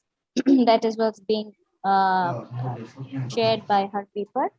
But I feel somewhere that paper could have critically looked into also the role of that particular organization and given a more comprehensive idea about that particular organization, which has been working for so long, and where they have the lacunas and where they can improve also. That could have made the paper more comprehensive. Then the second paper presented by Smita Wagre was a very, very nice paper, a study of social work methods adopted by NGOs for development of socially excluded children in metropolitan cities in the state of Maharashtra, where she has tried to look into the various methods being used by these 30 NGOs, which she have covered both in Mumbai and Pune, where different methods are being used by these NGOs, and mostly her study provides us an idea that casework method and group work methods are widely followed, and community organization and other methods are secondary in nature. And she also showed that there is a lacuna when it comes to the social work research, which is not carried out by these organizations due to lack of resources, time, and various other things. But they are mostly engaged with developmental functions concerning children, and their role is more of correctional, corrective, and rehabilitative in nature. A very comprehensive paper and presentation, very nice. And for Dipamoni Oja and Ujjwal Pal has presented a paper on the basis of secondary data in terms of looking into the child labor consequences, where they have tried to see through the secondary data. Especially they compare the data of 2001, census data of 2001 and 2011, and could see that there is a decrease in terms of child laborers in Indian context, and the causes still remains the same, such as poverty, migration, a lack of unemployment, and there was a mention of family size also, where I have some queries, but now I don't have time to talk about. Then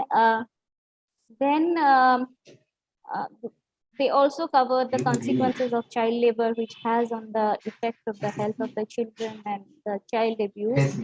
It could have been elaborated more with your secondary data. You could have elaborated more to make it more critical and more analytical in nature. And the paper also, the presentation basically talked about all the treaties which are being signed by the government of India and all the acts which are supposed to be protecting the children of the country. So overall, we had a total number of 6 presentations, and all of them have looked into various issues from different perspectives.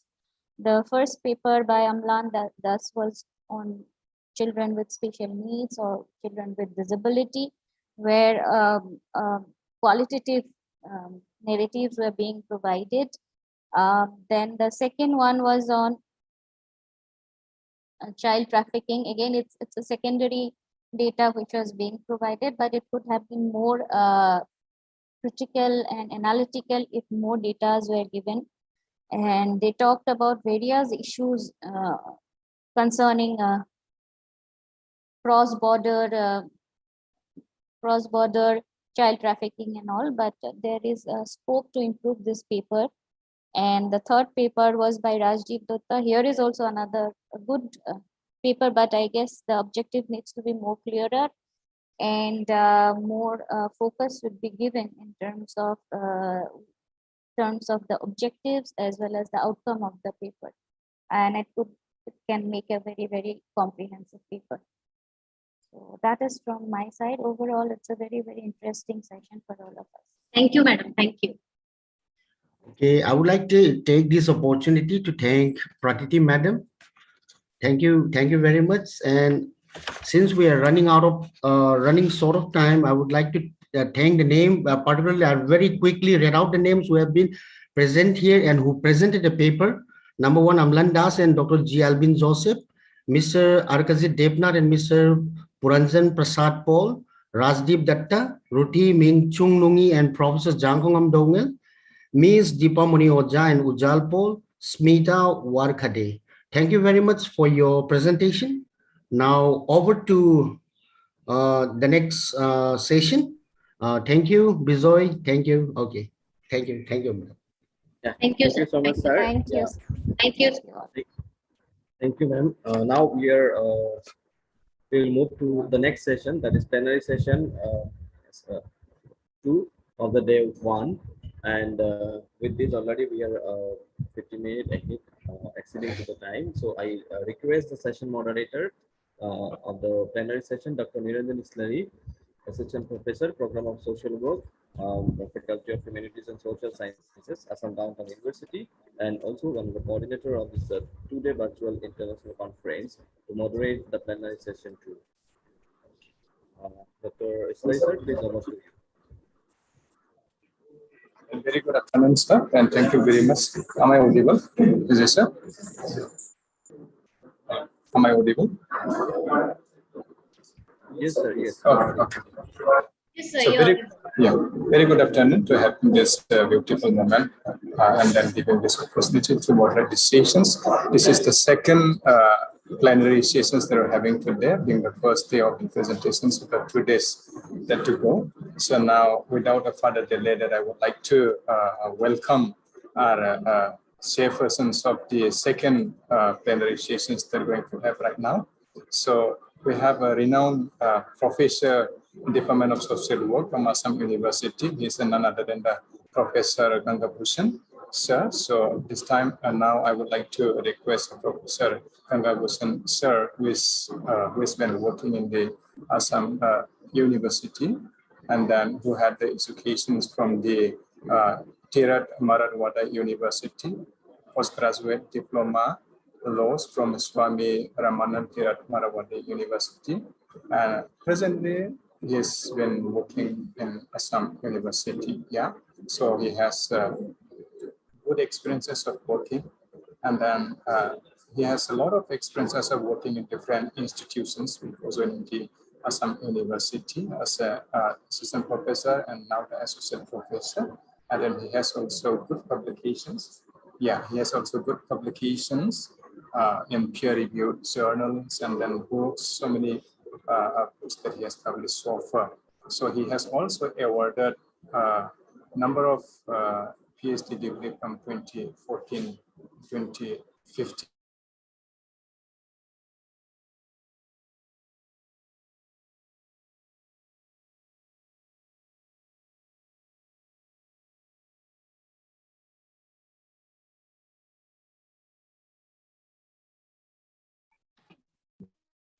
Niranjan, you are not audible. So there is a certain power cut. Okay. Oh, I'll start. We'll start then. We'll start, Vijay. Yeah. Yeah. Am I audible, Vijay? Yes, sir, you're audible. Yeah. Okay. Without wasting much time, I would like to invite all the parts. I would like to invite all the participants for this plenary session 2. And there are 2 important papers to be dealt by 2 important people. One is on children in difficult circumstances and social work intervention by Professor B.P. Sahu from NEHU. And another paper will be by Dr. Kaivalya Desai from my department. He'll be dealing with the topic street children and child rights. So without taking much time, I would like to request BP Sahu, professor, he is not there, but he has asked one of his scholar to make his presentation. Okay, so am I audible? Yeah, please, sir, you introduce yourself. Oh, yeah. Dr. Satish Kumar. Yeah. So I'm Dr. Satish Kumar, and I'm going to present a paper on behalf of Professor BP Sahu. So due to some last minute meeting, he is not able to join the conference. So respected chairperson of this session and moderator, it is really a matter of pride and privilege for me to present a paper on the very relevant theme of social work, that is children in critical circumstances. Hope my paper is visible. It's visible. You make it a PowerPoint mode. Okay.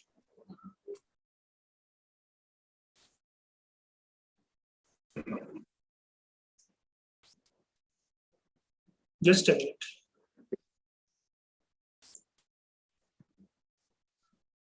Okay, so if we talk about the background, this children in critical circumstances, it talks about the umbrella term, which talks about the groups of children in situation of need, and a number of things may be there. And it is talks about disorganizations of the family. And if we talk about why this critical circumstances terms come into the features, so it talks about due to disorganization of the family. So family disorganizations right now we can observe. Excuse me.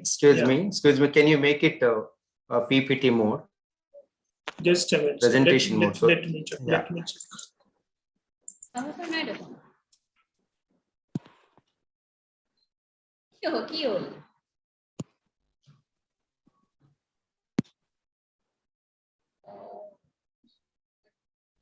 Dear administrators, please check it. All the participants should mute their, audio. So now it is visible. Yeah, it's visible, but it is. You run it as in a PPT. Okay. I am running as a PPT only, but I don't know what is the problem. Yeah, you click on slide. Yeah, you click on slideshow. So what you can do is that you pull, slideshow. Click the button.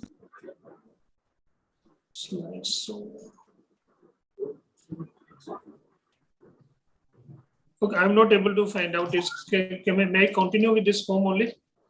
Okay, please continue. So the children in critical circumstances, it is the outcome of family disorganization. Second, it is the outcome of urbanization and industrialization. And due to these three major factors, the magnitude of the problem is increasing day by day. In the last few years, there has been an increase in the numbers of children under this particular category.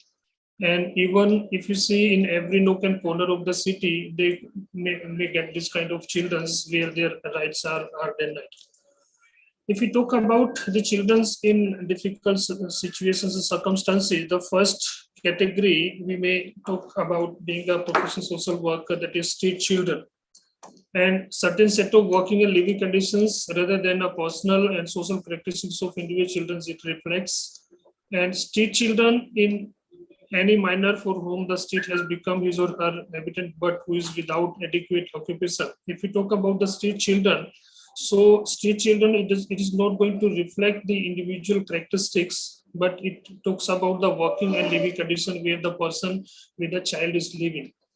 And if another component, if we talk about the factors responsible for children living in street, and number of factors are there, but I'm going to represent very basic reasons. The first reason may be socio-economic and cultural causes are responsible. Due to that social, it may be the death of the elderly ones, family members, and other reasons may be there.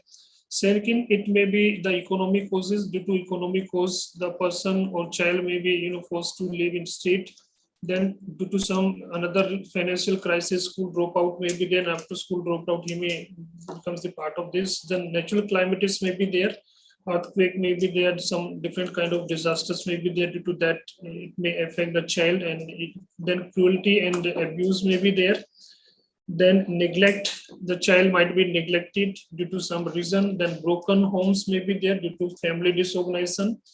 Then it may be peer group influence because the research shows due to peer group influences, a person child might becomes in this category. And nowadays the research shows talks about influence of media, maybe the another reason for that.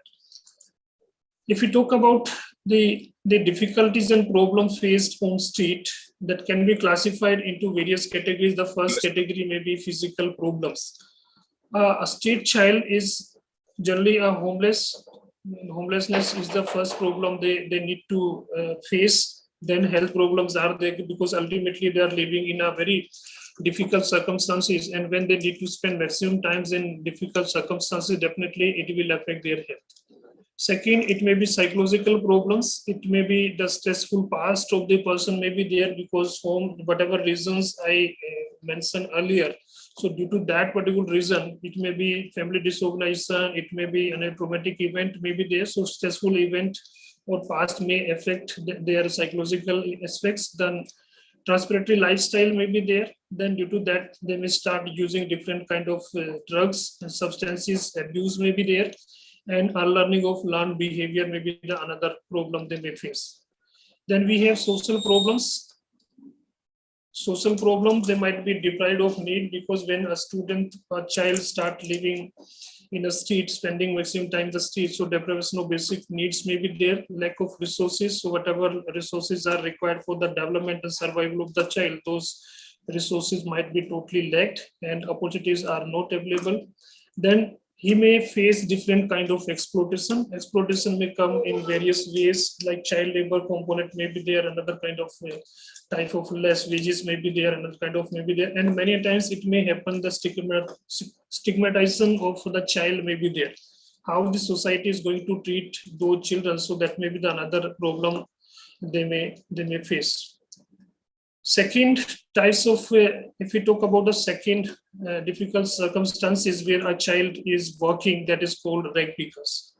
So if we talk about the rag pickers, they are those who pick scraps and waste items from the city, and the places may be dumps, garbage bins may be there, roadside may be there, drains may be there.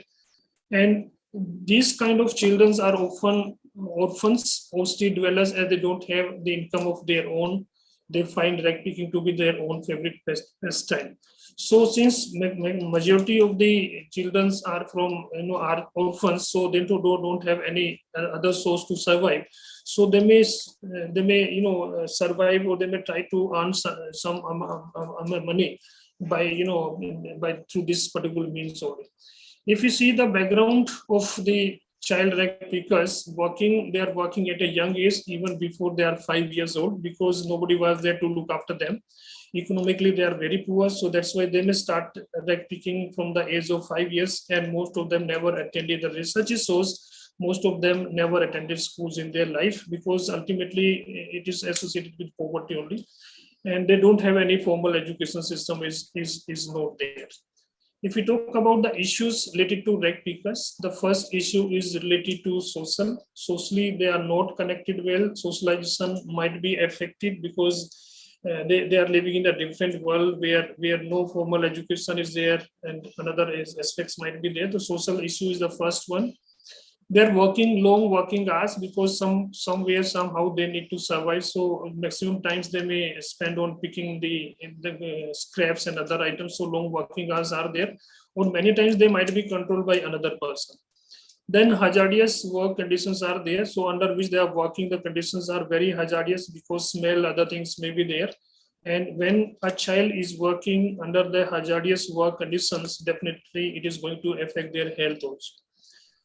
Again, issues are there, because they are economically not well sound. So educational issues are there. They hardly attend the formal education, and that is the educational issues they are facing a lot. And the state of legislation, if you see the various reports and different researches, is clearly state the poor implementation of laws is there, and their rights are also not protected. Another difficult situations for children might be child laborers, and they are working as a child laborer, and it is not a one country issue. It is just global phenomena, and no country or no region is immune to this particular problem. And the result of this particular problem is economic deprivation and widespread illiteracy. So this means why a child is start working, and it may be by force he is working, because economically they might be very poor, and illiteracy among parents may be the another reason. So provision in our constitutions are there to safeguard the interest of those kind of children by ensuring they are not forced to work for living. But the real picture, if you see, in spite of many legislations, their rights are not protected. If we categorize the child laborers internationally, international laws categorize the child laborers, and that may be into 3 categories. The first, we have unconditional worst forms of child labor is there, which are internationally defined as slavery may be there, trafficking may be there, debt bounding may be there, other forms of forced labor may be there. Here, the main concern, a child don't want to work in that particular field, but somewhere by somebody they are forced to work. It may be trafficking, may be there, another kind of may be there. So it is a part of, and many times they might be recruited for armed activity. Second, we have labor performed by a child who is under the minimum age specified, that kind of work. So second category comes under this, where a child is performing under the minimum age specified. And third one, we have labor that jeopardize the physical, mental, and moral well-being of the child, where a child is working in such a hazardous event that may affect the physical health, mental health, and moral well-being of the child. So these are three categories categorized under this particular child labor. If you see the causes of child labor, so child labor are the first reason in maximum researches, and in various countries is observed poverty is the first reason. Due to that reason, they need to work as a child labor. Second, parent illiteracy may be there. In many researches, it is quoted when parents are not well educated, they don't know the value of the education. And due to that reason, from the childhood, they might be involved in that kind of activity. They start working, and they might be considered as a helping hand for the family. Then social apathy may be there. Ignorance may be the another reason. Then lack of education opportunity due to poverty and other reason, opportunities are not there. And exposure to explosion of cheap and unorganized labor is another reason, where like in many like tea gardens, BD industry, and manufacturing industries, so they might be considered as a cheap laborers. Along with that, some family traditions may be there. Like if we talk about Northeast perspective, in Northeast tea gardens are there. And traditionally, a child may start working. In the same way, in other fields also where family members are involved, so traditionally child might be involved in that particular activity. Lack of education among parents may be the another reason. Then economic conditions of the family members may be very poor. That's why poverty and overpopulation. If we go to slum areas, in in one particular dwelling place, more than 5 to 6 people live together. And due to economic reason, it is difficult for them to survive. Illiteracy, ignorance of parents, as I mentioned earlier, illiteracy and ignorance of parents may be there. Adult unemployment may be the another reason, where adult family members are unemployed and somewhere family need to survive. So in that particular reason, a child may start working and he or she might be forced to work. And another reason may be urbanization. Urbanization to great extent is leading factors or responsible factors towards child labor. Then we have another area which is very much concerned to the children, that is HIV/AIDS, and children's affected by HIV. Not only children, but even when the family members' parents are affected by HIV/AIDS, that may affect the children also. So if you see, research shows millions children are there who are not affected with HIV, but are directly, but by evidences are there because the death and suffering that's caused in their families and their surrounding. Many times happens, a father might be affected by HIV.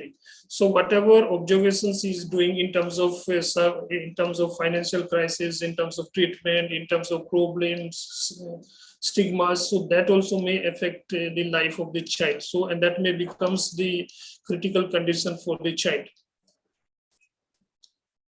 If you see the impact of HIV/AIDS on children, the first impact, it may be social impact.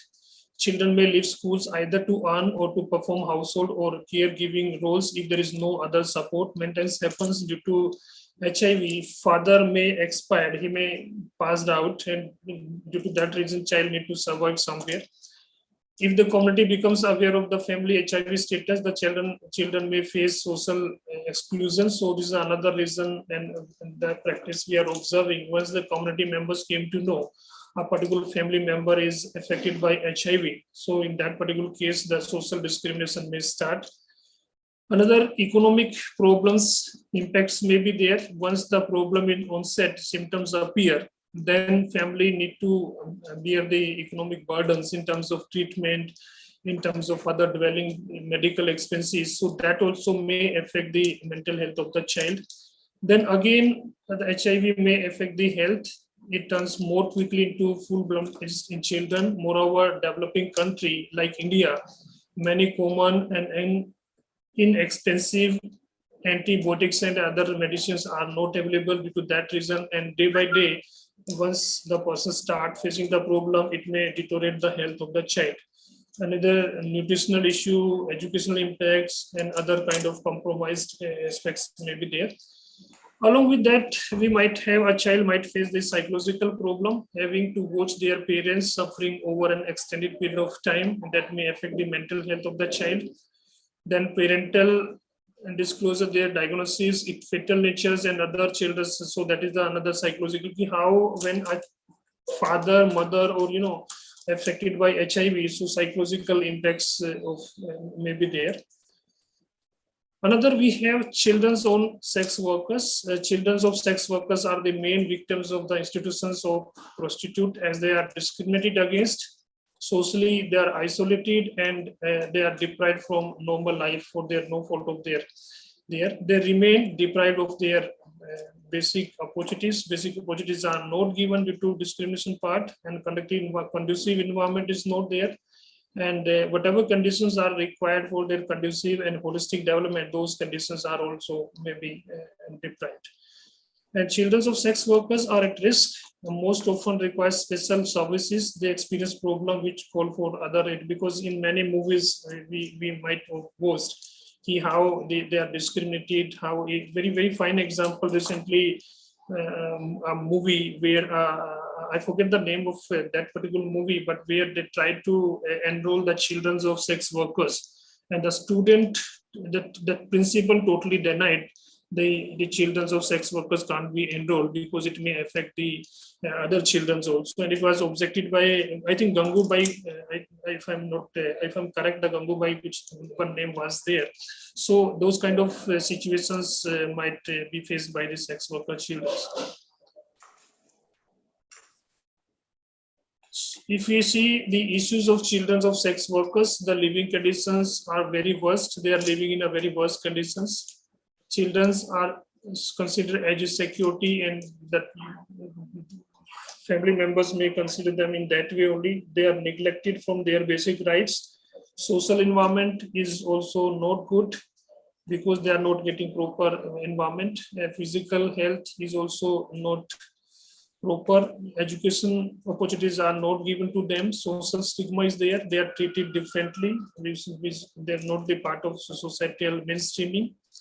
And no options, lack of alternatives. They don't have another option, and whatever mother is doing, so accordingly they might be the part of that particular aspects in future.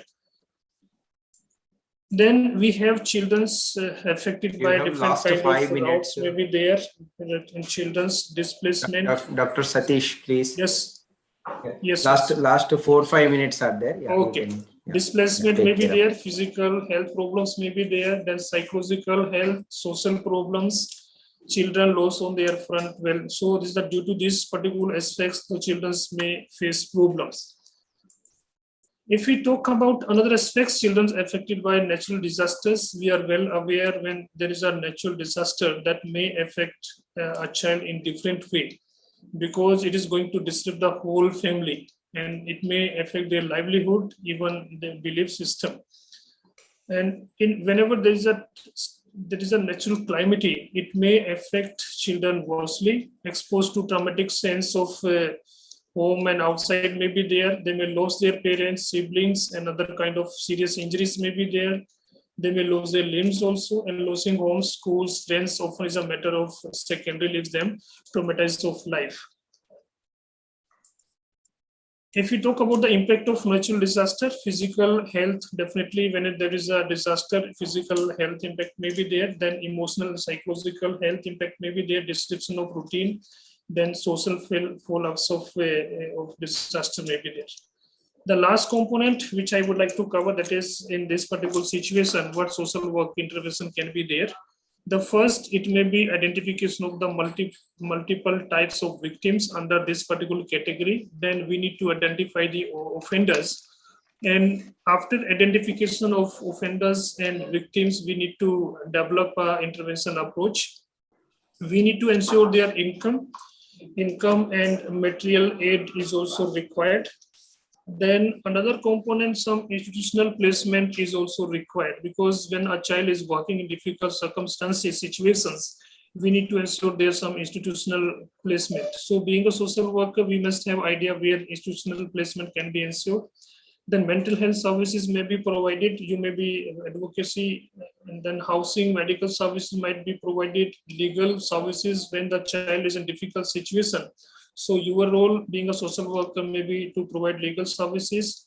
Then victim support and assistance may be there, and we need to ensure the offenders penalties must be there when and if laws are not enforced properly. It is another role we may try for that. Awareness, advocacy, and research may be the another concern for social work. Then we may work on the physical, social, psychological, emotional needs of the children as per the requirement. We may identify the areas of vulnerability and risk. Then crisis intervention, who have been victims, survivor of abuse, exploitation, that rehabilitation component might be ensured. Then we work on rehabilitation with children come with the preview. Then working with families, we may work with families also, and significant other peoples might be there. And working with legal framework and taking this to law, whenever it is required. And last component, what being a social worker we can do, it may be planning for both term care and long-term stability planning can be done. So in conclusion, we may state children are supposed to be primarily engaged in exploring, learning new things, playing, making friends, and have fun. But due to some reason, whatever reason I mentioned, they might be deprived from their basic rights. So it is our responsibility through social work intervention, being a researcher, being academicians. So we may need to plan some intervention strategies so that their holistic development can be ensured.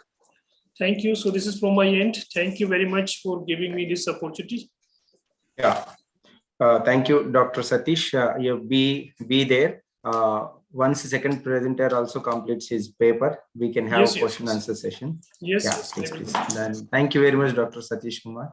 I request Dr. Kaivalya Desai to make his presentation. Over to Dr. Kaivalya. Yeah. You have PPT? Okay. Good afternoon. Sir, my PPT is on the laptop and my Wi-Fi is not functioning. So I'm operating through two devices. Nice. I'm connected through the phone and I don't have the PPT in the phone. It's on my laptop. Okay. So no problem. I'll send my PPT to the organizers, email it to them later. Okay, fine. So the exact title of my presentation, it is Social Work Interventions for Protection of Child Rights, the case of street children. So the previous presenter has made my job a little bit easier by talking about street children first. And even where he was talking about rag pickers, child labor, street children fall in almost all of them, all those categories. The way I'm going to go about my presentation is, first I'll define child in three different contextual ways. The concept of child in three different contextual ways. Then I will look at the idea of childhood and the four stages very briefly. Then I will look at the concept of right, and then specifically looking at the concept of child rights, the four categories of child rights, and I'll highlight the different rights that these child are supposed to enjoy under each of these categories. Then I will just give the UNICEF definition of a street child and the three categories of street children, following which I will just take up 6 issues which are commonly faced by street children across different cities in India.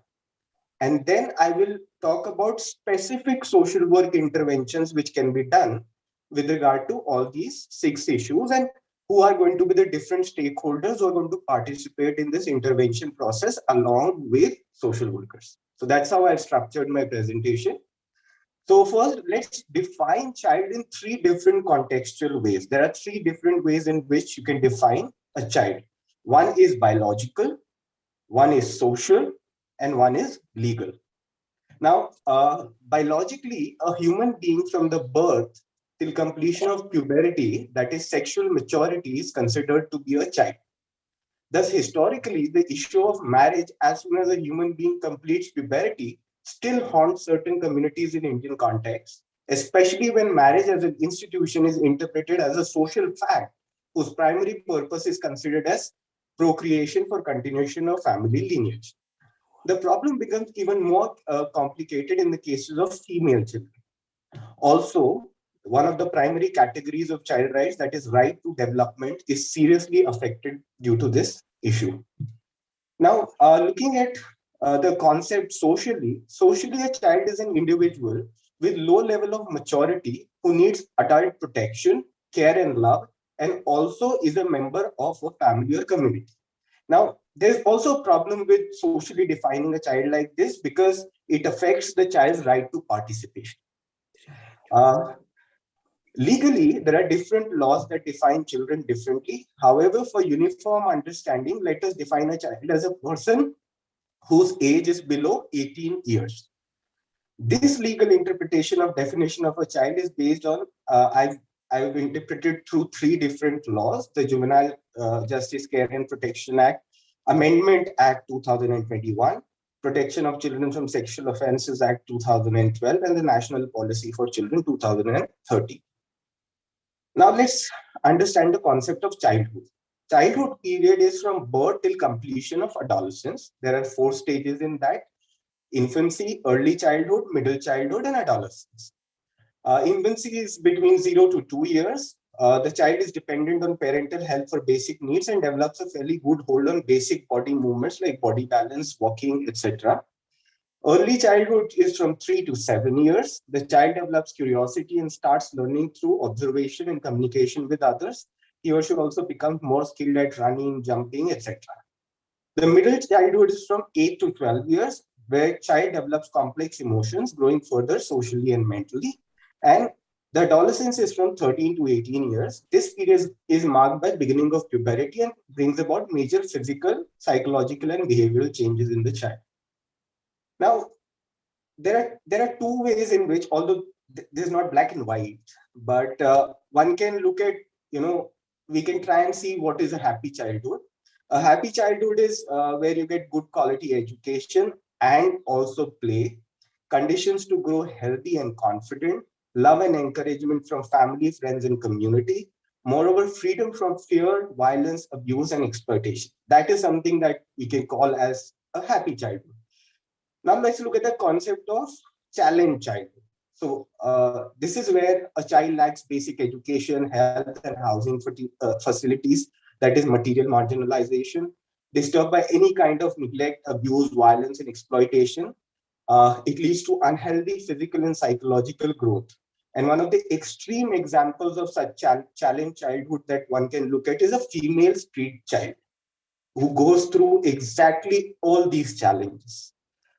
Now let's look at the concept of rights. A right is an agreement between the person who holds the right, that is the right holder, and the person who is responsible to respect, protect, and fulfill that right, that is the duty bearer. A right is an entitlement by birth and not a gift of anyone to the right holder.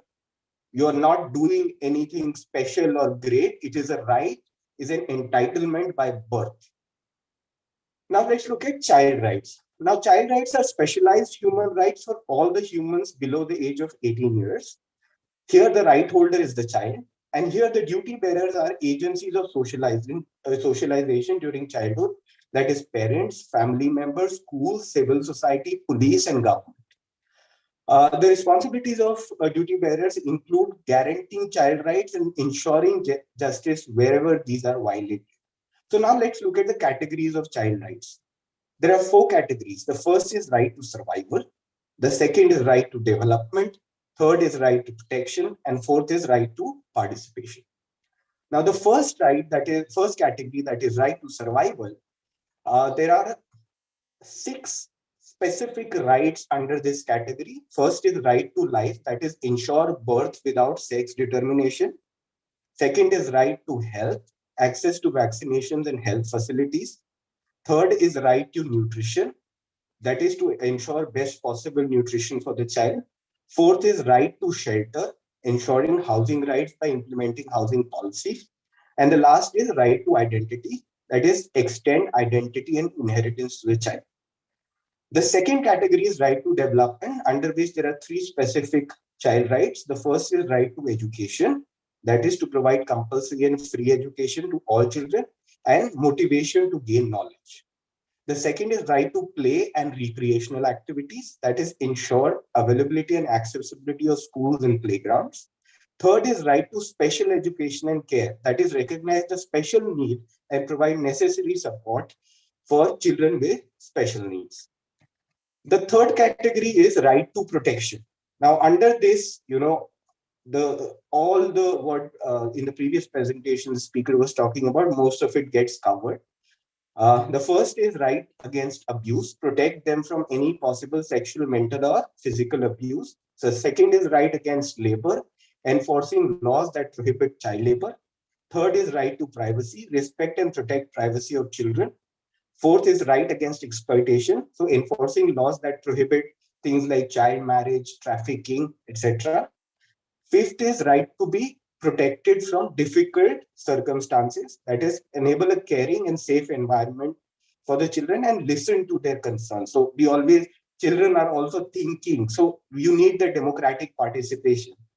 The last is right to protection from conflict, so protection against forced recruitment or involvement in a war. So this is the third category, and the last category is right to development. Under this, again, there are 6 specific child rights. The first is non-discrimination, that is promote and enforce inclusive policies, ensure equal and fair platform for all the children, irrespective of gender, caste, class, ethnicity, etc. Second is right to information, so inform children about their child rights. Third is right to be heard, so respecting children's opinions. Fourth is right to freedom of expression, listen to their views and opinion in a free and fair atmosphere. Fifth is right to think and believe independently, so motivate them to participate in the process, making informed choices and decisions. And the last is right to religion, respect the choice of religion. So these are the 4 categories of child rights, and under this I have delineated the specific rights that every child is supposed to enjoy. Now let me move to the second part. So if you just look at the whole child rights, all the 4 categories, I think so for a street child, all these are violated. From start to finish, all these rights are violated for them. So that's why I wanted to take the case of street children here. So according to UNICEF, street children are, UNICEF in 2001, this is the most internationally accepted definition of street children. So it has defined street children as both girls and boys who are below 18 years, who work on the streets or in unorganized sector and live on the street or in transitory abode alone or with their families. And further, what they have done is they've categorized street children into 3 categories. Number 1, children on the street. These are children who are working on the street, but they do go back to their homes at night. So they do have a shelter, but basically they are working on the street either part-time or full-time throughout the day. So this is the first category. The second is children off the street.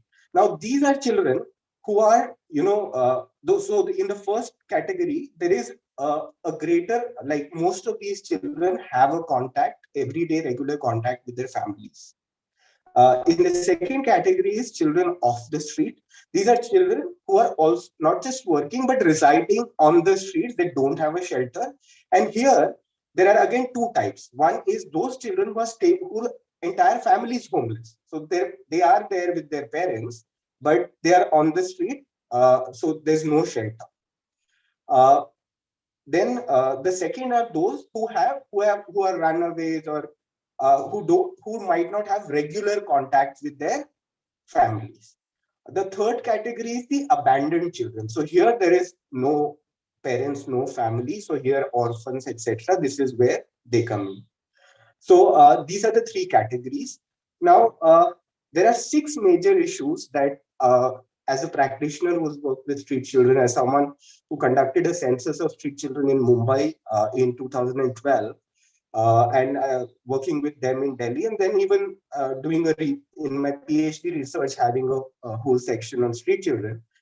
What I've seen across different cities, there are 2 points that I want to highlight. Across different metropolitan cities, they face these 6 problems are the most basic problems and it is high time that these need to be addressed. Number two, very interestingly, when we conducted the census in 2012 in the city of Bombay, before this, our whole perception was that street children phenomenon is basically concentrated in metropolitan cities. But when we conducted the census, and from the previous estimates of some NGOs, we compared the figures of that census, we realized that the number has not gone up. And it was very surprising for us. But then some of the researches that came along after that made us realize why this is happening. It's not as if the phenomenon has gone down. It has just shifted to smaller cities. And I'll point out this very interesting, conversation I have had with the coordinator of Childline in Silchar just 15 days back. I said, post-COVID, what change do you see in your work? So he said, sir, post-COVID, suddenly we started to rescue more and more street children. And I was totally taken aback, because now even small towns like Silchar, so the phenomenon has percolated from metropolitan cities to big cities to now it is coming down to even small towns. So the phenomenon exists in the same quantum or more, but it's getting spread across towns and smaller cities now. So now the 6 issues that I wanted to highlight that street children face across all cities where I have worked with them. 1, lack of shelter, and it needs to be taken seriously. Number 2, lack of education. Number 3, child labor. Number 4, poor health. Number 5, abuse of all sorts, physical, mental, sexual, maltreatment and neglect, which also leads to stigmatization of these children. And the last is substance abuse or drug addiction. So these are the 6 issues on which I'm going to propose the social work interventions. And here I'm going to lay out, a framework at the, where all stakeholders are involved along with social workers, and bringing about changes at the policy level to impact the issue, at heart. So let's look at the first problem, which is lack of shelter.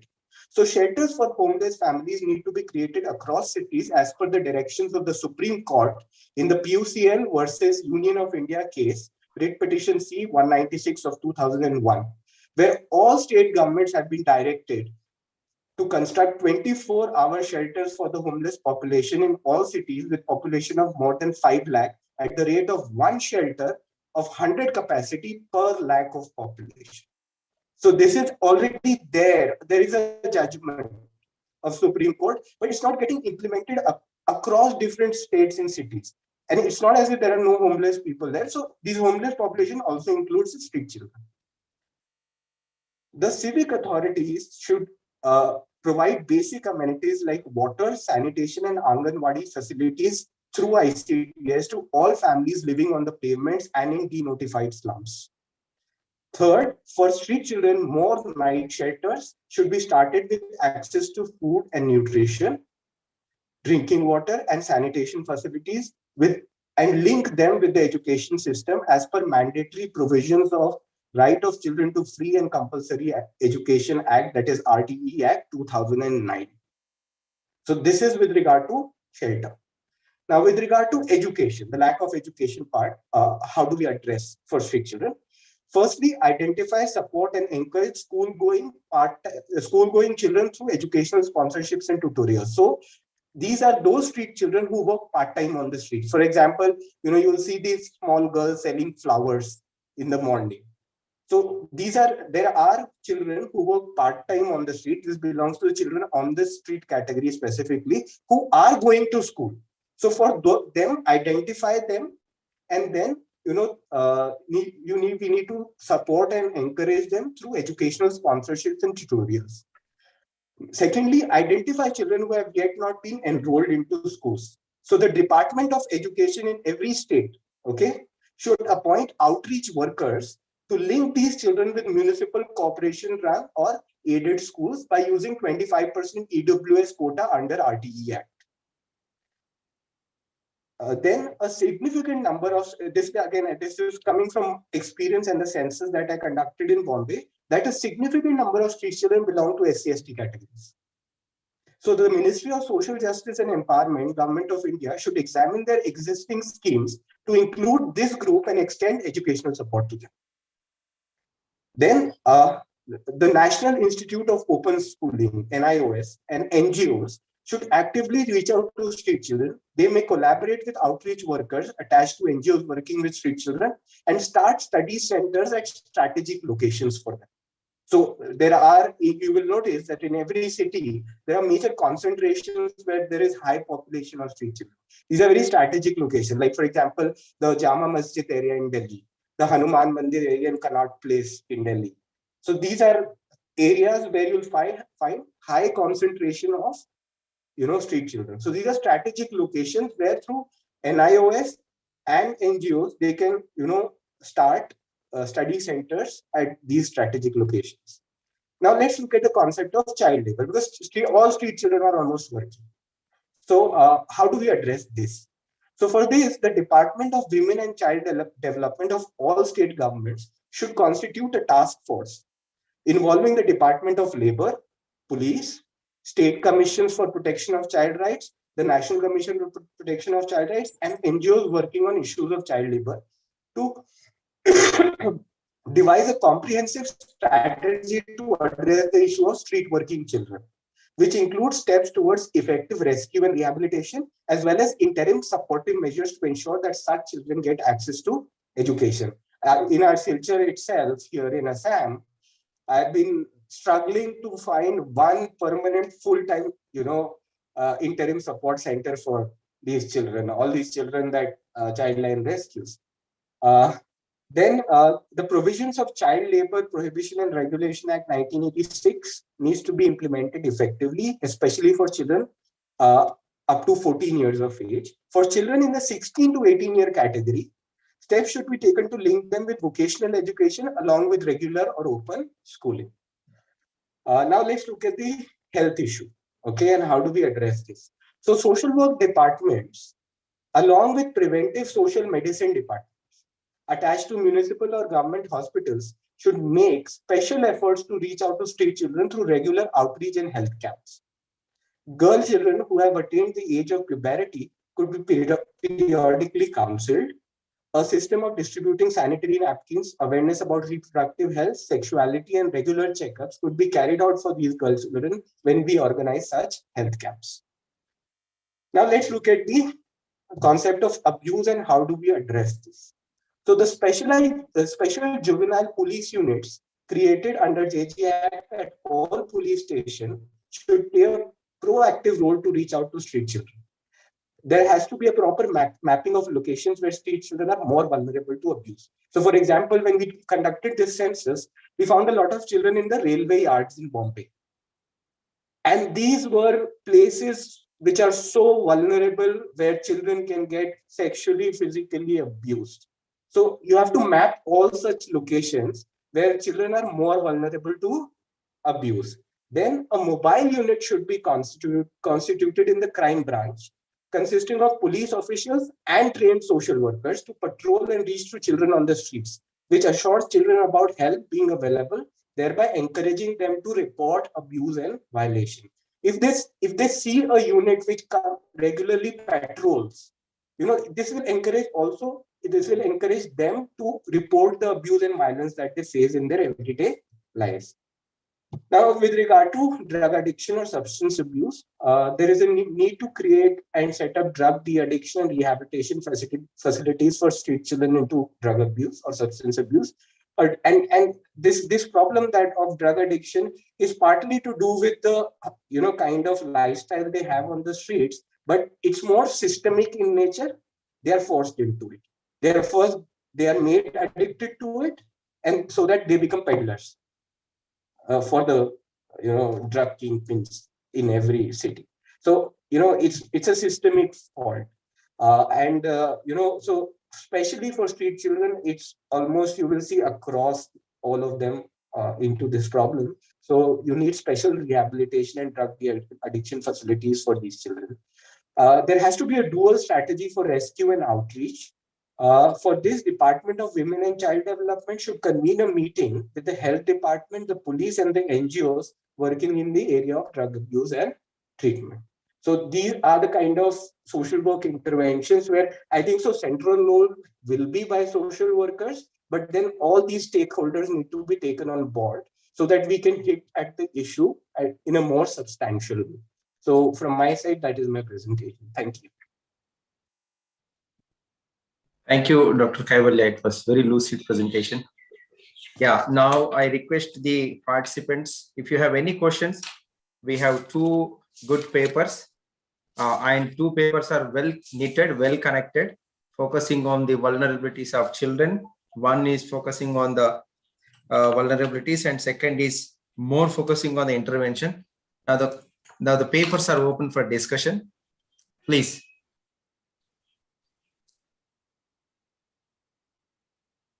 Vijay, even in the chat box also you can see if there is any. No, you can also put your questions in the chat box.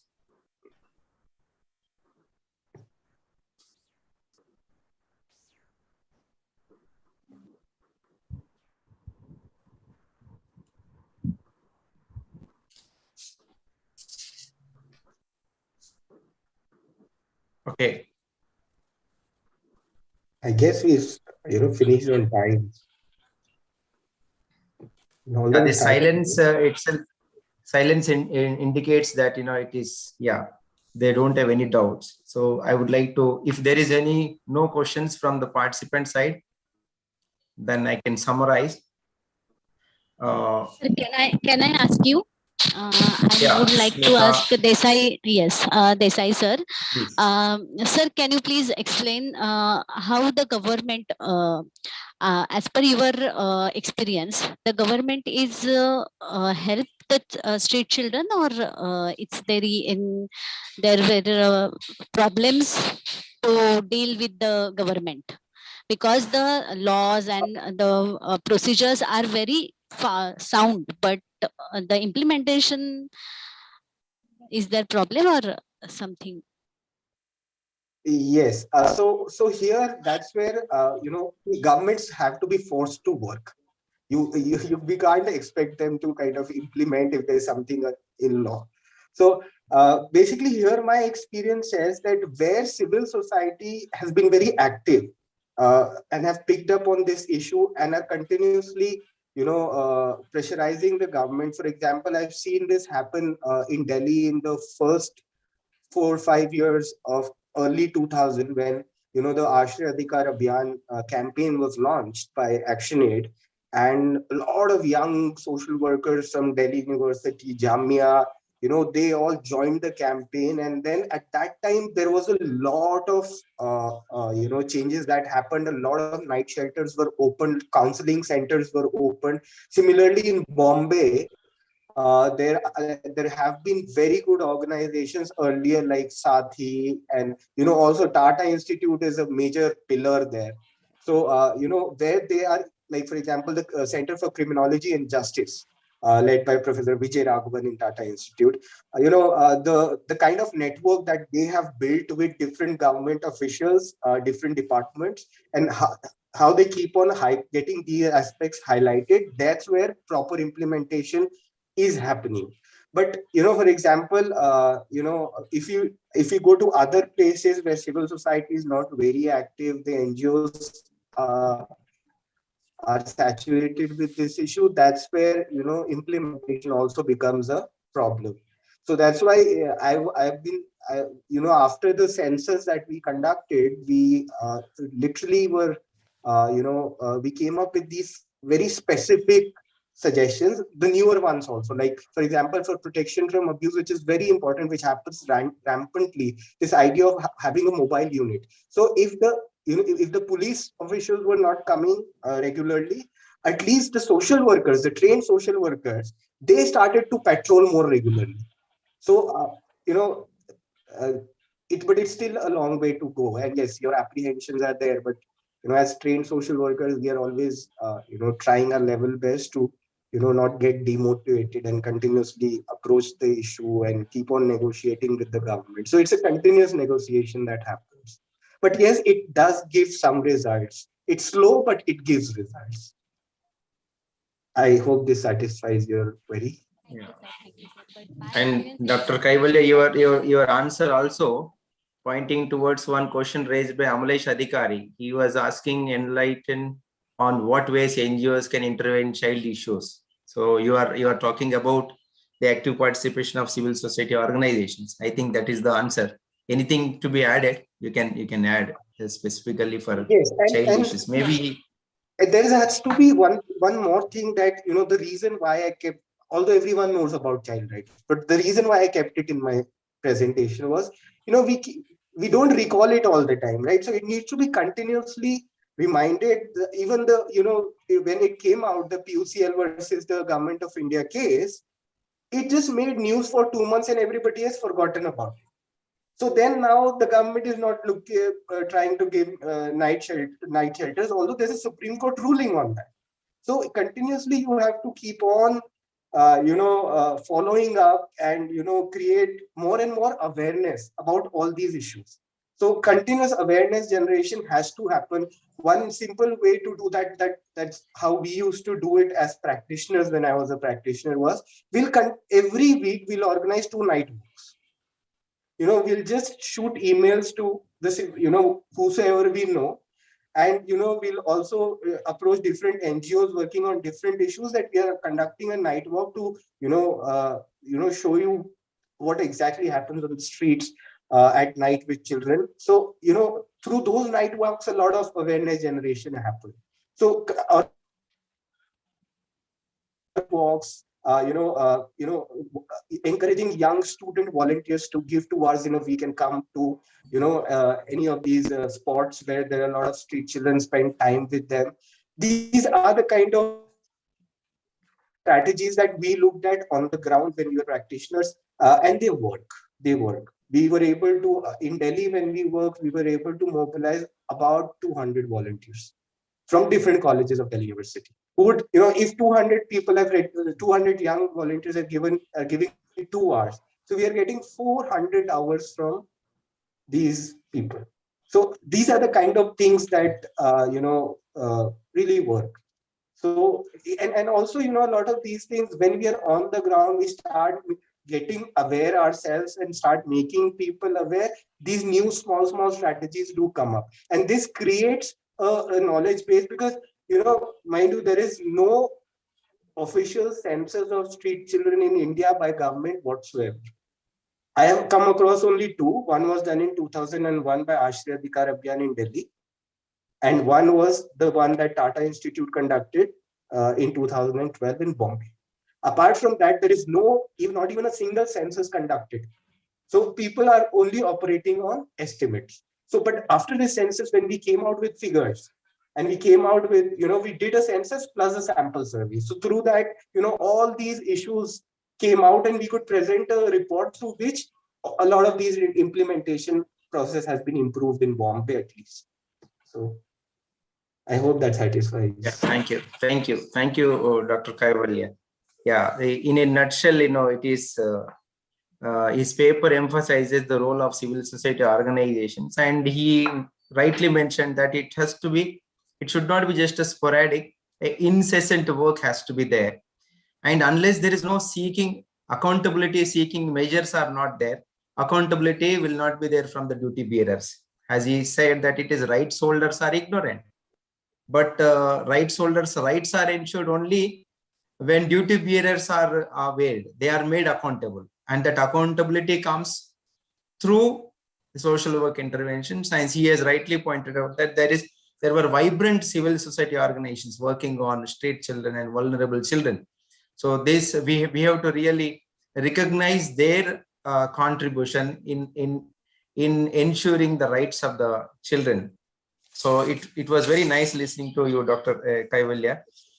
First paper was focusing on all the vulnerabilities, children because of HIV, because of street children, but his paper focused on specifically on how to address street children. And I would like to reiterate that, he has come up with the lucid interventions to address the 6 issues, starting from addressing the issues of shelter, education, child labor, poor health, abuse, and substance abuse. And he mentioned that these are not symptomatic, but they are systemic in nature. And when it is systemic in nature, we have to understand the pros and cons in very, we have to understand from social work intervention point of view, understanding the root causes, and intervention should also have a systemic in nature so that systemic flaws can also be addressed. And another thing, he has rightly pointed out that the problem of street children is not confined to the metropolitan cities. It has also spreaded to the small towns, and so this is also, so on one side we may say that the street children number may be decreasing in metropolitan cities, but it has spreaded across. So the magnitude of the problem still prevails and still is increasing. So very nice to listen to both the participants and paper presenters. And last but not least, he said that judiciary can give jurisdictions only, but ultimately the implementation largely depends upon how state takes it as a responsibility to fulfill the international covenants and conventions. And I with one positive note, I would like to end these. One is social workers through their grassroots experience, they can do a lot, number one. Second thing is the forthcoming new education policy 2020.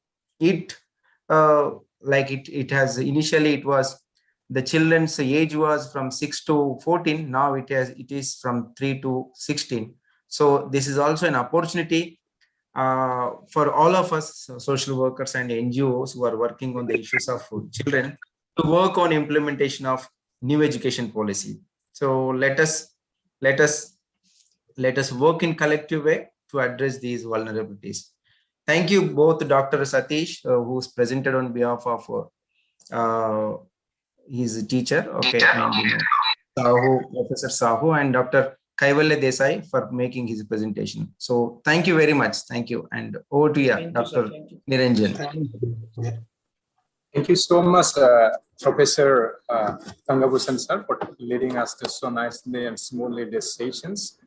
Sorry if we had a short disconnection out of our cut in between. That's you manage every sessions very smoothly.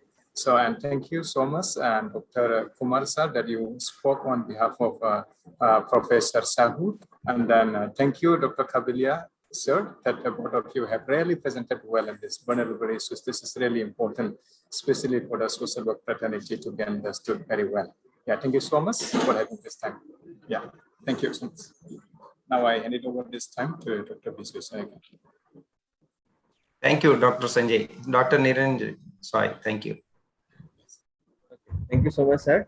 Thank you, Christian sir, and thank you, Kaivalya sir, and Satish sir, and the session moderator, Dr. Istari sir. So now we will move forward to the final session of the day. Technical session 2 will be covered up by the few paper presenter, the delegates for this today conference.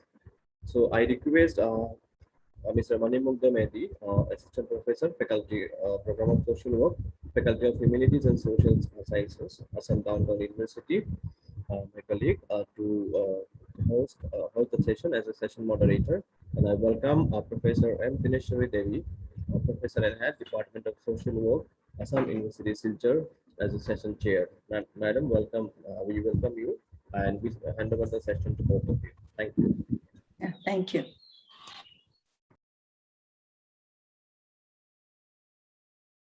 Good evening to one and all. Honorable Chairperson, Dineshwari Devi ma'am, Professor and Head, Department of Social Work, Assam University, Silchar, and all participants present over here. Am I audible, sir? Ma'am? Okay. Yes, yes. So now we are going to start the technical session 2. And before we go ahead, it is my proud privilege to welcome and introduce our Chairperson, Madam, Professor Dineshwari Devi. Professor Dineshwari Devi, Madam, is currently positioned as Professor and Head, Department of Social Work at Assam University, Silchar. She received her postgraduate degree from Tata Institute of Social Sciences, Mumbai, her MPhil from Jawaharlal Nehru University, New Delhi, and her doctorate from Assam University, Silchar.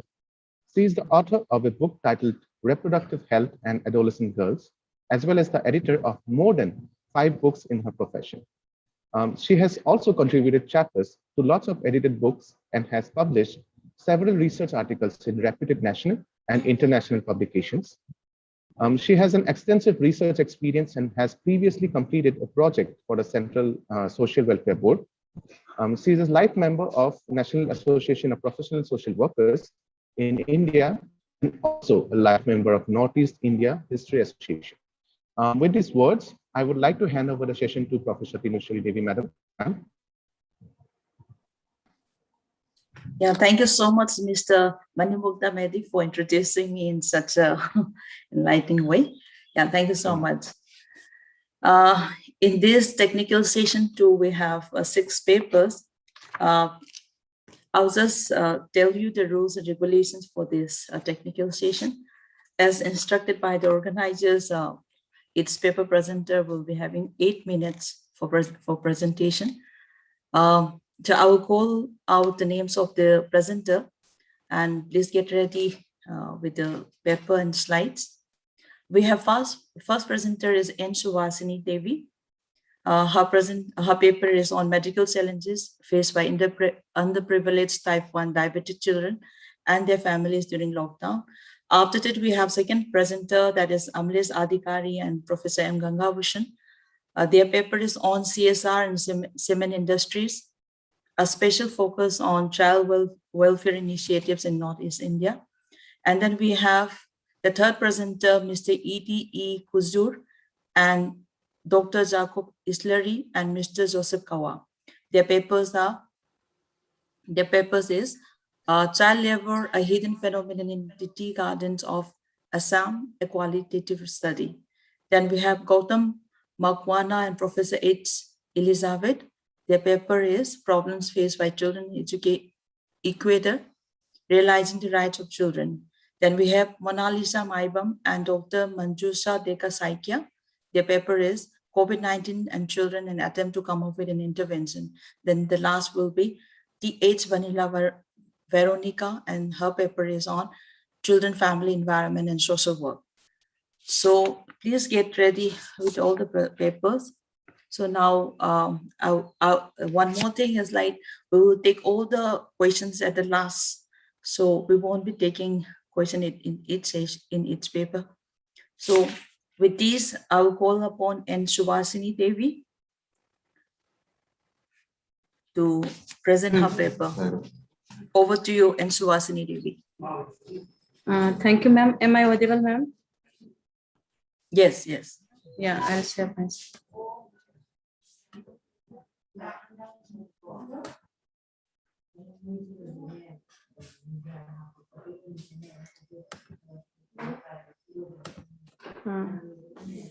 Good evening, all. My topic is medical challenges faced by underprivileged type 1 diabetes children and their family during lockdown. Diabetes and national epidemic in India. So as per International Diabetes Federation 2021, 537 million people have diabetes in the world and 88 million people in the Southeast Asia region. About 77 million people in India are suffering from diabetes, and this number is expected to increase 79.4 million by 2030, crowning India as a diabetic capital of the world. Diabetes has 3 different types. First is the type 1 diabetes, that is the deficit insulin production from the pancreas. Type 2 diabetes result from the body, insufficient, ineffective use of insulin. Over 90% of individuals with diabetes around the world have type 2 diabetes. Then the third type of diabetes is the gestational diabetes, is recognized during the pregnancy. So what is the type 1 diabetes? It is also known as juvenile diabetes, is an autoimmune disorder where the body of an individual person's immune system destroys the insulin-producing beta cell in the pancreas. The exact cause of the type 1 diabetes are not yet known, but are linked to a combination of genetic and environmental conditions. Type 1 diabetes can affect people at any age, but usually develop in children or young adults. People with type 1 diabetes need daily injection of insulin to control their blood glucose level. If people with type 1 diabetes do not have access to insulin, they will die. More than 1.2 million children and adolescents 0 to 19 years are living with type 1 diabetes. So what are the symptoms of type 1 diabetes? That is the increased thirst, frequency of urination, bedwetting in children who previously didn't have the bed wet during the night, extreme hungers, unintended weight loss, irritabilities and other mood changes, fatigue and weakness, and blurred vision. In COVID-19 overview, type 1 diabetes, the ongoing global pandemic of coronavirus disease 2019 is caused by severe acute respiratory syndrome known as coronavirus 2. The people who are infected by COVID-19 virus have experience of mild, moderate, and severe respiratory illness. Elderly populations and those individuals who have underlying medical conditions such as diabetes-related illness, cardiovascular diseases, chronic pulmonary illness, and cancer are more likely to develop complicated illness and eventually may lead to death. My objective of the study was undertaken to find out the medical challenges faced by the underprivileged type 1 diabetes children and their family with their daily monitoring of blood sugar level to meet their daily essential.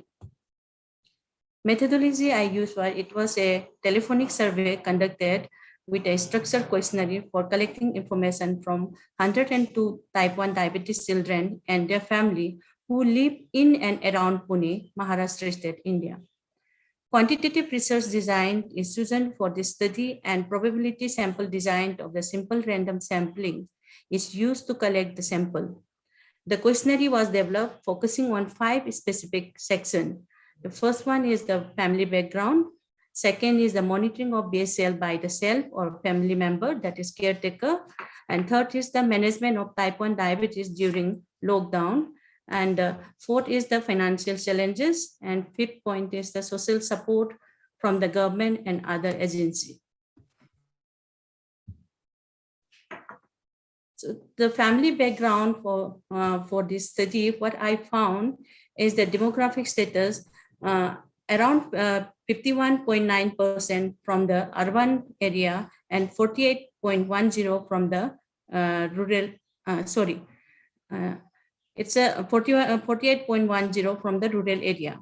The household status of these families are 61, the maximum side 61.70. If they have their own house, and 38.20, they are staying in the rented house. The ration card is divided in the 3 parts. In one is the yellow ration card, that is the BPL holder, and second one is the orange ration card, that is the lower middle class family, and the third section is the people who doesn't have the ration card or outside from the Maharashtra state. So in the ration card, the yellow ration card is the 5.80, that is the BPL, and 6.20, that is the maximum, that is the other ration card holders from the other states, and the family who doesn't have the ration card. And then maximum the family that in my study is 87% hold the yellow orange ration card. Occupation of the parents was divided into 3 parts. One is the farmer, other is the daily labor, and other third is the unorganized sector, in which that is the driver, auto rickshaw driver, painter, and working as a contract labor in a private company. The 17.65% are the farmer, 32.35% are the daily labor, and 50% are working in the unorganized sector. The second point, BSL monitoring by self and family, in that divided in the 3 criteria. First one is the age group of 0 to 10 years, and second is the 10 to 15 years old, and other is the 15 and above children. In that 0 to 10 years, 36 children are there, in which 16 are the girls and 20 are the boys. And number of the most of the children, maximum children take regular BSL. Then 10 to 15 years old, in that 38 children fall, then 16 are girls and 22 are the boys. And In that also, most of the children check their own BSL, and the 13 children are checking by the caretakers or the parents. Then 15 years and above, the 28 children are under this category, and in that 15 are the girls and 13 are the boys. So most of the 28 children in which category, they check BSL by themselves. Management of the type 1 diabetes during lockdown in that 3 category. First is the BSL checking. So 53.92% children check BSL regularly 3 times a day, and this basically the BSL checking is usually 3 times advised by the physician. 26.47% children check BSL 2 to 3 times a day, and out of the 20 remaining children, they sometimes check irregularly. 12.75 children check once a day, but 7 are irregular in checking BSL. 68.63% children BSL was found fluctuate, and mostly hyperglycemia, that is the sugar BSL above 250. And a few episodes of hypoglycemia was reported, that is from the 3.92%. Insulin schedule. All the children take insulin regime as prescribed by the doctor, but maximum children delay insulin injection timing. And diet and exercise. In that point, the maximum children could not follow the proper diet plan and daily exercise regime due to restriction in movement during COVID-19, especially in Pune city. Financial challenges faced by the family during lockdown is that during that pandemic and its lockdown, one of the major challenges faced by the family was financial crisis. 57.84% parents of the type 1 diabetes did not have any source of income during the lockdown. 39.22% family were temporarily moved to their village where the grandparents and relative lives. Social support from government and other agency. 60.78% family received food grant from government agents, and it was reported by 102 families that they have received food packages from Nityasa Foundation, that is an NGO that work for the underprivileged type 1 diabetes in Pune. Also, those families who stay outskirts of the city receive medical aid from the organization. My conclusion and summary of this study is majority of the type 1 diabetes and their family were adversely affected due to COVID-19 lockdown, but both physically and mentally. Most of the parents are more worried about their type 1 diabetes children as they are in high risk. Due to restrictions in daily routines like movement and outdoor activities, BSL levels are often found to be high among children. One of the most important factors of diabetes is dietary pattern, which are adversely affected among children due to non-availability of green vegetables, fruits, and grocery items in time. Financial constraints in most of the family were found due to loss of job and job without no income. In here, the social work intervention for the type 1 management is like regular counseling by a medical social worker for regular self-monitoring of the blood glucose level as per advice by the doctor. And social worker can be as an educator for nutrition, exercise, and daily insulin regime, as these children have to take 2 to 3 sort of insulin daily, and even the checking of the blood sugar is before the every meal. Motivation and guidance, guiding patient to do periodic screening. Just to interrupt you, Subhasini, can you just wind it up? Yeah. And emotional support to their parent, that is it. Thank you, ma'am. Thank you so much, and Subhasini Devi, for finishing your presentation timely. Now I will call upon the next presenter. We have Amlesh Adhikari and Professor M. Gangabhushan, sir. Over to you, Amresh Adhikari. Thank you, madam.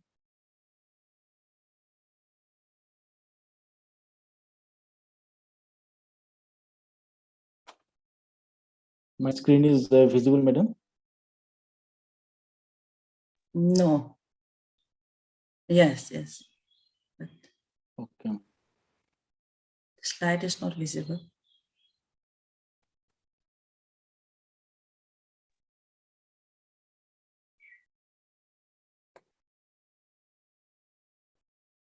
Click in slide mode, yeah.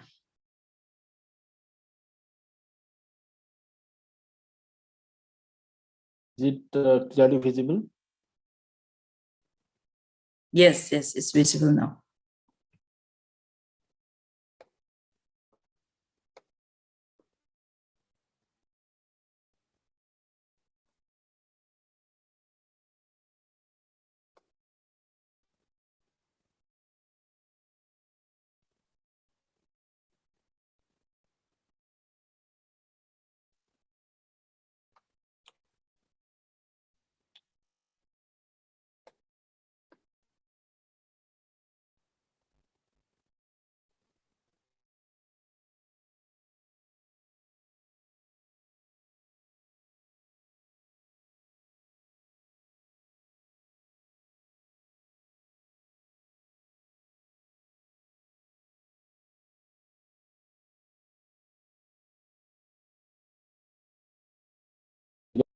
The moderator all organizers from Assam Downtown University and Assam University, all the research scholars and my lecturer. I am Amlesh Adhikari, a research scholar from the Department of Sociology, Assam University. And my topic of PhD is corporate social responsibility practices of cement industries in the Northeast India. And the present paper I have prepared for presenting today is a part of that course. And the title of the paper is CSR and Cement Industries, a special focus on child welfare initiatives in Northeast India. I have prepared this paper on the guidance of my guide sir, Professor Dr. M. Gangabhushan M.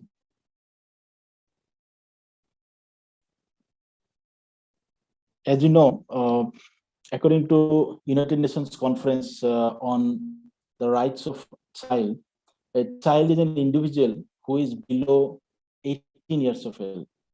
18 years of age. Now, why the study research on children are important? Because children are important constituent of our society, and this has been explained well by earlier speakers and presenter. According to UNICEF, 1/3 of the population, world population, are children. In India, more than 40% of the population of India are below 18 years of age, and 50% are below 25 years age, and 65% are below 35 years of age. So why children are important for us are well explained.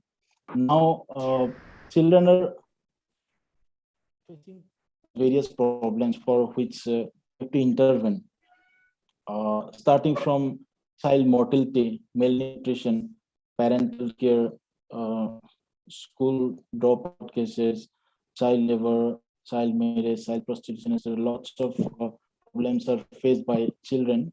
Now, who is responsible to take care of the interest of the child? Primarily and traditionally, it is the state's duty to protect the rights and interests of children. Under Article 21A of the Constitution of India, states shall provide free and compulsory education to children between 6 to 14 years of age. Under Article 24, it prohibits child labor below 14 years of age. Under Article 39F, states shall provide children opportunities to develop in a healthy manner and in conditions of freedom and dignity. Article 45, states shall endeavor for early childhood care and education up to 6 years of age. So having all these mandates, state government in India has adopted the national policy for children in 1974 to address the emerging challenges faced by children. But the state is overburdened with so many problems in a vast country like India. So it has been the duty of NGOs, non-government organizations, that includes welfare societies, corporations, to take up the burden of state's responsibility. We have seen a country is indirectly involved with global issues also. In earlier, one person said we have seen the plight of children in Ukraine, Russian war, in Afghanistan, Myanmar, and China. So India has mandated by amending the Companies Act in 2013 that corporations should take some responsibilities to do betterment of the society. Now, corporations, now why they are responsible?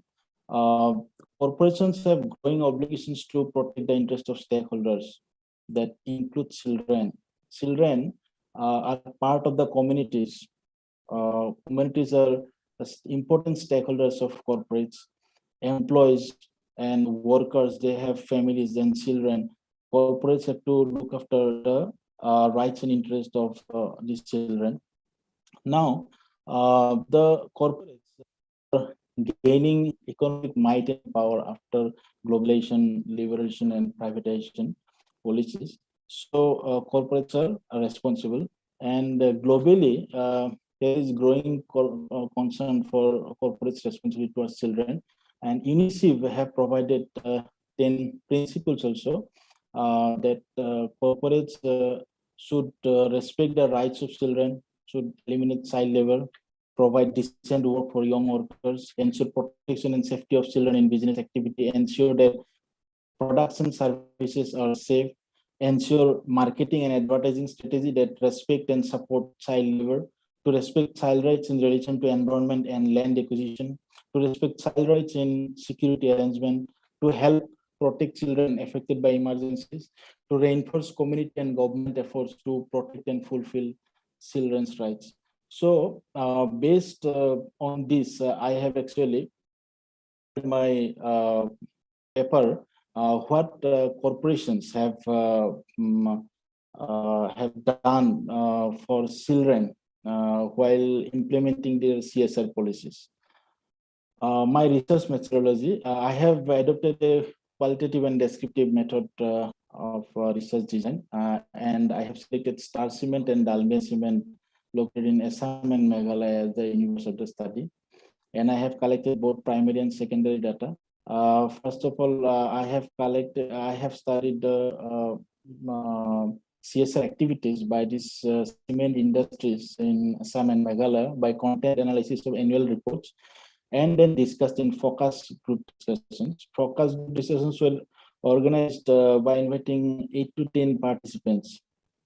3 focus group discussions were organized who are in between the age group of 25 to 60. The data are analyzed manually. So these are the data I have prepared in tabulated forms. In subject area of activity education. So the activities under education are digital literacy program, then drinking water facilities, construction works at schools, then learning kits, classroom items, textbook, dictionary, encyclopedia, school books, etc. Then one teacher school, promoting one teacher school project, then construction of school for children of migrant workers at Lansdowne, Meghalaya. Then scholarship program for students by both the companies Star Cement and Dalmia. Construction of Shyam Sishu Mandir Primary School. Common Service Laboratories, Lansdowne in Meghalaya in partnership with So while doing these activities, the corporations are doing under the mandates of the Companies Act, and these activities have reached many sustainable development goals. Here, education activities, companies has touched this sustainable development goals 4 that states that ensuring inclusive and quality education and promote lifelong learning opportunities for all. Next, in health and sanitation sectors, corporations have done various activities like health checkup camps, eye care programs, development of maternity hospitals, pediatric ICU units in Guwahati, West Assam, rehabilitation program at Meghalaya for young person, awareness program on family planning, sanitation and healthcare, distribution of sanitary napkins to girls students at schools, construction of individual sanitary latrines, sanitation blocks in the communities around the cement plants. So doing this, they have reached Sustainable Development Goals 3 and 6. 3 states to ensure healthy lives and promote well-being for all at all ages. So healthy lives and promote well-being. So health sectors is touching this issue. Sustainable Development Goal 6, ensure availability and sustainable management of water and sanitation for all. So corporations have done much on sanitation after a popular campaign of Swachh Bharat in India. Then in nutrition sectors, not in Assam, but Dalmia has facilitated 14 Anganwadis with nutrition essentials. So it is the Sustainable Development Goals 2, zero hunger and improved nutrition. Sports, in case of sports, they have Star Cement have organized various sports activities in rural areas also, and playground development activities by Dalmia at Dimahasau districts. In case of COVID-19, just to interrupt you, Mr. Amalis, yes, due to paucity of time, please kindly wind it up. Yes, I'm coming to the end. Yes. So COVID-19, they have supplied sanitizer, masks, and ration, and provided funds to PM and CM Care Fund also. Energy conservation, provided solar lamps to students in the neighboring communities. Affordable and clean energy, Sustainable Development Goals 7. Now, important findings and corporations are spending on various sectors like education, health, sanitation, rural development, environment, sustainability, etc. But very few initiatives are being taken wherein children are directly targeted as beneficiaries. In education, health, sanitation, and nutrition, these are the sectors wherein corporates are intervening with children directly. In some sectors, corporates are cooperating with government and institutional projects, and in some other sectors, CSR initiatives are overlapped with government initiatives. So there is a need of proper coordination with governments and community members. Under the CSR policies, corporates are complying few sustainable development goals, specifically SDG 2, 3, 4, and 6. Corporates are complying the provisions of law. Mr. Amalis Yes. yeah, just Yes, kind of madam. wind it up. Yeah. Yes. I have finished, madam. Thank you for your nice presentation. We'll move on to the next presenter. We have Mr. Idi E. Kuzur, Dr. Jacob Islari, and Mr. Joseph Kawa. Over to you, sir. Ma'am, I think our presenter is not there. You can move to the next one. Okay. Thank you, Vijay. Then we have next presenter. The presenters are Gautam Makwana and Professor H. Elizabeth. Over to you. Yes, good afternoon, madam. Yeah, is it visible, the screen? Yeah. Okay, yeah. So let's see, I want to take you more time because we have, running out with, the meetings and everything. Okay, so this is the visible screen and I'm presenting regarding, the problems. Just a second. I think still the Amli's Adhikari screen showing. Yes, now it's visible. Yeah, is it visible? Yes, it's visible. Yeah, okay. So, this is, I'm a PhD research scholar from and South American citizen from United States as well as, and this is the presentation on a title of problem faced by children in Ecuador. This is a small country in South America. It's border to Colombia and Mexico there, and realizing the rights of the children. This is the title, and we have the two authors, my research guide to Professor AdtU Elizabeth. On behalf of I am presenting here with now. So let's with this is the this is the introduction with while the status of children in Ecuador has substantially improved in recent years, and there is still work to be done, particularly in areas of education, healthcare, gender equality, and children's general living condition. According to 2014 figures, children and adolescents account for 37% of Ecuador population. Ecuador is also a multi-ethnic country with indigenous children accounting for 9% of the population, Afro-Ecuadorians for 8%, Montubios. This is it's like a indigenous people. The name of the it's tribes for 7% and mestizos for 76%. And Ecuador National Protection System has been examined and reorganized in order to adapt and into generalization structure that is inclusive of diverse demographic groups. And what is the objective of the study? So the objective of the study is to reach maximum potential in harmony with their socio-cultural background and environment by enlisting the state, community, and family as partner in their daily care with shared responsibility for their health, nutrition, and recreation and upbringing. This is the main objective of the study here. And we see, with the constitution from the Ecuador in South America, under the Ecuadorian constitution, ratified international treaties and convention, including CRC, stand as the supreme law alongside the constitution itself.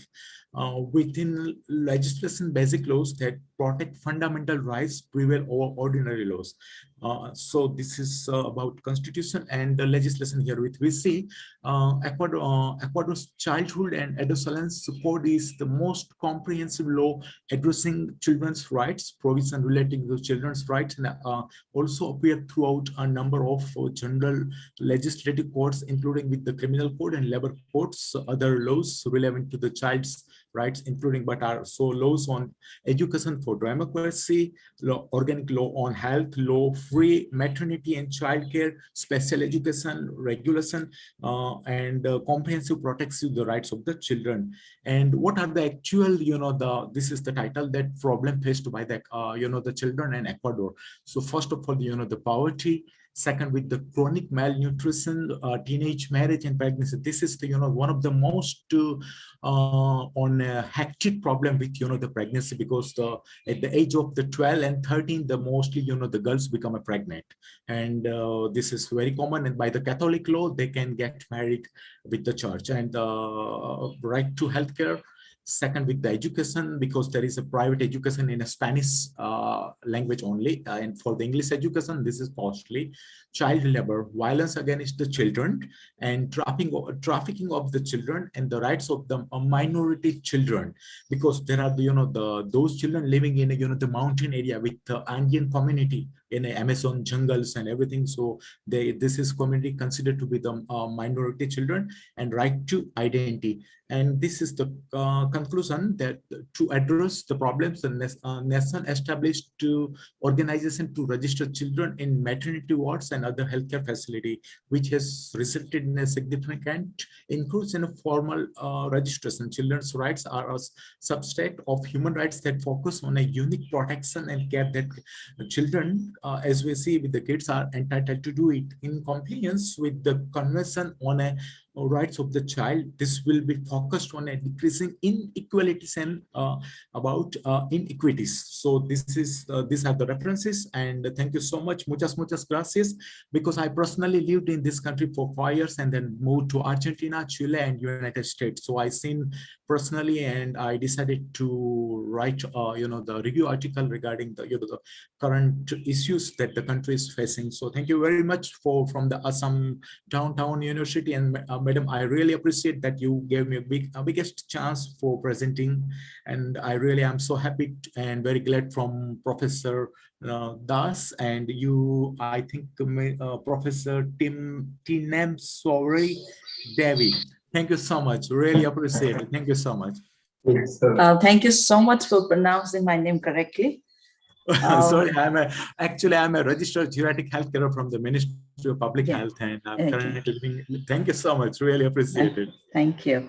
Thank you. It was a nice presentation which you have highlighted about the conditions of children in Ecuador. Thank you, Gautam. Now I would like to move on to the next presenter, Mona Lisa Maibam and Dr. Manjusa Deka Saikia. Good evening. Over to you. Yeah. Am I audible now? Yes, yes. Okay. Share the screen.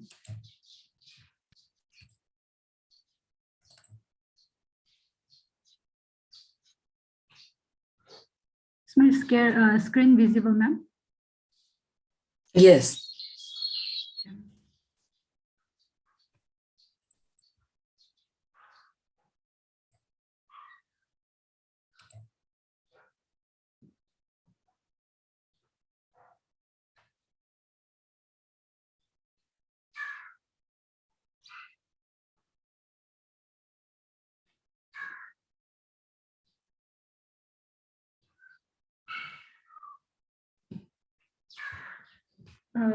Good evening to one and all present here.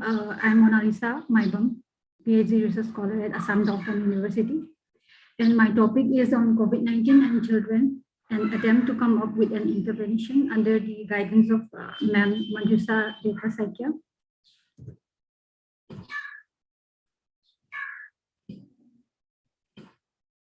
And this is the topic I'm going to talk about. I'll just rush up in a very short way.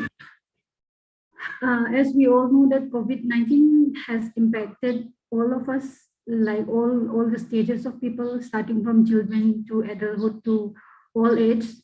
But as seeing this impact, I feel children are the one who is impacted more, because these children are not able to express themselves.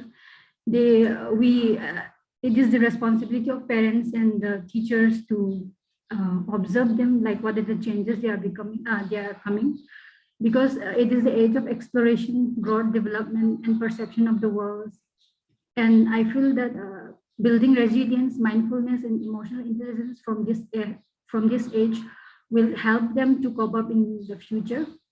And with this background, I'm intended to continue my research. And these are some of the review which I have shown here.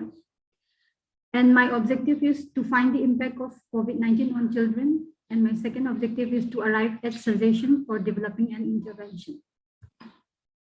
And in methodology, I use qualitative research design, and I use a case study method. And my sampling is purposive sampling techniques. And I just a second, Madam, just a second. You are not moving the screen. Your slides. Which slide, ma'am? I mean, you are still stuck in the first slide. Okay. Is it moving now, ma'am?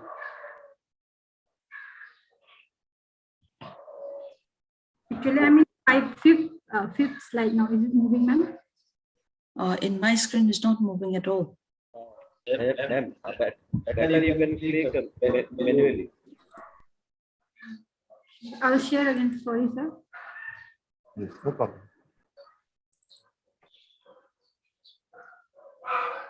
Is it visible, ma'am? Yes, it's visible. Okay. Yes.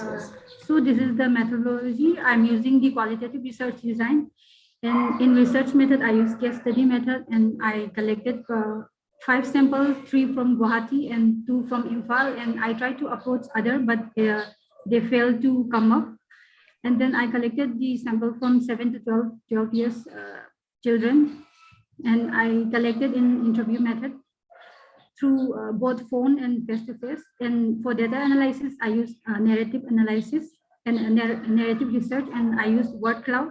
Word cloud is just the visual representation of the word frequency that each respondents have used in his entire interview session.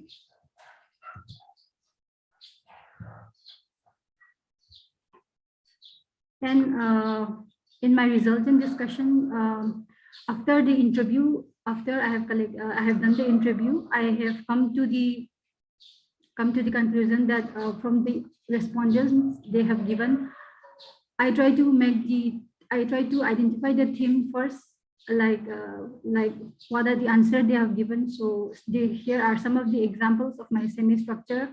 Like this is the example of how I come up with the theme. So first I make the identification of food habits, health and wellness, types of food. Then in the final, I club 1 and 3, and I come up as the food importance of food and healthy eating. And for the second, health and wellness, I just put it as health and wellness. So with this is how I come to the theme. And by the same process, after the analysis of the theme, these are the final themes which are come up from both the children and parents. Sorry, I failed to inform that I also do the interview from parents also, from mothers. So these are the themes I have come up for children and mother. For children, most of them are having health and wellness, daily routine, creativity and innovation, social interaction, physical activities, importance of food, information seeking, recognition and achievement, lack of interest, emotional expression, self-expression, reflection, act of gratitude and acknowledgement, self-control, approaching nature, social interaction, adaptation, personal information, relationship with parents, participation, interest in studies, opinion, perseverance and motivation, educational activities, academic performance, interest in games and sport, inspiration, lifestyle and habit. And for parents, that is for mother, that is behavioral pattern changes during COVID-19, effect in daily routine, methodology adopted by school during pandemic, changes in academic performance, self-expression and lifetime patterns. And then this is my word cloud representation of the individual HKS, like what are the frequent words he or she use. So the bigger one shows the most frequent use, and the smaller one use the less frequent use used. So this is the overall view of what the individual is trying to explain through the entire interview process. And same goes for mother also, like in that it shows that it is difficult for the child to maintain. Their routine has changed, and that sometimes they are doing the work, sometimes they are not doing, so mostly online cards. So these are some examples for mother also. And likewise, I have met for all the 4 individuals. So this is for the mother, both mother and the children. So this is the example. And then next is my key findings.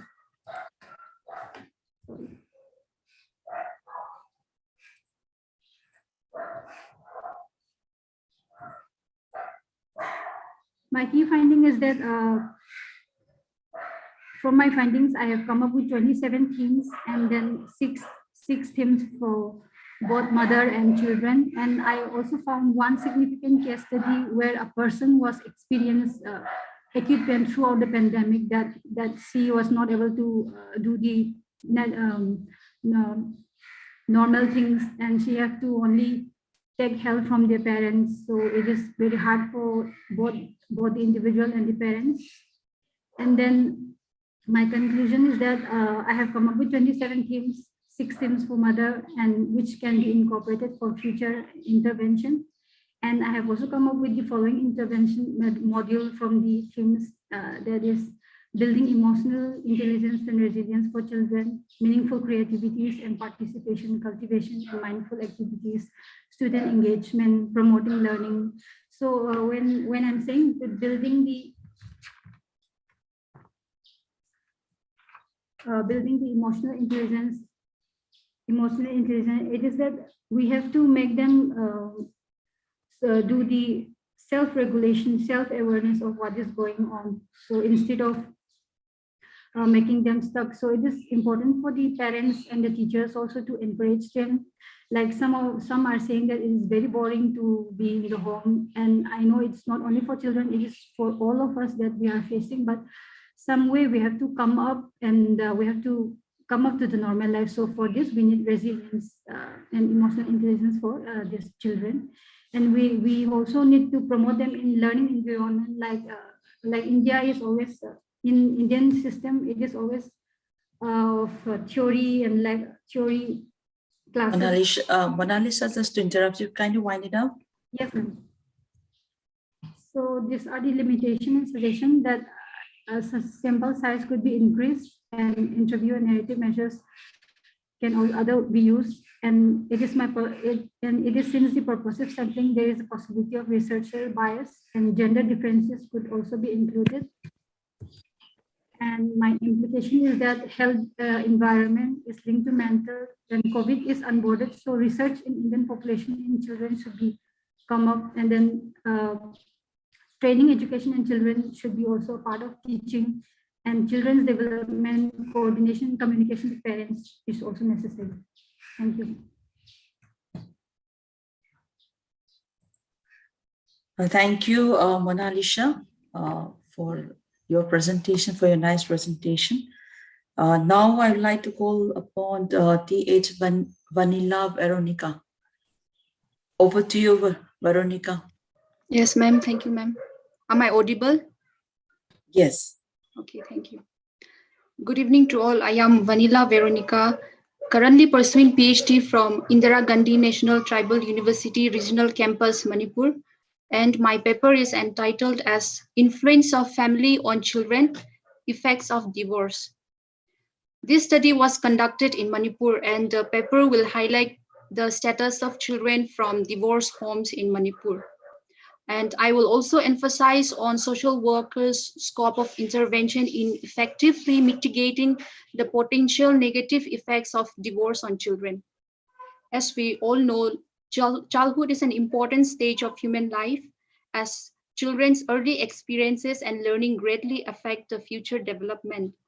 Like the other previous presenters have mentioned, children can be vulnerable in different life situations, which can cause them mental, physical, and social losses. And the different vulnerabilities of children also gives children various rights which are considered important for the growth and development. For instance, right to life, right to family, right to recreation, right to participation, non-discrimination, etc. The family environment is the primary environment of child, where the child receives for the first time the basic values of life and gains social skill, physical, emotional well-being. For all the purposes which the family serves, the family members becomes the significant people whom the child trusts the most, and the child tends to imitate whatever the child sees or experiences from the family environment, believing it to be ideal and appropriate. However, in our present society today, many families are disintegrated due to divorce. And where divorce prevails, children are being exposed to so many other risks. And some of the effects or risks of divorce on children are stigmatization, which is one of the most common effects of divorce, where the child experiences a lot of tough time to be accepted by the society. He or she, the child, also experiences shame and humiliation from the society, where they confront to questions from their peers, neighbors, and some immature adults about why they have only one parent, or give careless statements comparing their own family life with that of a child whose parents aren't divorced. Such experiences leave children emerge into different negative emotions, ranging from shame to self-blame, anxiety, and confusions. Next is the abuse. Due to frustration, responsibilities of single parenting, guilt of failed marriages, divorced parents vent out their anger on their children. They also exert aggression to the child through physical abuse, verbal abuse. This not only affects the child's self-esteem, but they also get ridiculed by the larger society. In different situations, children of divorced parents find themselves comparing with their peers whose homes are still intact, especially when divorce becomes the reason for resentment, humiliation, stigmas, and deprivation of a happy family life. They tend to blame the parent whom they believe has caused the divorce and develop hatred towards that parent. And generally, though every children, irrespective of whether their parents are divorced or intact, may suffer economical problems. But the current studies shows that children of divorced parents suffers far more than those children whose parents aren't divorced, owing to the economic problem. The education and other prospects of the children are also highly affected. Furthermore, children learn to relate to others through their experiences of watching their parents relate to each other. So the frequent fights and quarrel between the parents give children an unconscious notion of doubt, fear, confusion, and also trust issue towards his mates and other people in the society. Divorce also significantly increases the chances of children running away from home due to friction with the custodial parent or the step family. As a result, many becomes a victim of child labor and child trafficking. In this study, we also found that single parenting is very challenging, and in order to, in the struggle to balance the work inside and outside home, parents becomes less responsive to the child's need, and hence the child becomes sensitive and felt neglected by the parents, which affect the emotional and mental health of the child. When the child has been persistently neglected, the child tends to develop personality disorders and resort to negative behaviors such as rude or aggressive behavior and poor academic performance, depression, and they get into fight. This is because they either try to get the attention of the parent or to vent out their anger or show some dissatisfaction for being neglected by the parents. Many divorces, remarriage, and almost all the remarriages pose a very big challenge for the child to adjust and bend into the new family environment with the step family and the step siblings. The worst is that some of the children face another traumatic episode in the new family environment brought to them by the remarriage of their parents. And one of the biggest problem is that once the divorced parents are they get remarried again, they try to compromise everything in order to keep the second marriage intact because they fear being stigmatized by the society. And this occasionally leads to, sometimes it leads to deprivation of the rights of the child. Coming to the best interest of the child. According to the Juvenile Justice Act, best interest of the child means the basis for any decision taken regarding the child to ensure fulfillment of his basic rights, needs, identity, and social well-being, and physical, emotional, and intellectual development. However, in many divorce custody cases, the child's interest is often overlooked or assumed, which sometimes contradicts with the best interest of the child. But very interestingly, through this study, I also experienced that the process of divorce also triggers positive changes in some children, enabling them to become more responsible and mature. especially in a bad marriage where violence happens every day, which threatens the child's well-being. A breakdown of such marriage are found helpful by liberating the child from the terrifying nightmares-like experiences and turmoils.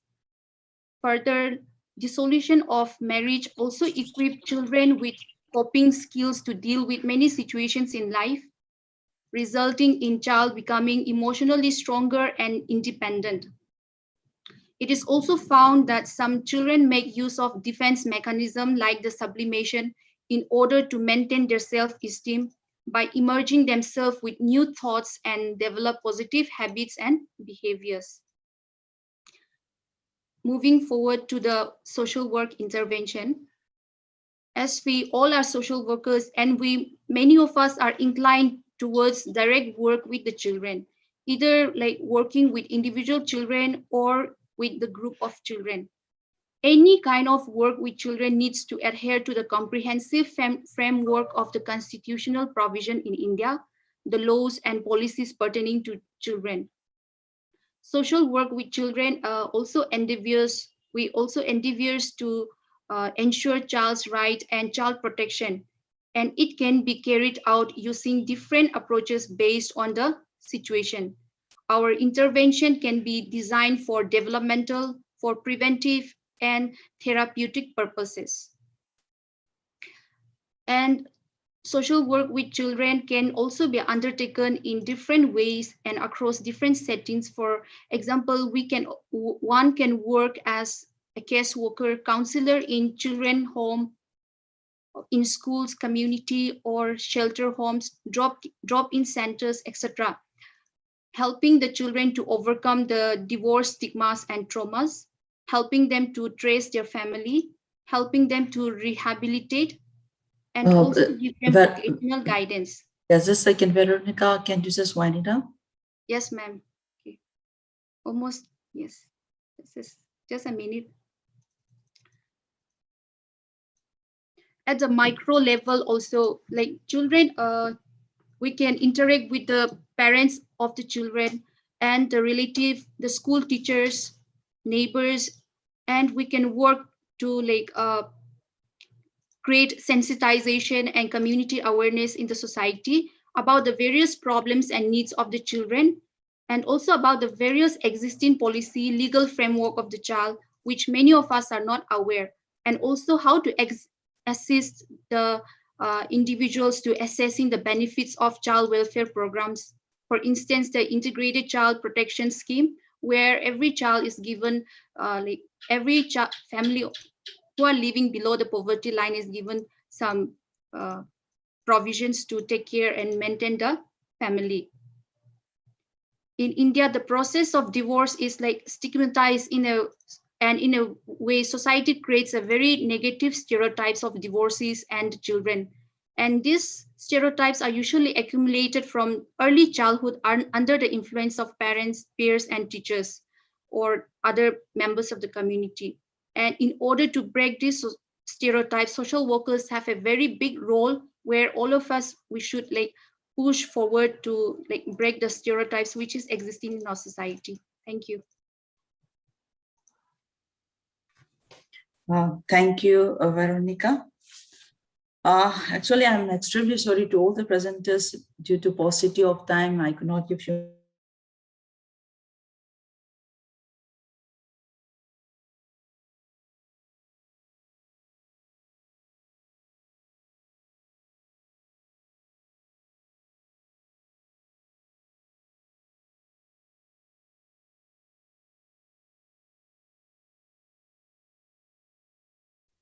Hello, ma'am.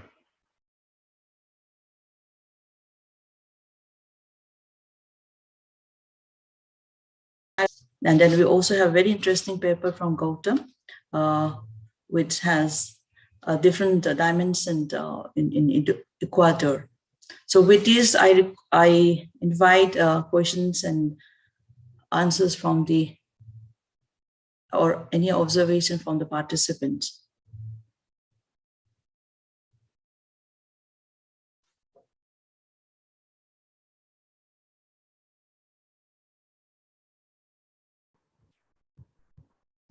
Okay, participants, if you have any questions, please leave in the chat box.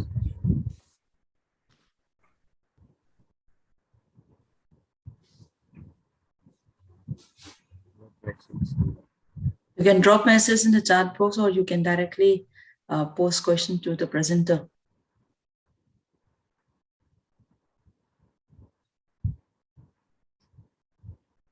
So there's a silence from the participants. It's assumed that everyone has understood.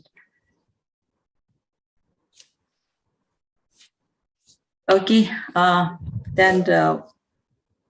yes. So I'll try to summarize it of those 5 presenters. First paper was by N. Shivashini Devi.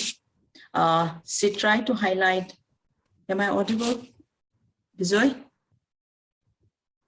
Yes, ma'am.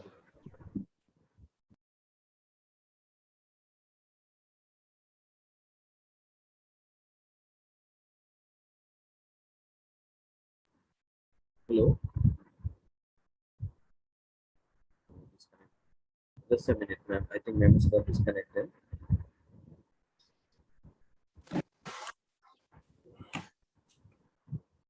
Am I audible now? I don't know why it's happening again and again. Bijoy, am I audible? Yes, ma'am, you are audible. Yes, Okay. ma'am, you are audible. Yeah. Thank you. The first presenter, and Shivashini Devi, she tries to highlight the medical challenges faced by underprivileged children who have type 1 diabetic illness. She also spoke about the medical challenges they face during the lockdown period in terms of monitoring of blood sugar level, in terms of monitoring the insulin injection, and there are constraints in the financial aspect as well. She also spoke about the different family backgrounds who are belonging to the different rural setup and urban setup, and how they are finding the challenges to get the management of diabetes. And then we also had a second paper. It was on CSR and cement industries, a special focus on child welfare. It was presented by Amalis Adhikari and Professor M. Gangabhusan. And Amalis spoke about the initiatives taken by the corporate society, corporate world, like through the CSR mode. He also spoke about, beside government and NGOs, corporates will also have done a lot of work for the healthy life of children. He also spoke about the introducing many schemes and programs like scholarship programs, CM's Sishu Mandi programs to achieve, to ensure the sustainable development goals of 3, 4, and 6. And then we also had the third presenter was by Gautam Makwana and Professor H. Elizabeth.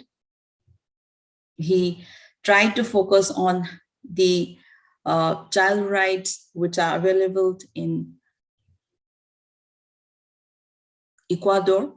He also spoke about the different constitutions and legislation there, which emphasize on child rights. And at the same time, he also spoke about the different problems encountered by the children in terms of poverty, in terms of chronic malnutrition, and teenage marriage was one of the main problems. He has emphasized on it. And then the trafficking of children and child labor. See, these issues are very much related with India, because in the previous presentation also highlighted different issues and problems which children are being encountering in Indian aspect, in Indian context. And then we also had the fourth paper by Mona Lisa Maibam and Dr. Manjusa Deka Saikia. It was very different paper because it was discussed from the psychological aspect, focusing on the COVID-19 and children and its impact on children as well as on mother.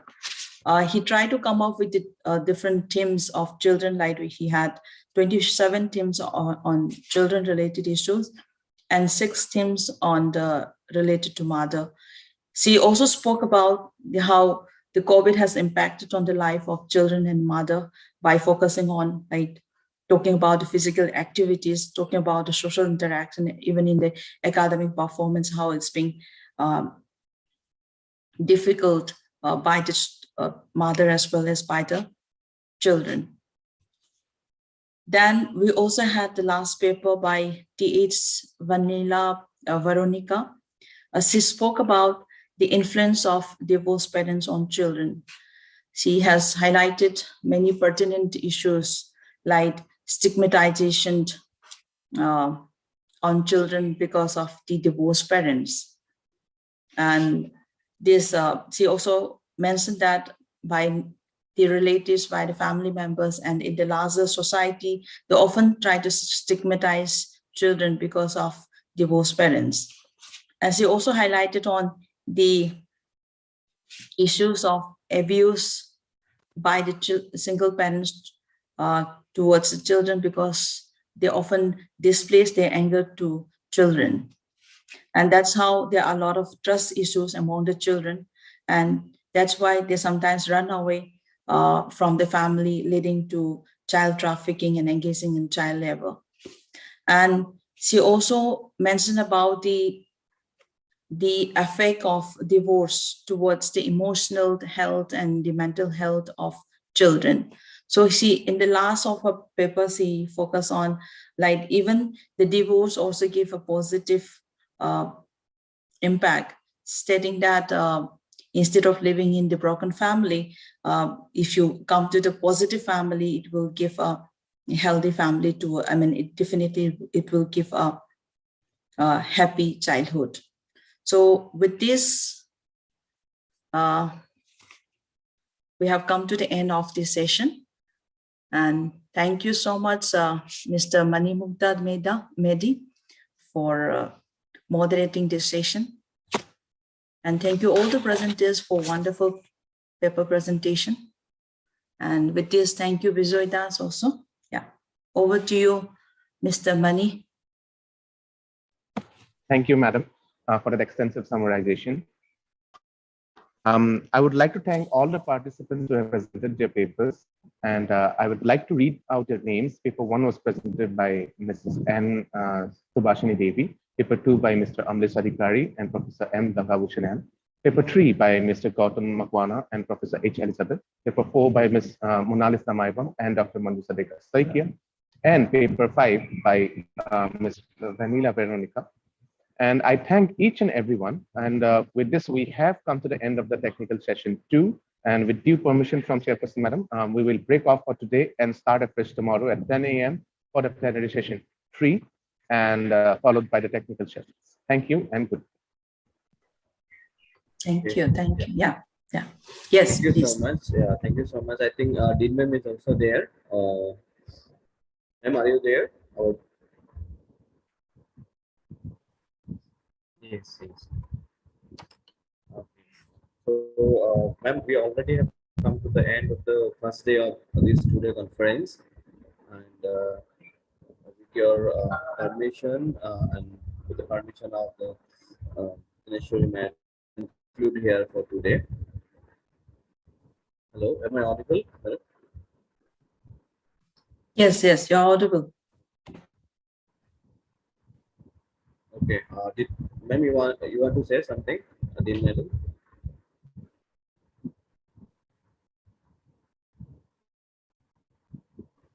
Hello, am I audible? Hello. Yes, ma'am, you're audible. Yes, ma'am. Yeah, I couldn't hear properly. I guess we can conclude the session today with the permission from Dineshwari ma'am as well. Okay. Okay then. Thank you. Thank you so much, ma'am. Thank you, everyone. And participants, there is a feedback form link for the day one. You just fill it up and join tomorrow at 10 a.m. sharp, because we will start the plenary session 3 as well as technical session 3 for the, and followed by other activities as well, the schedule mentioned in the program schedule. So with that, I hope the sessions, all the sessions have given the fruitful result. So all of you, thank you so much for your cooperation and participation. And thank you all my Thank you, colleagues. Vijay. Yeah, thank you. Thank you so much.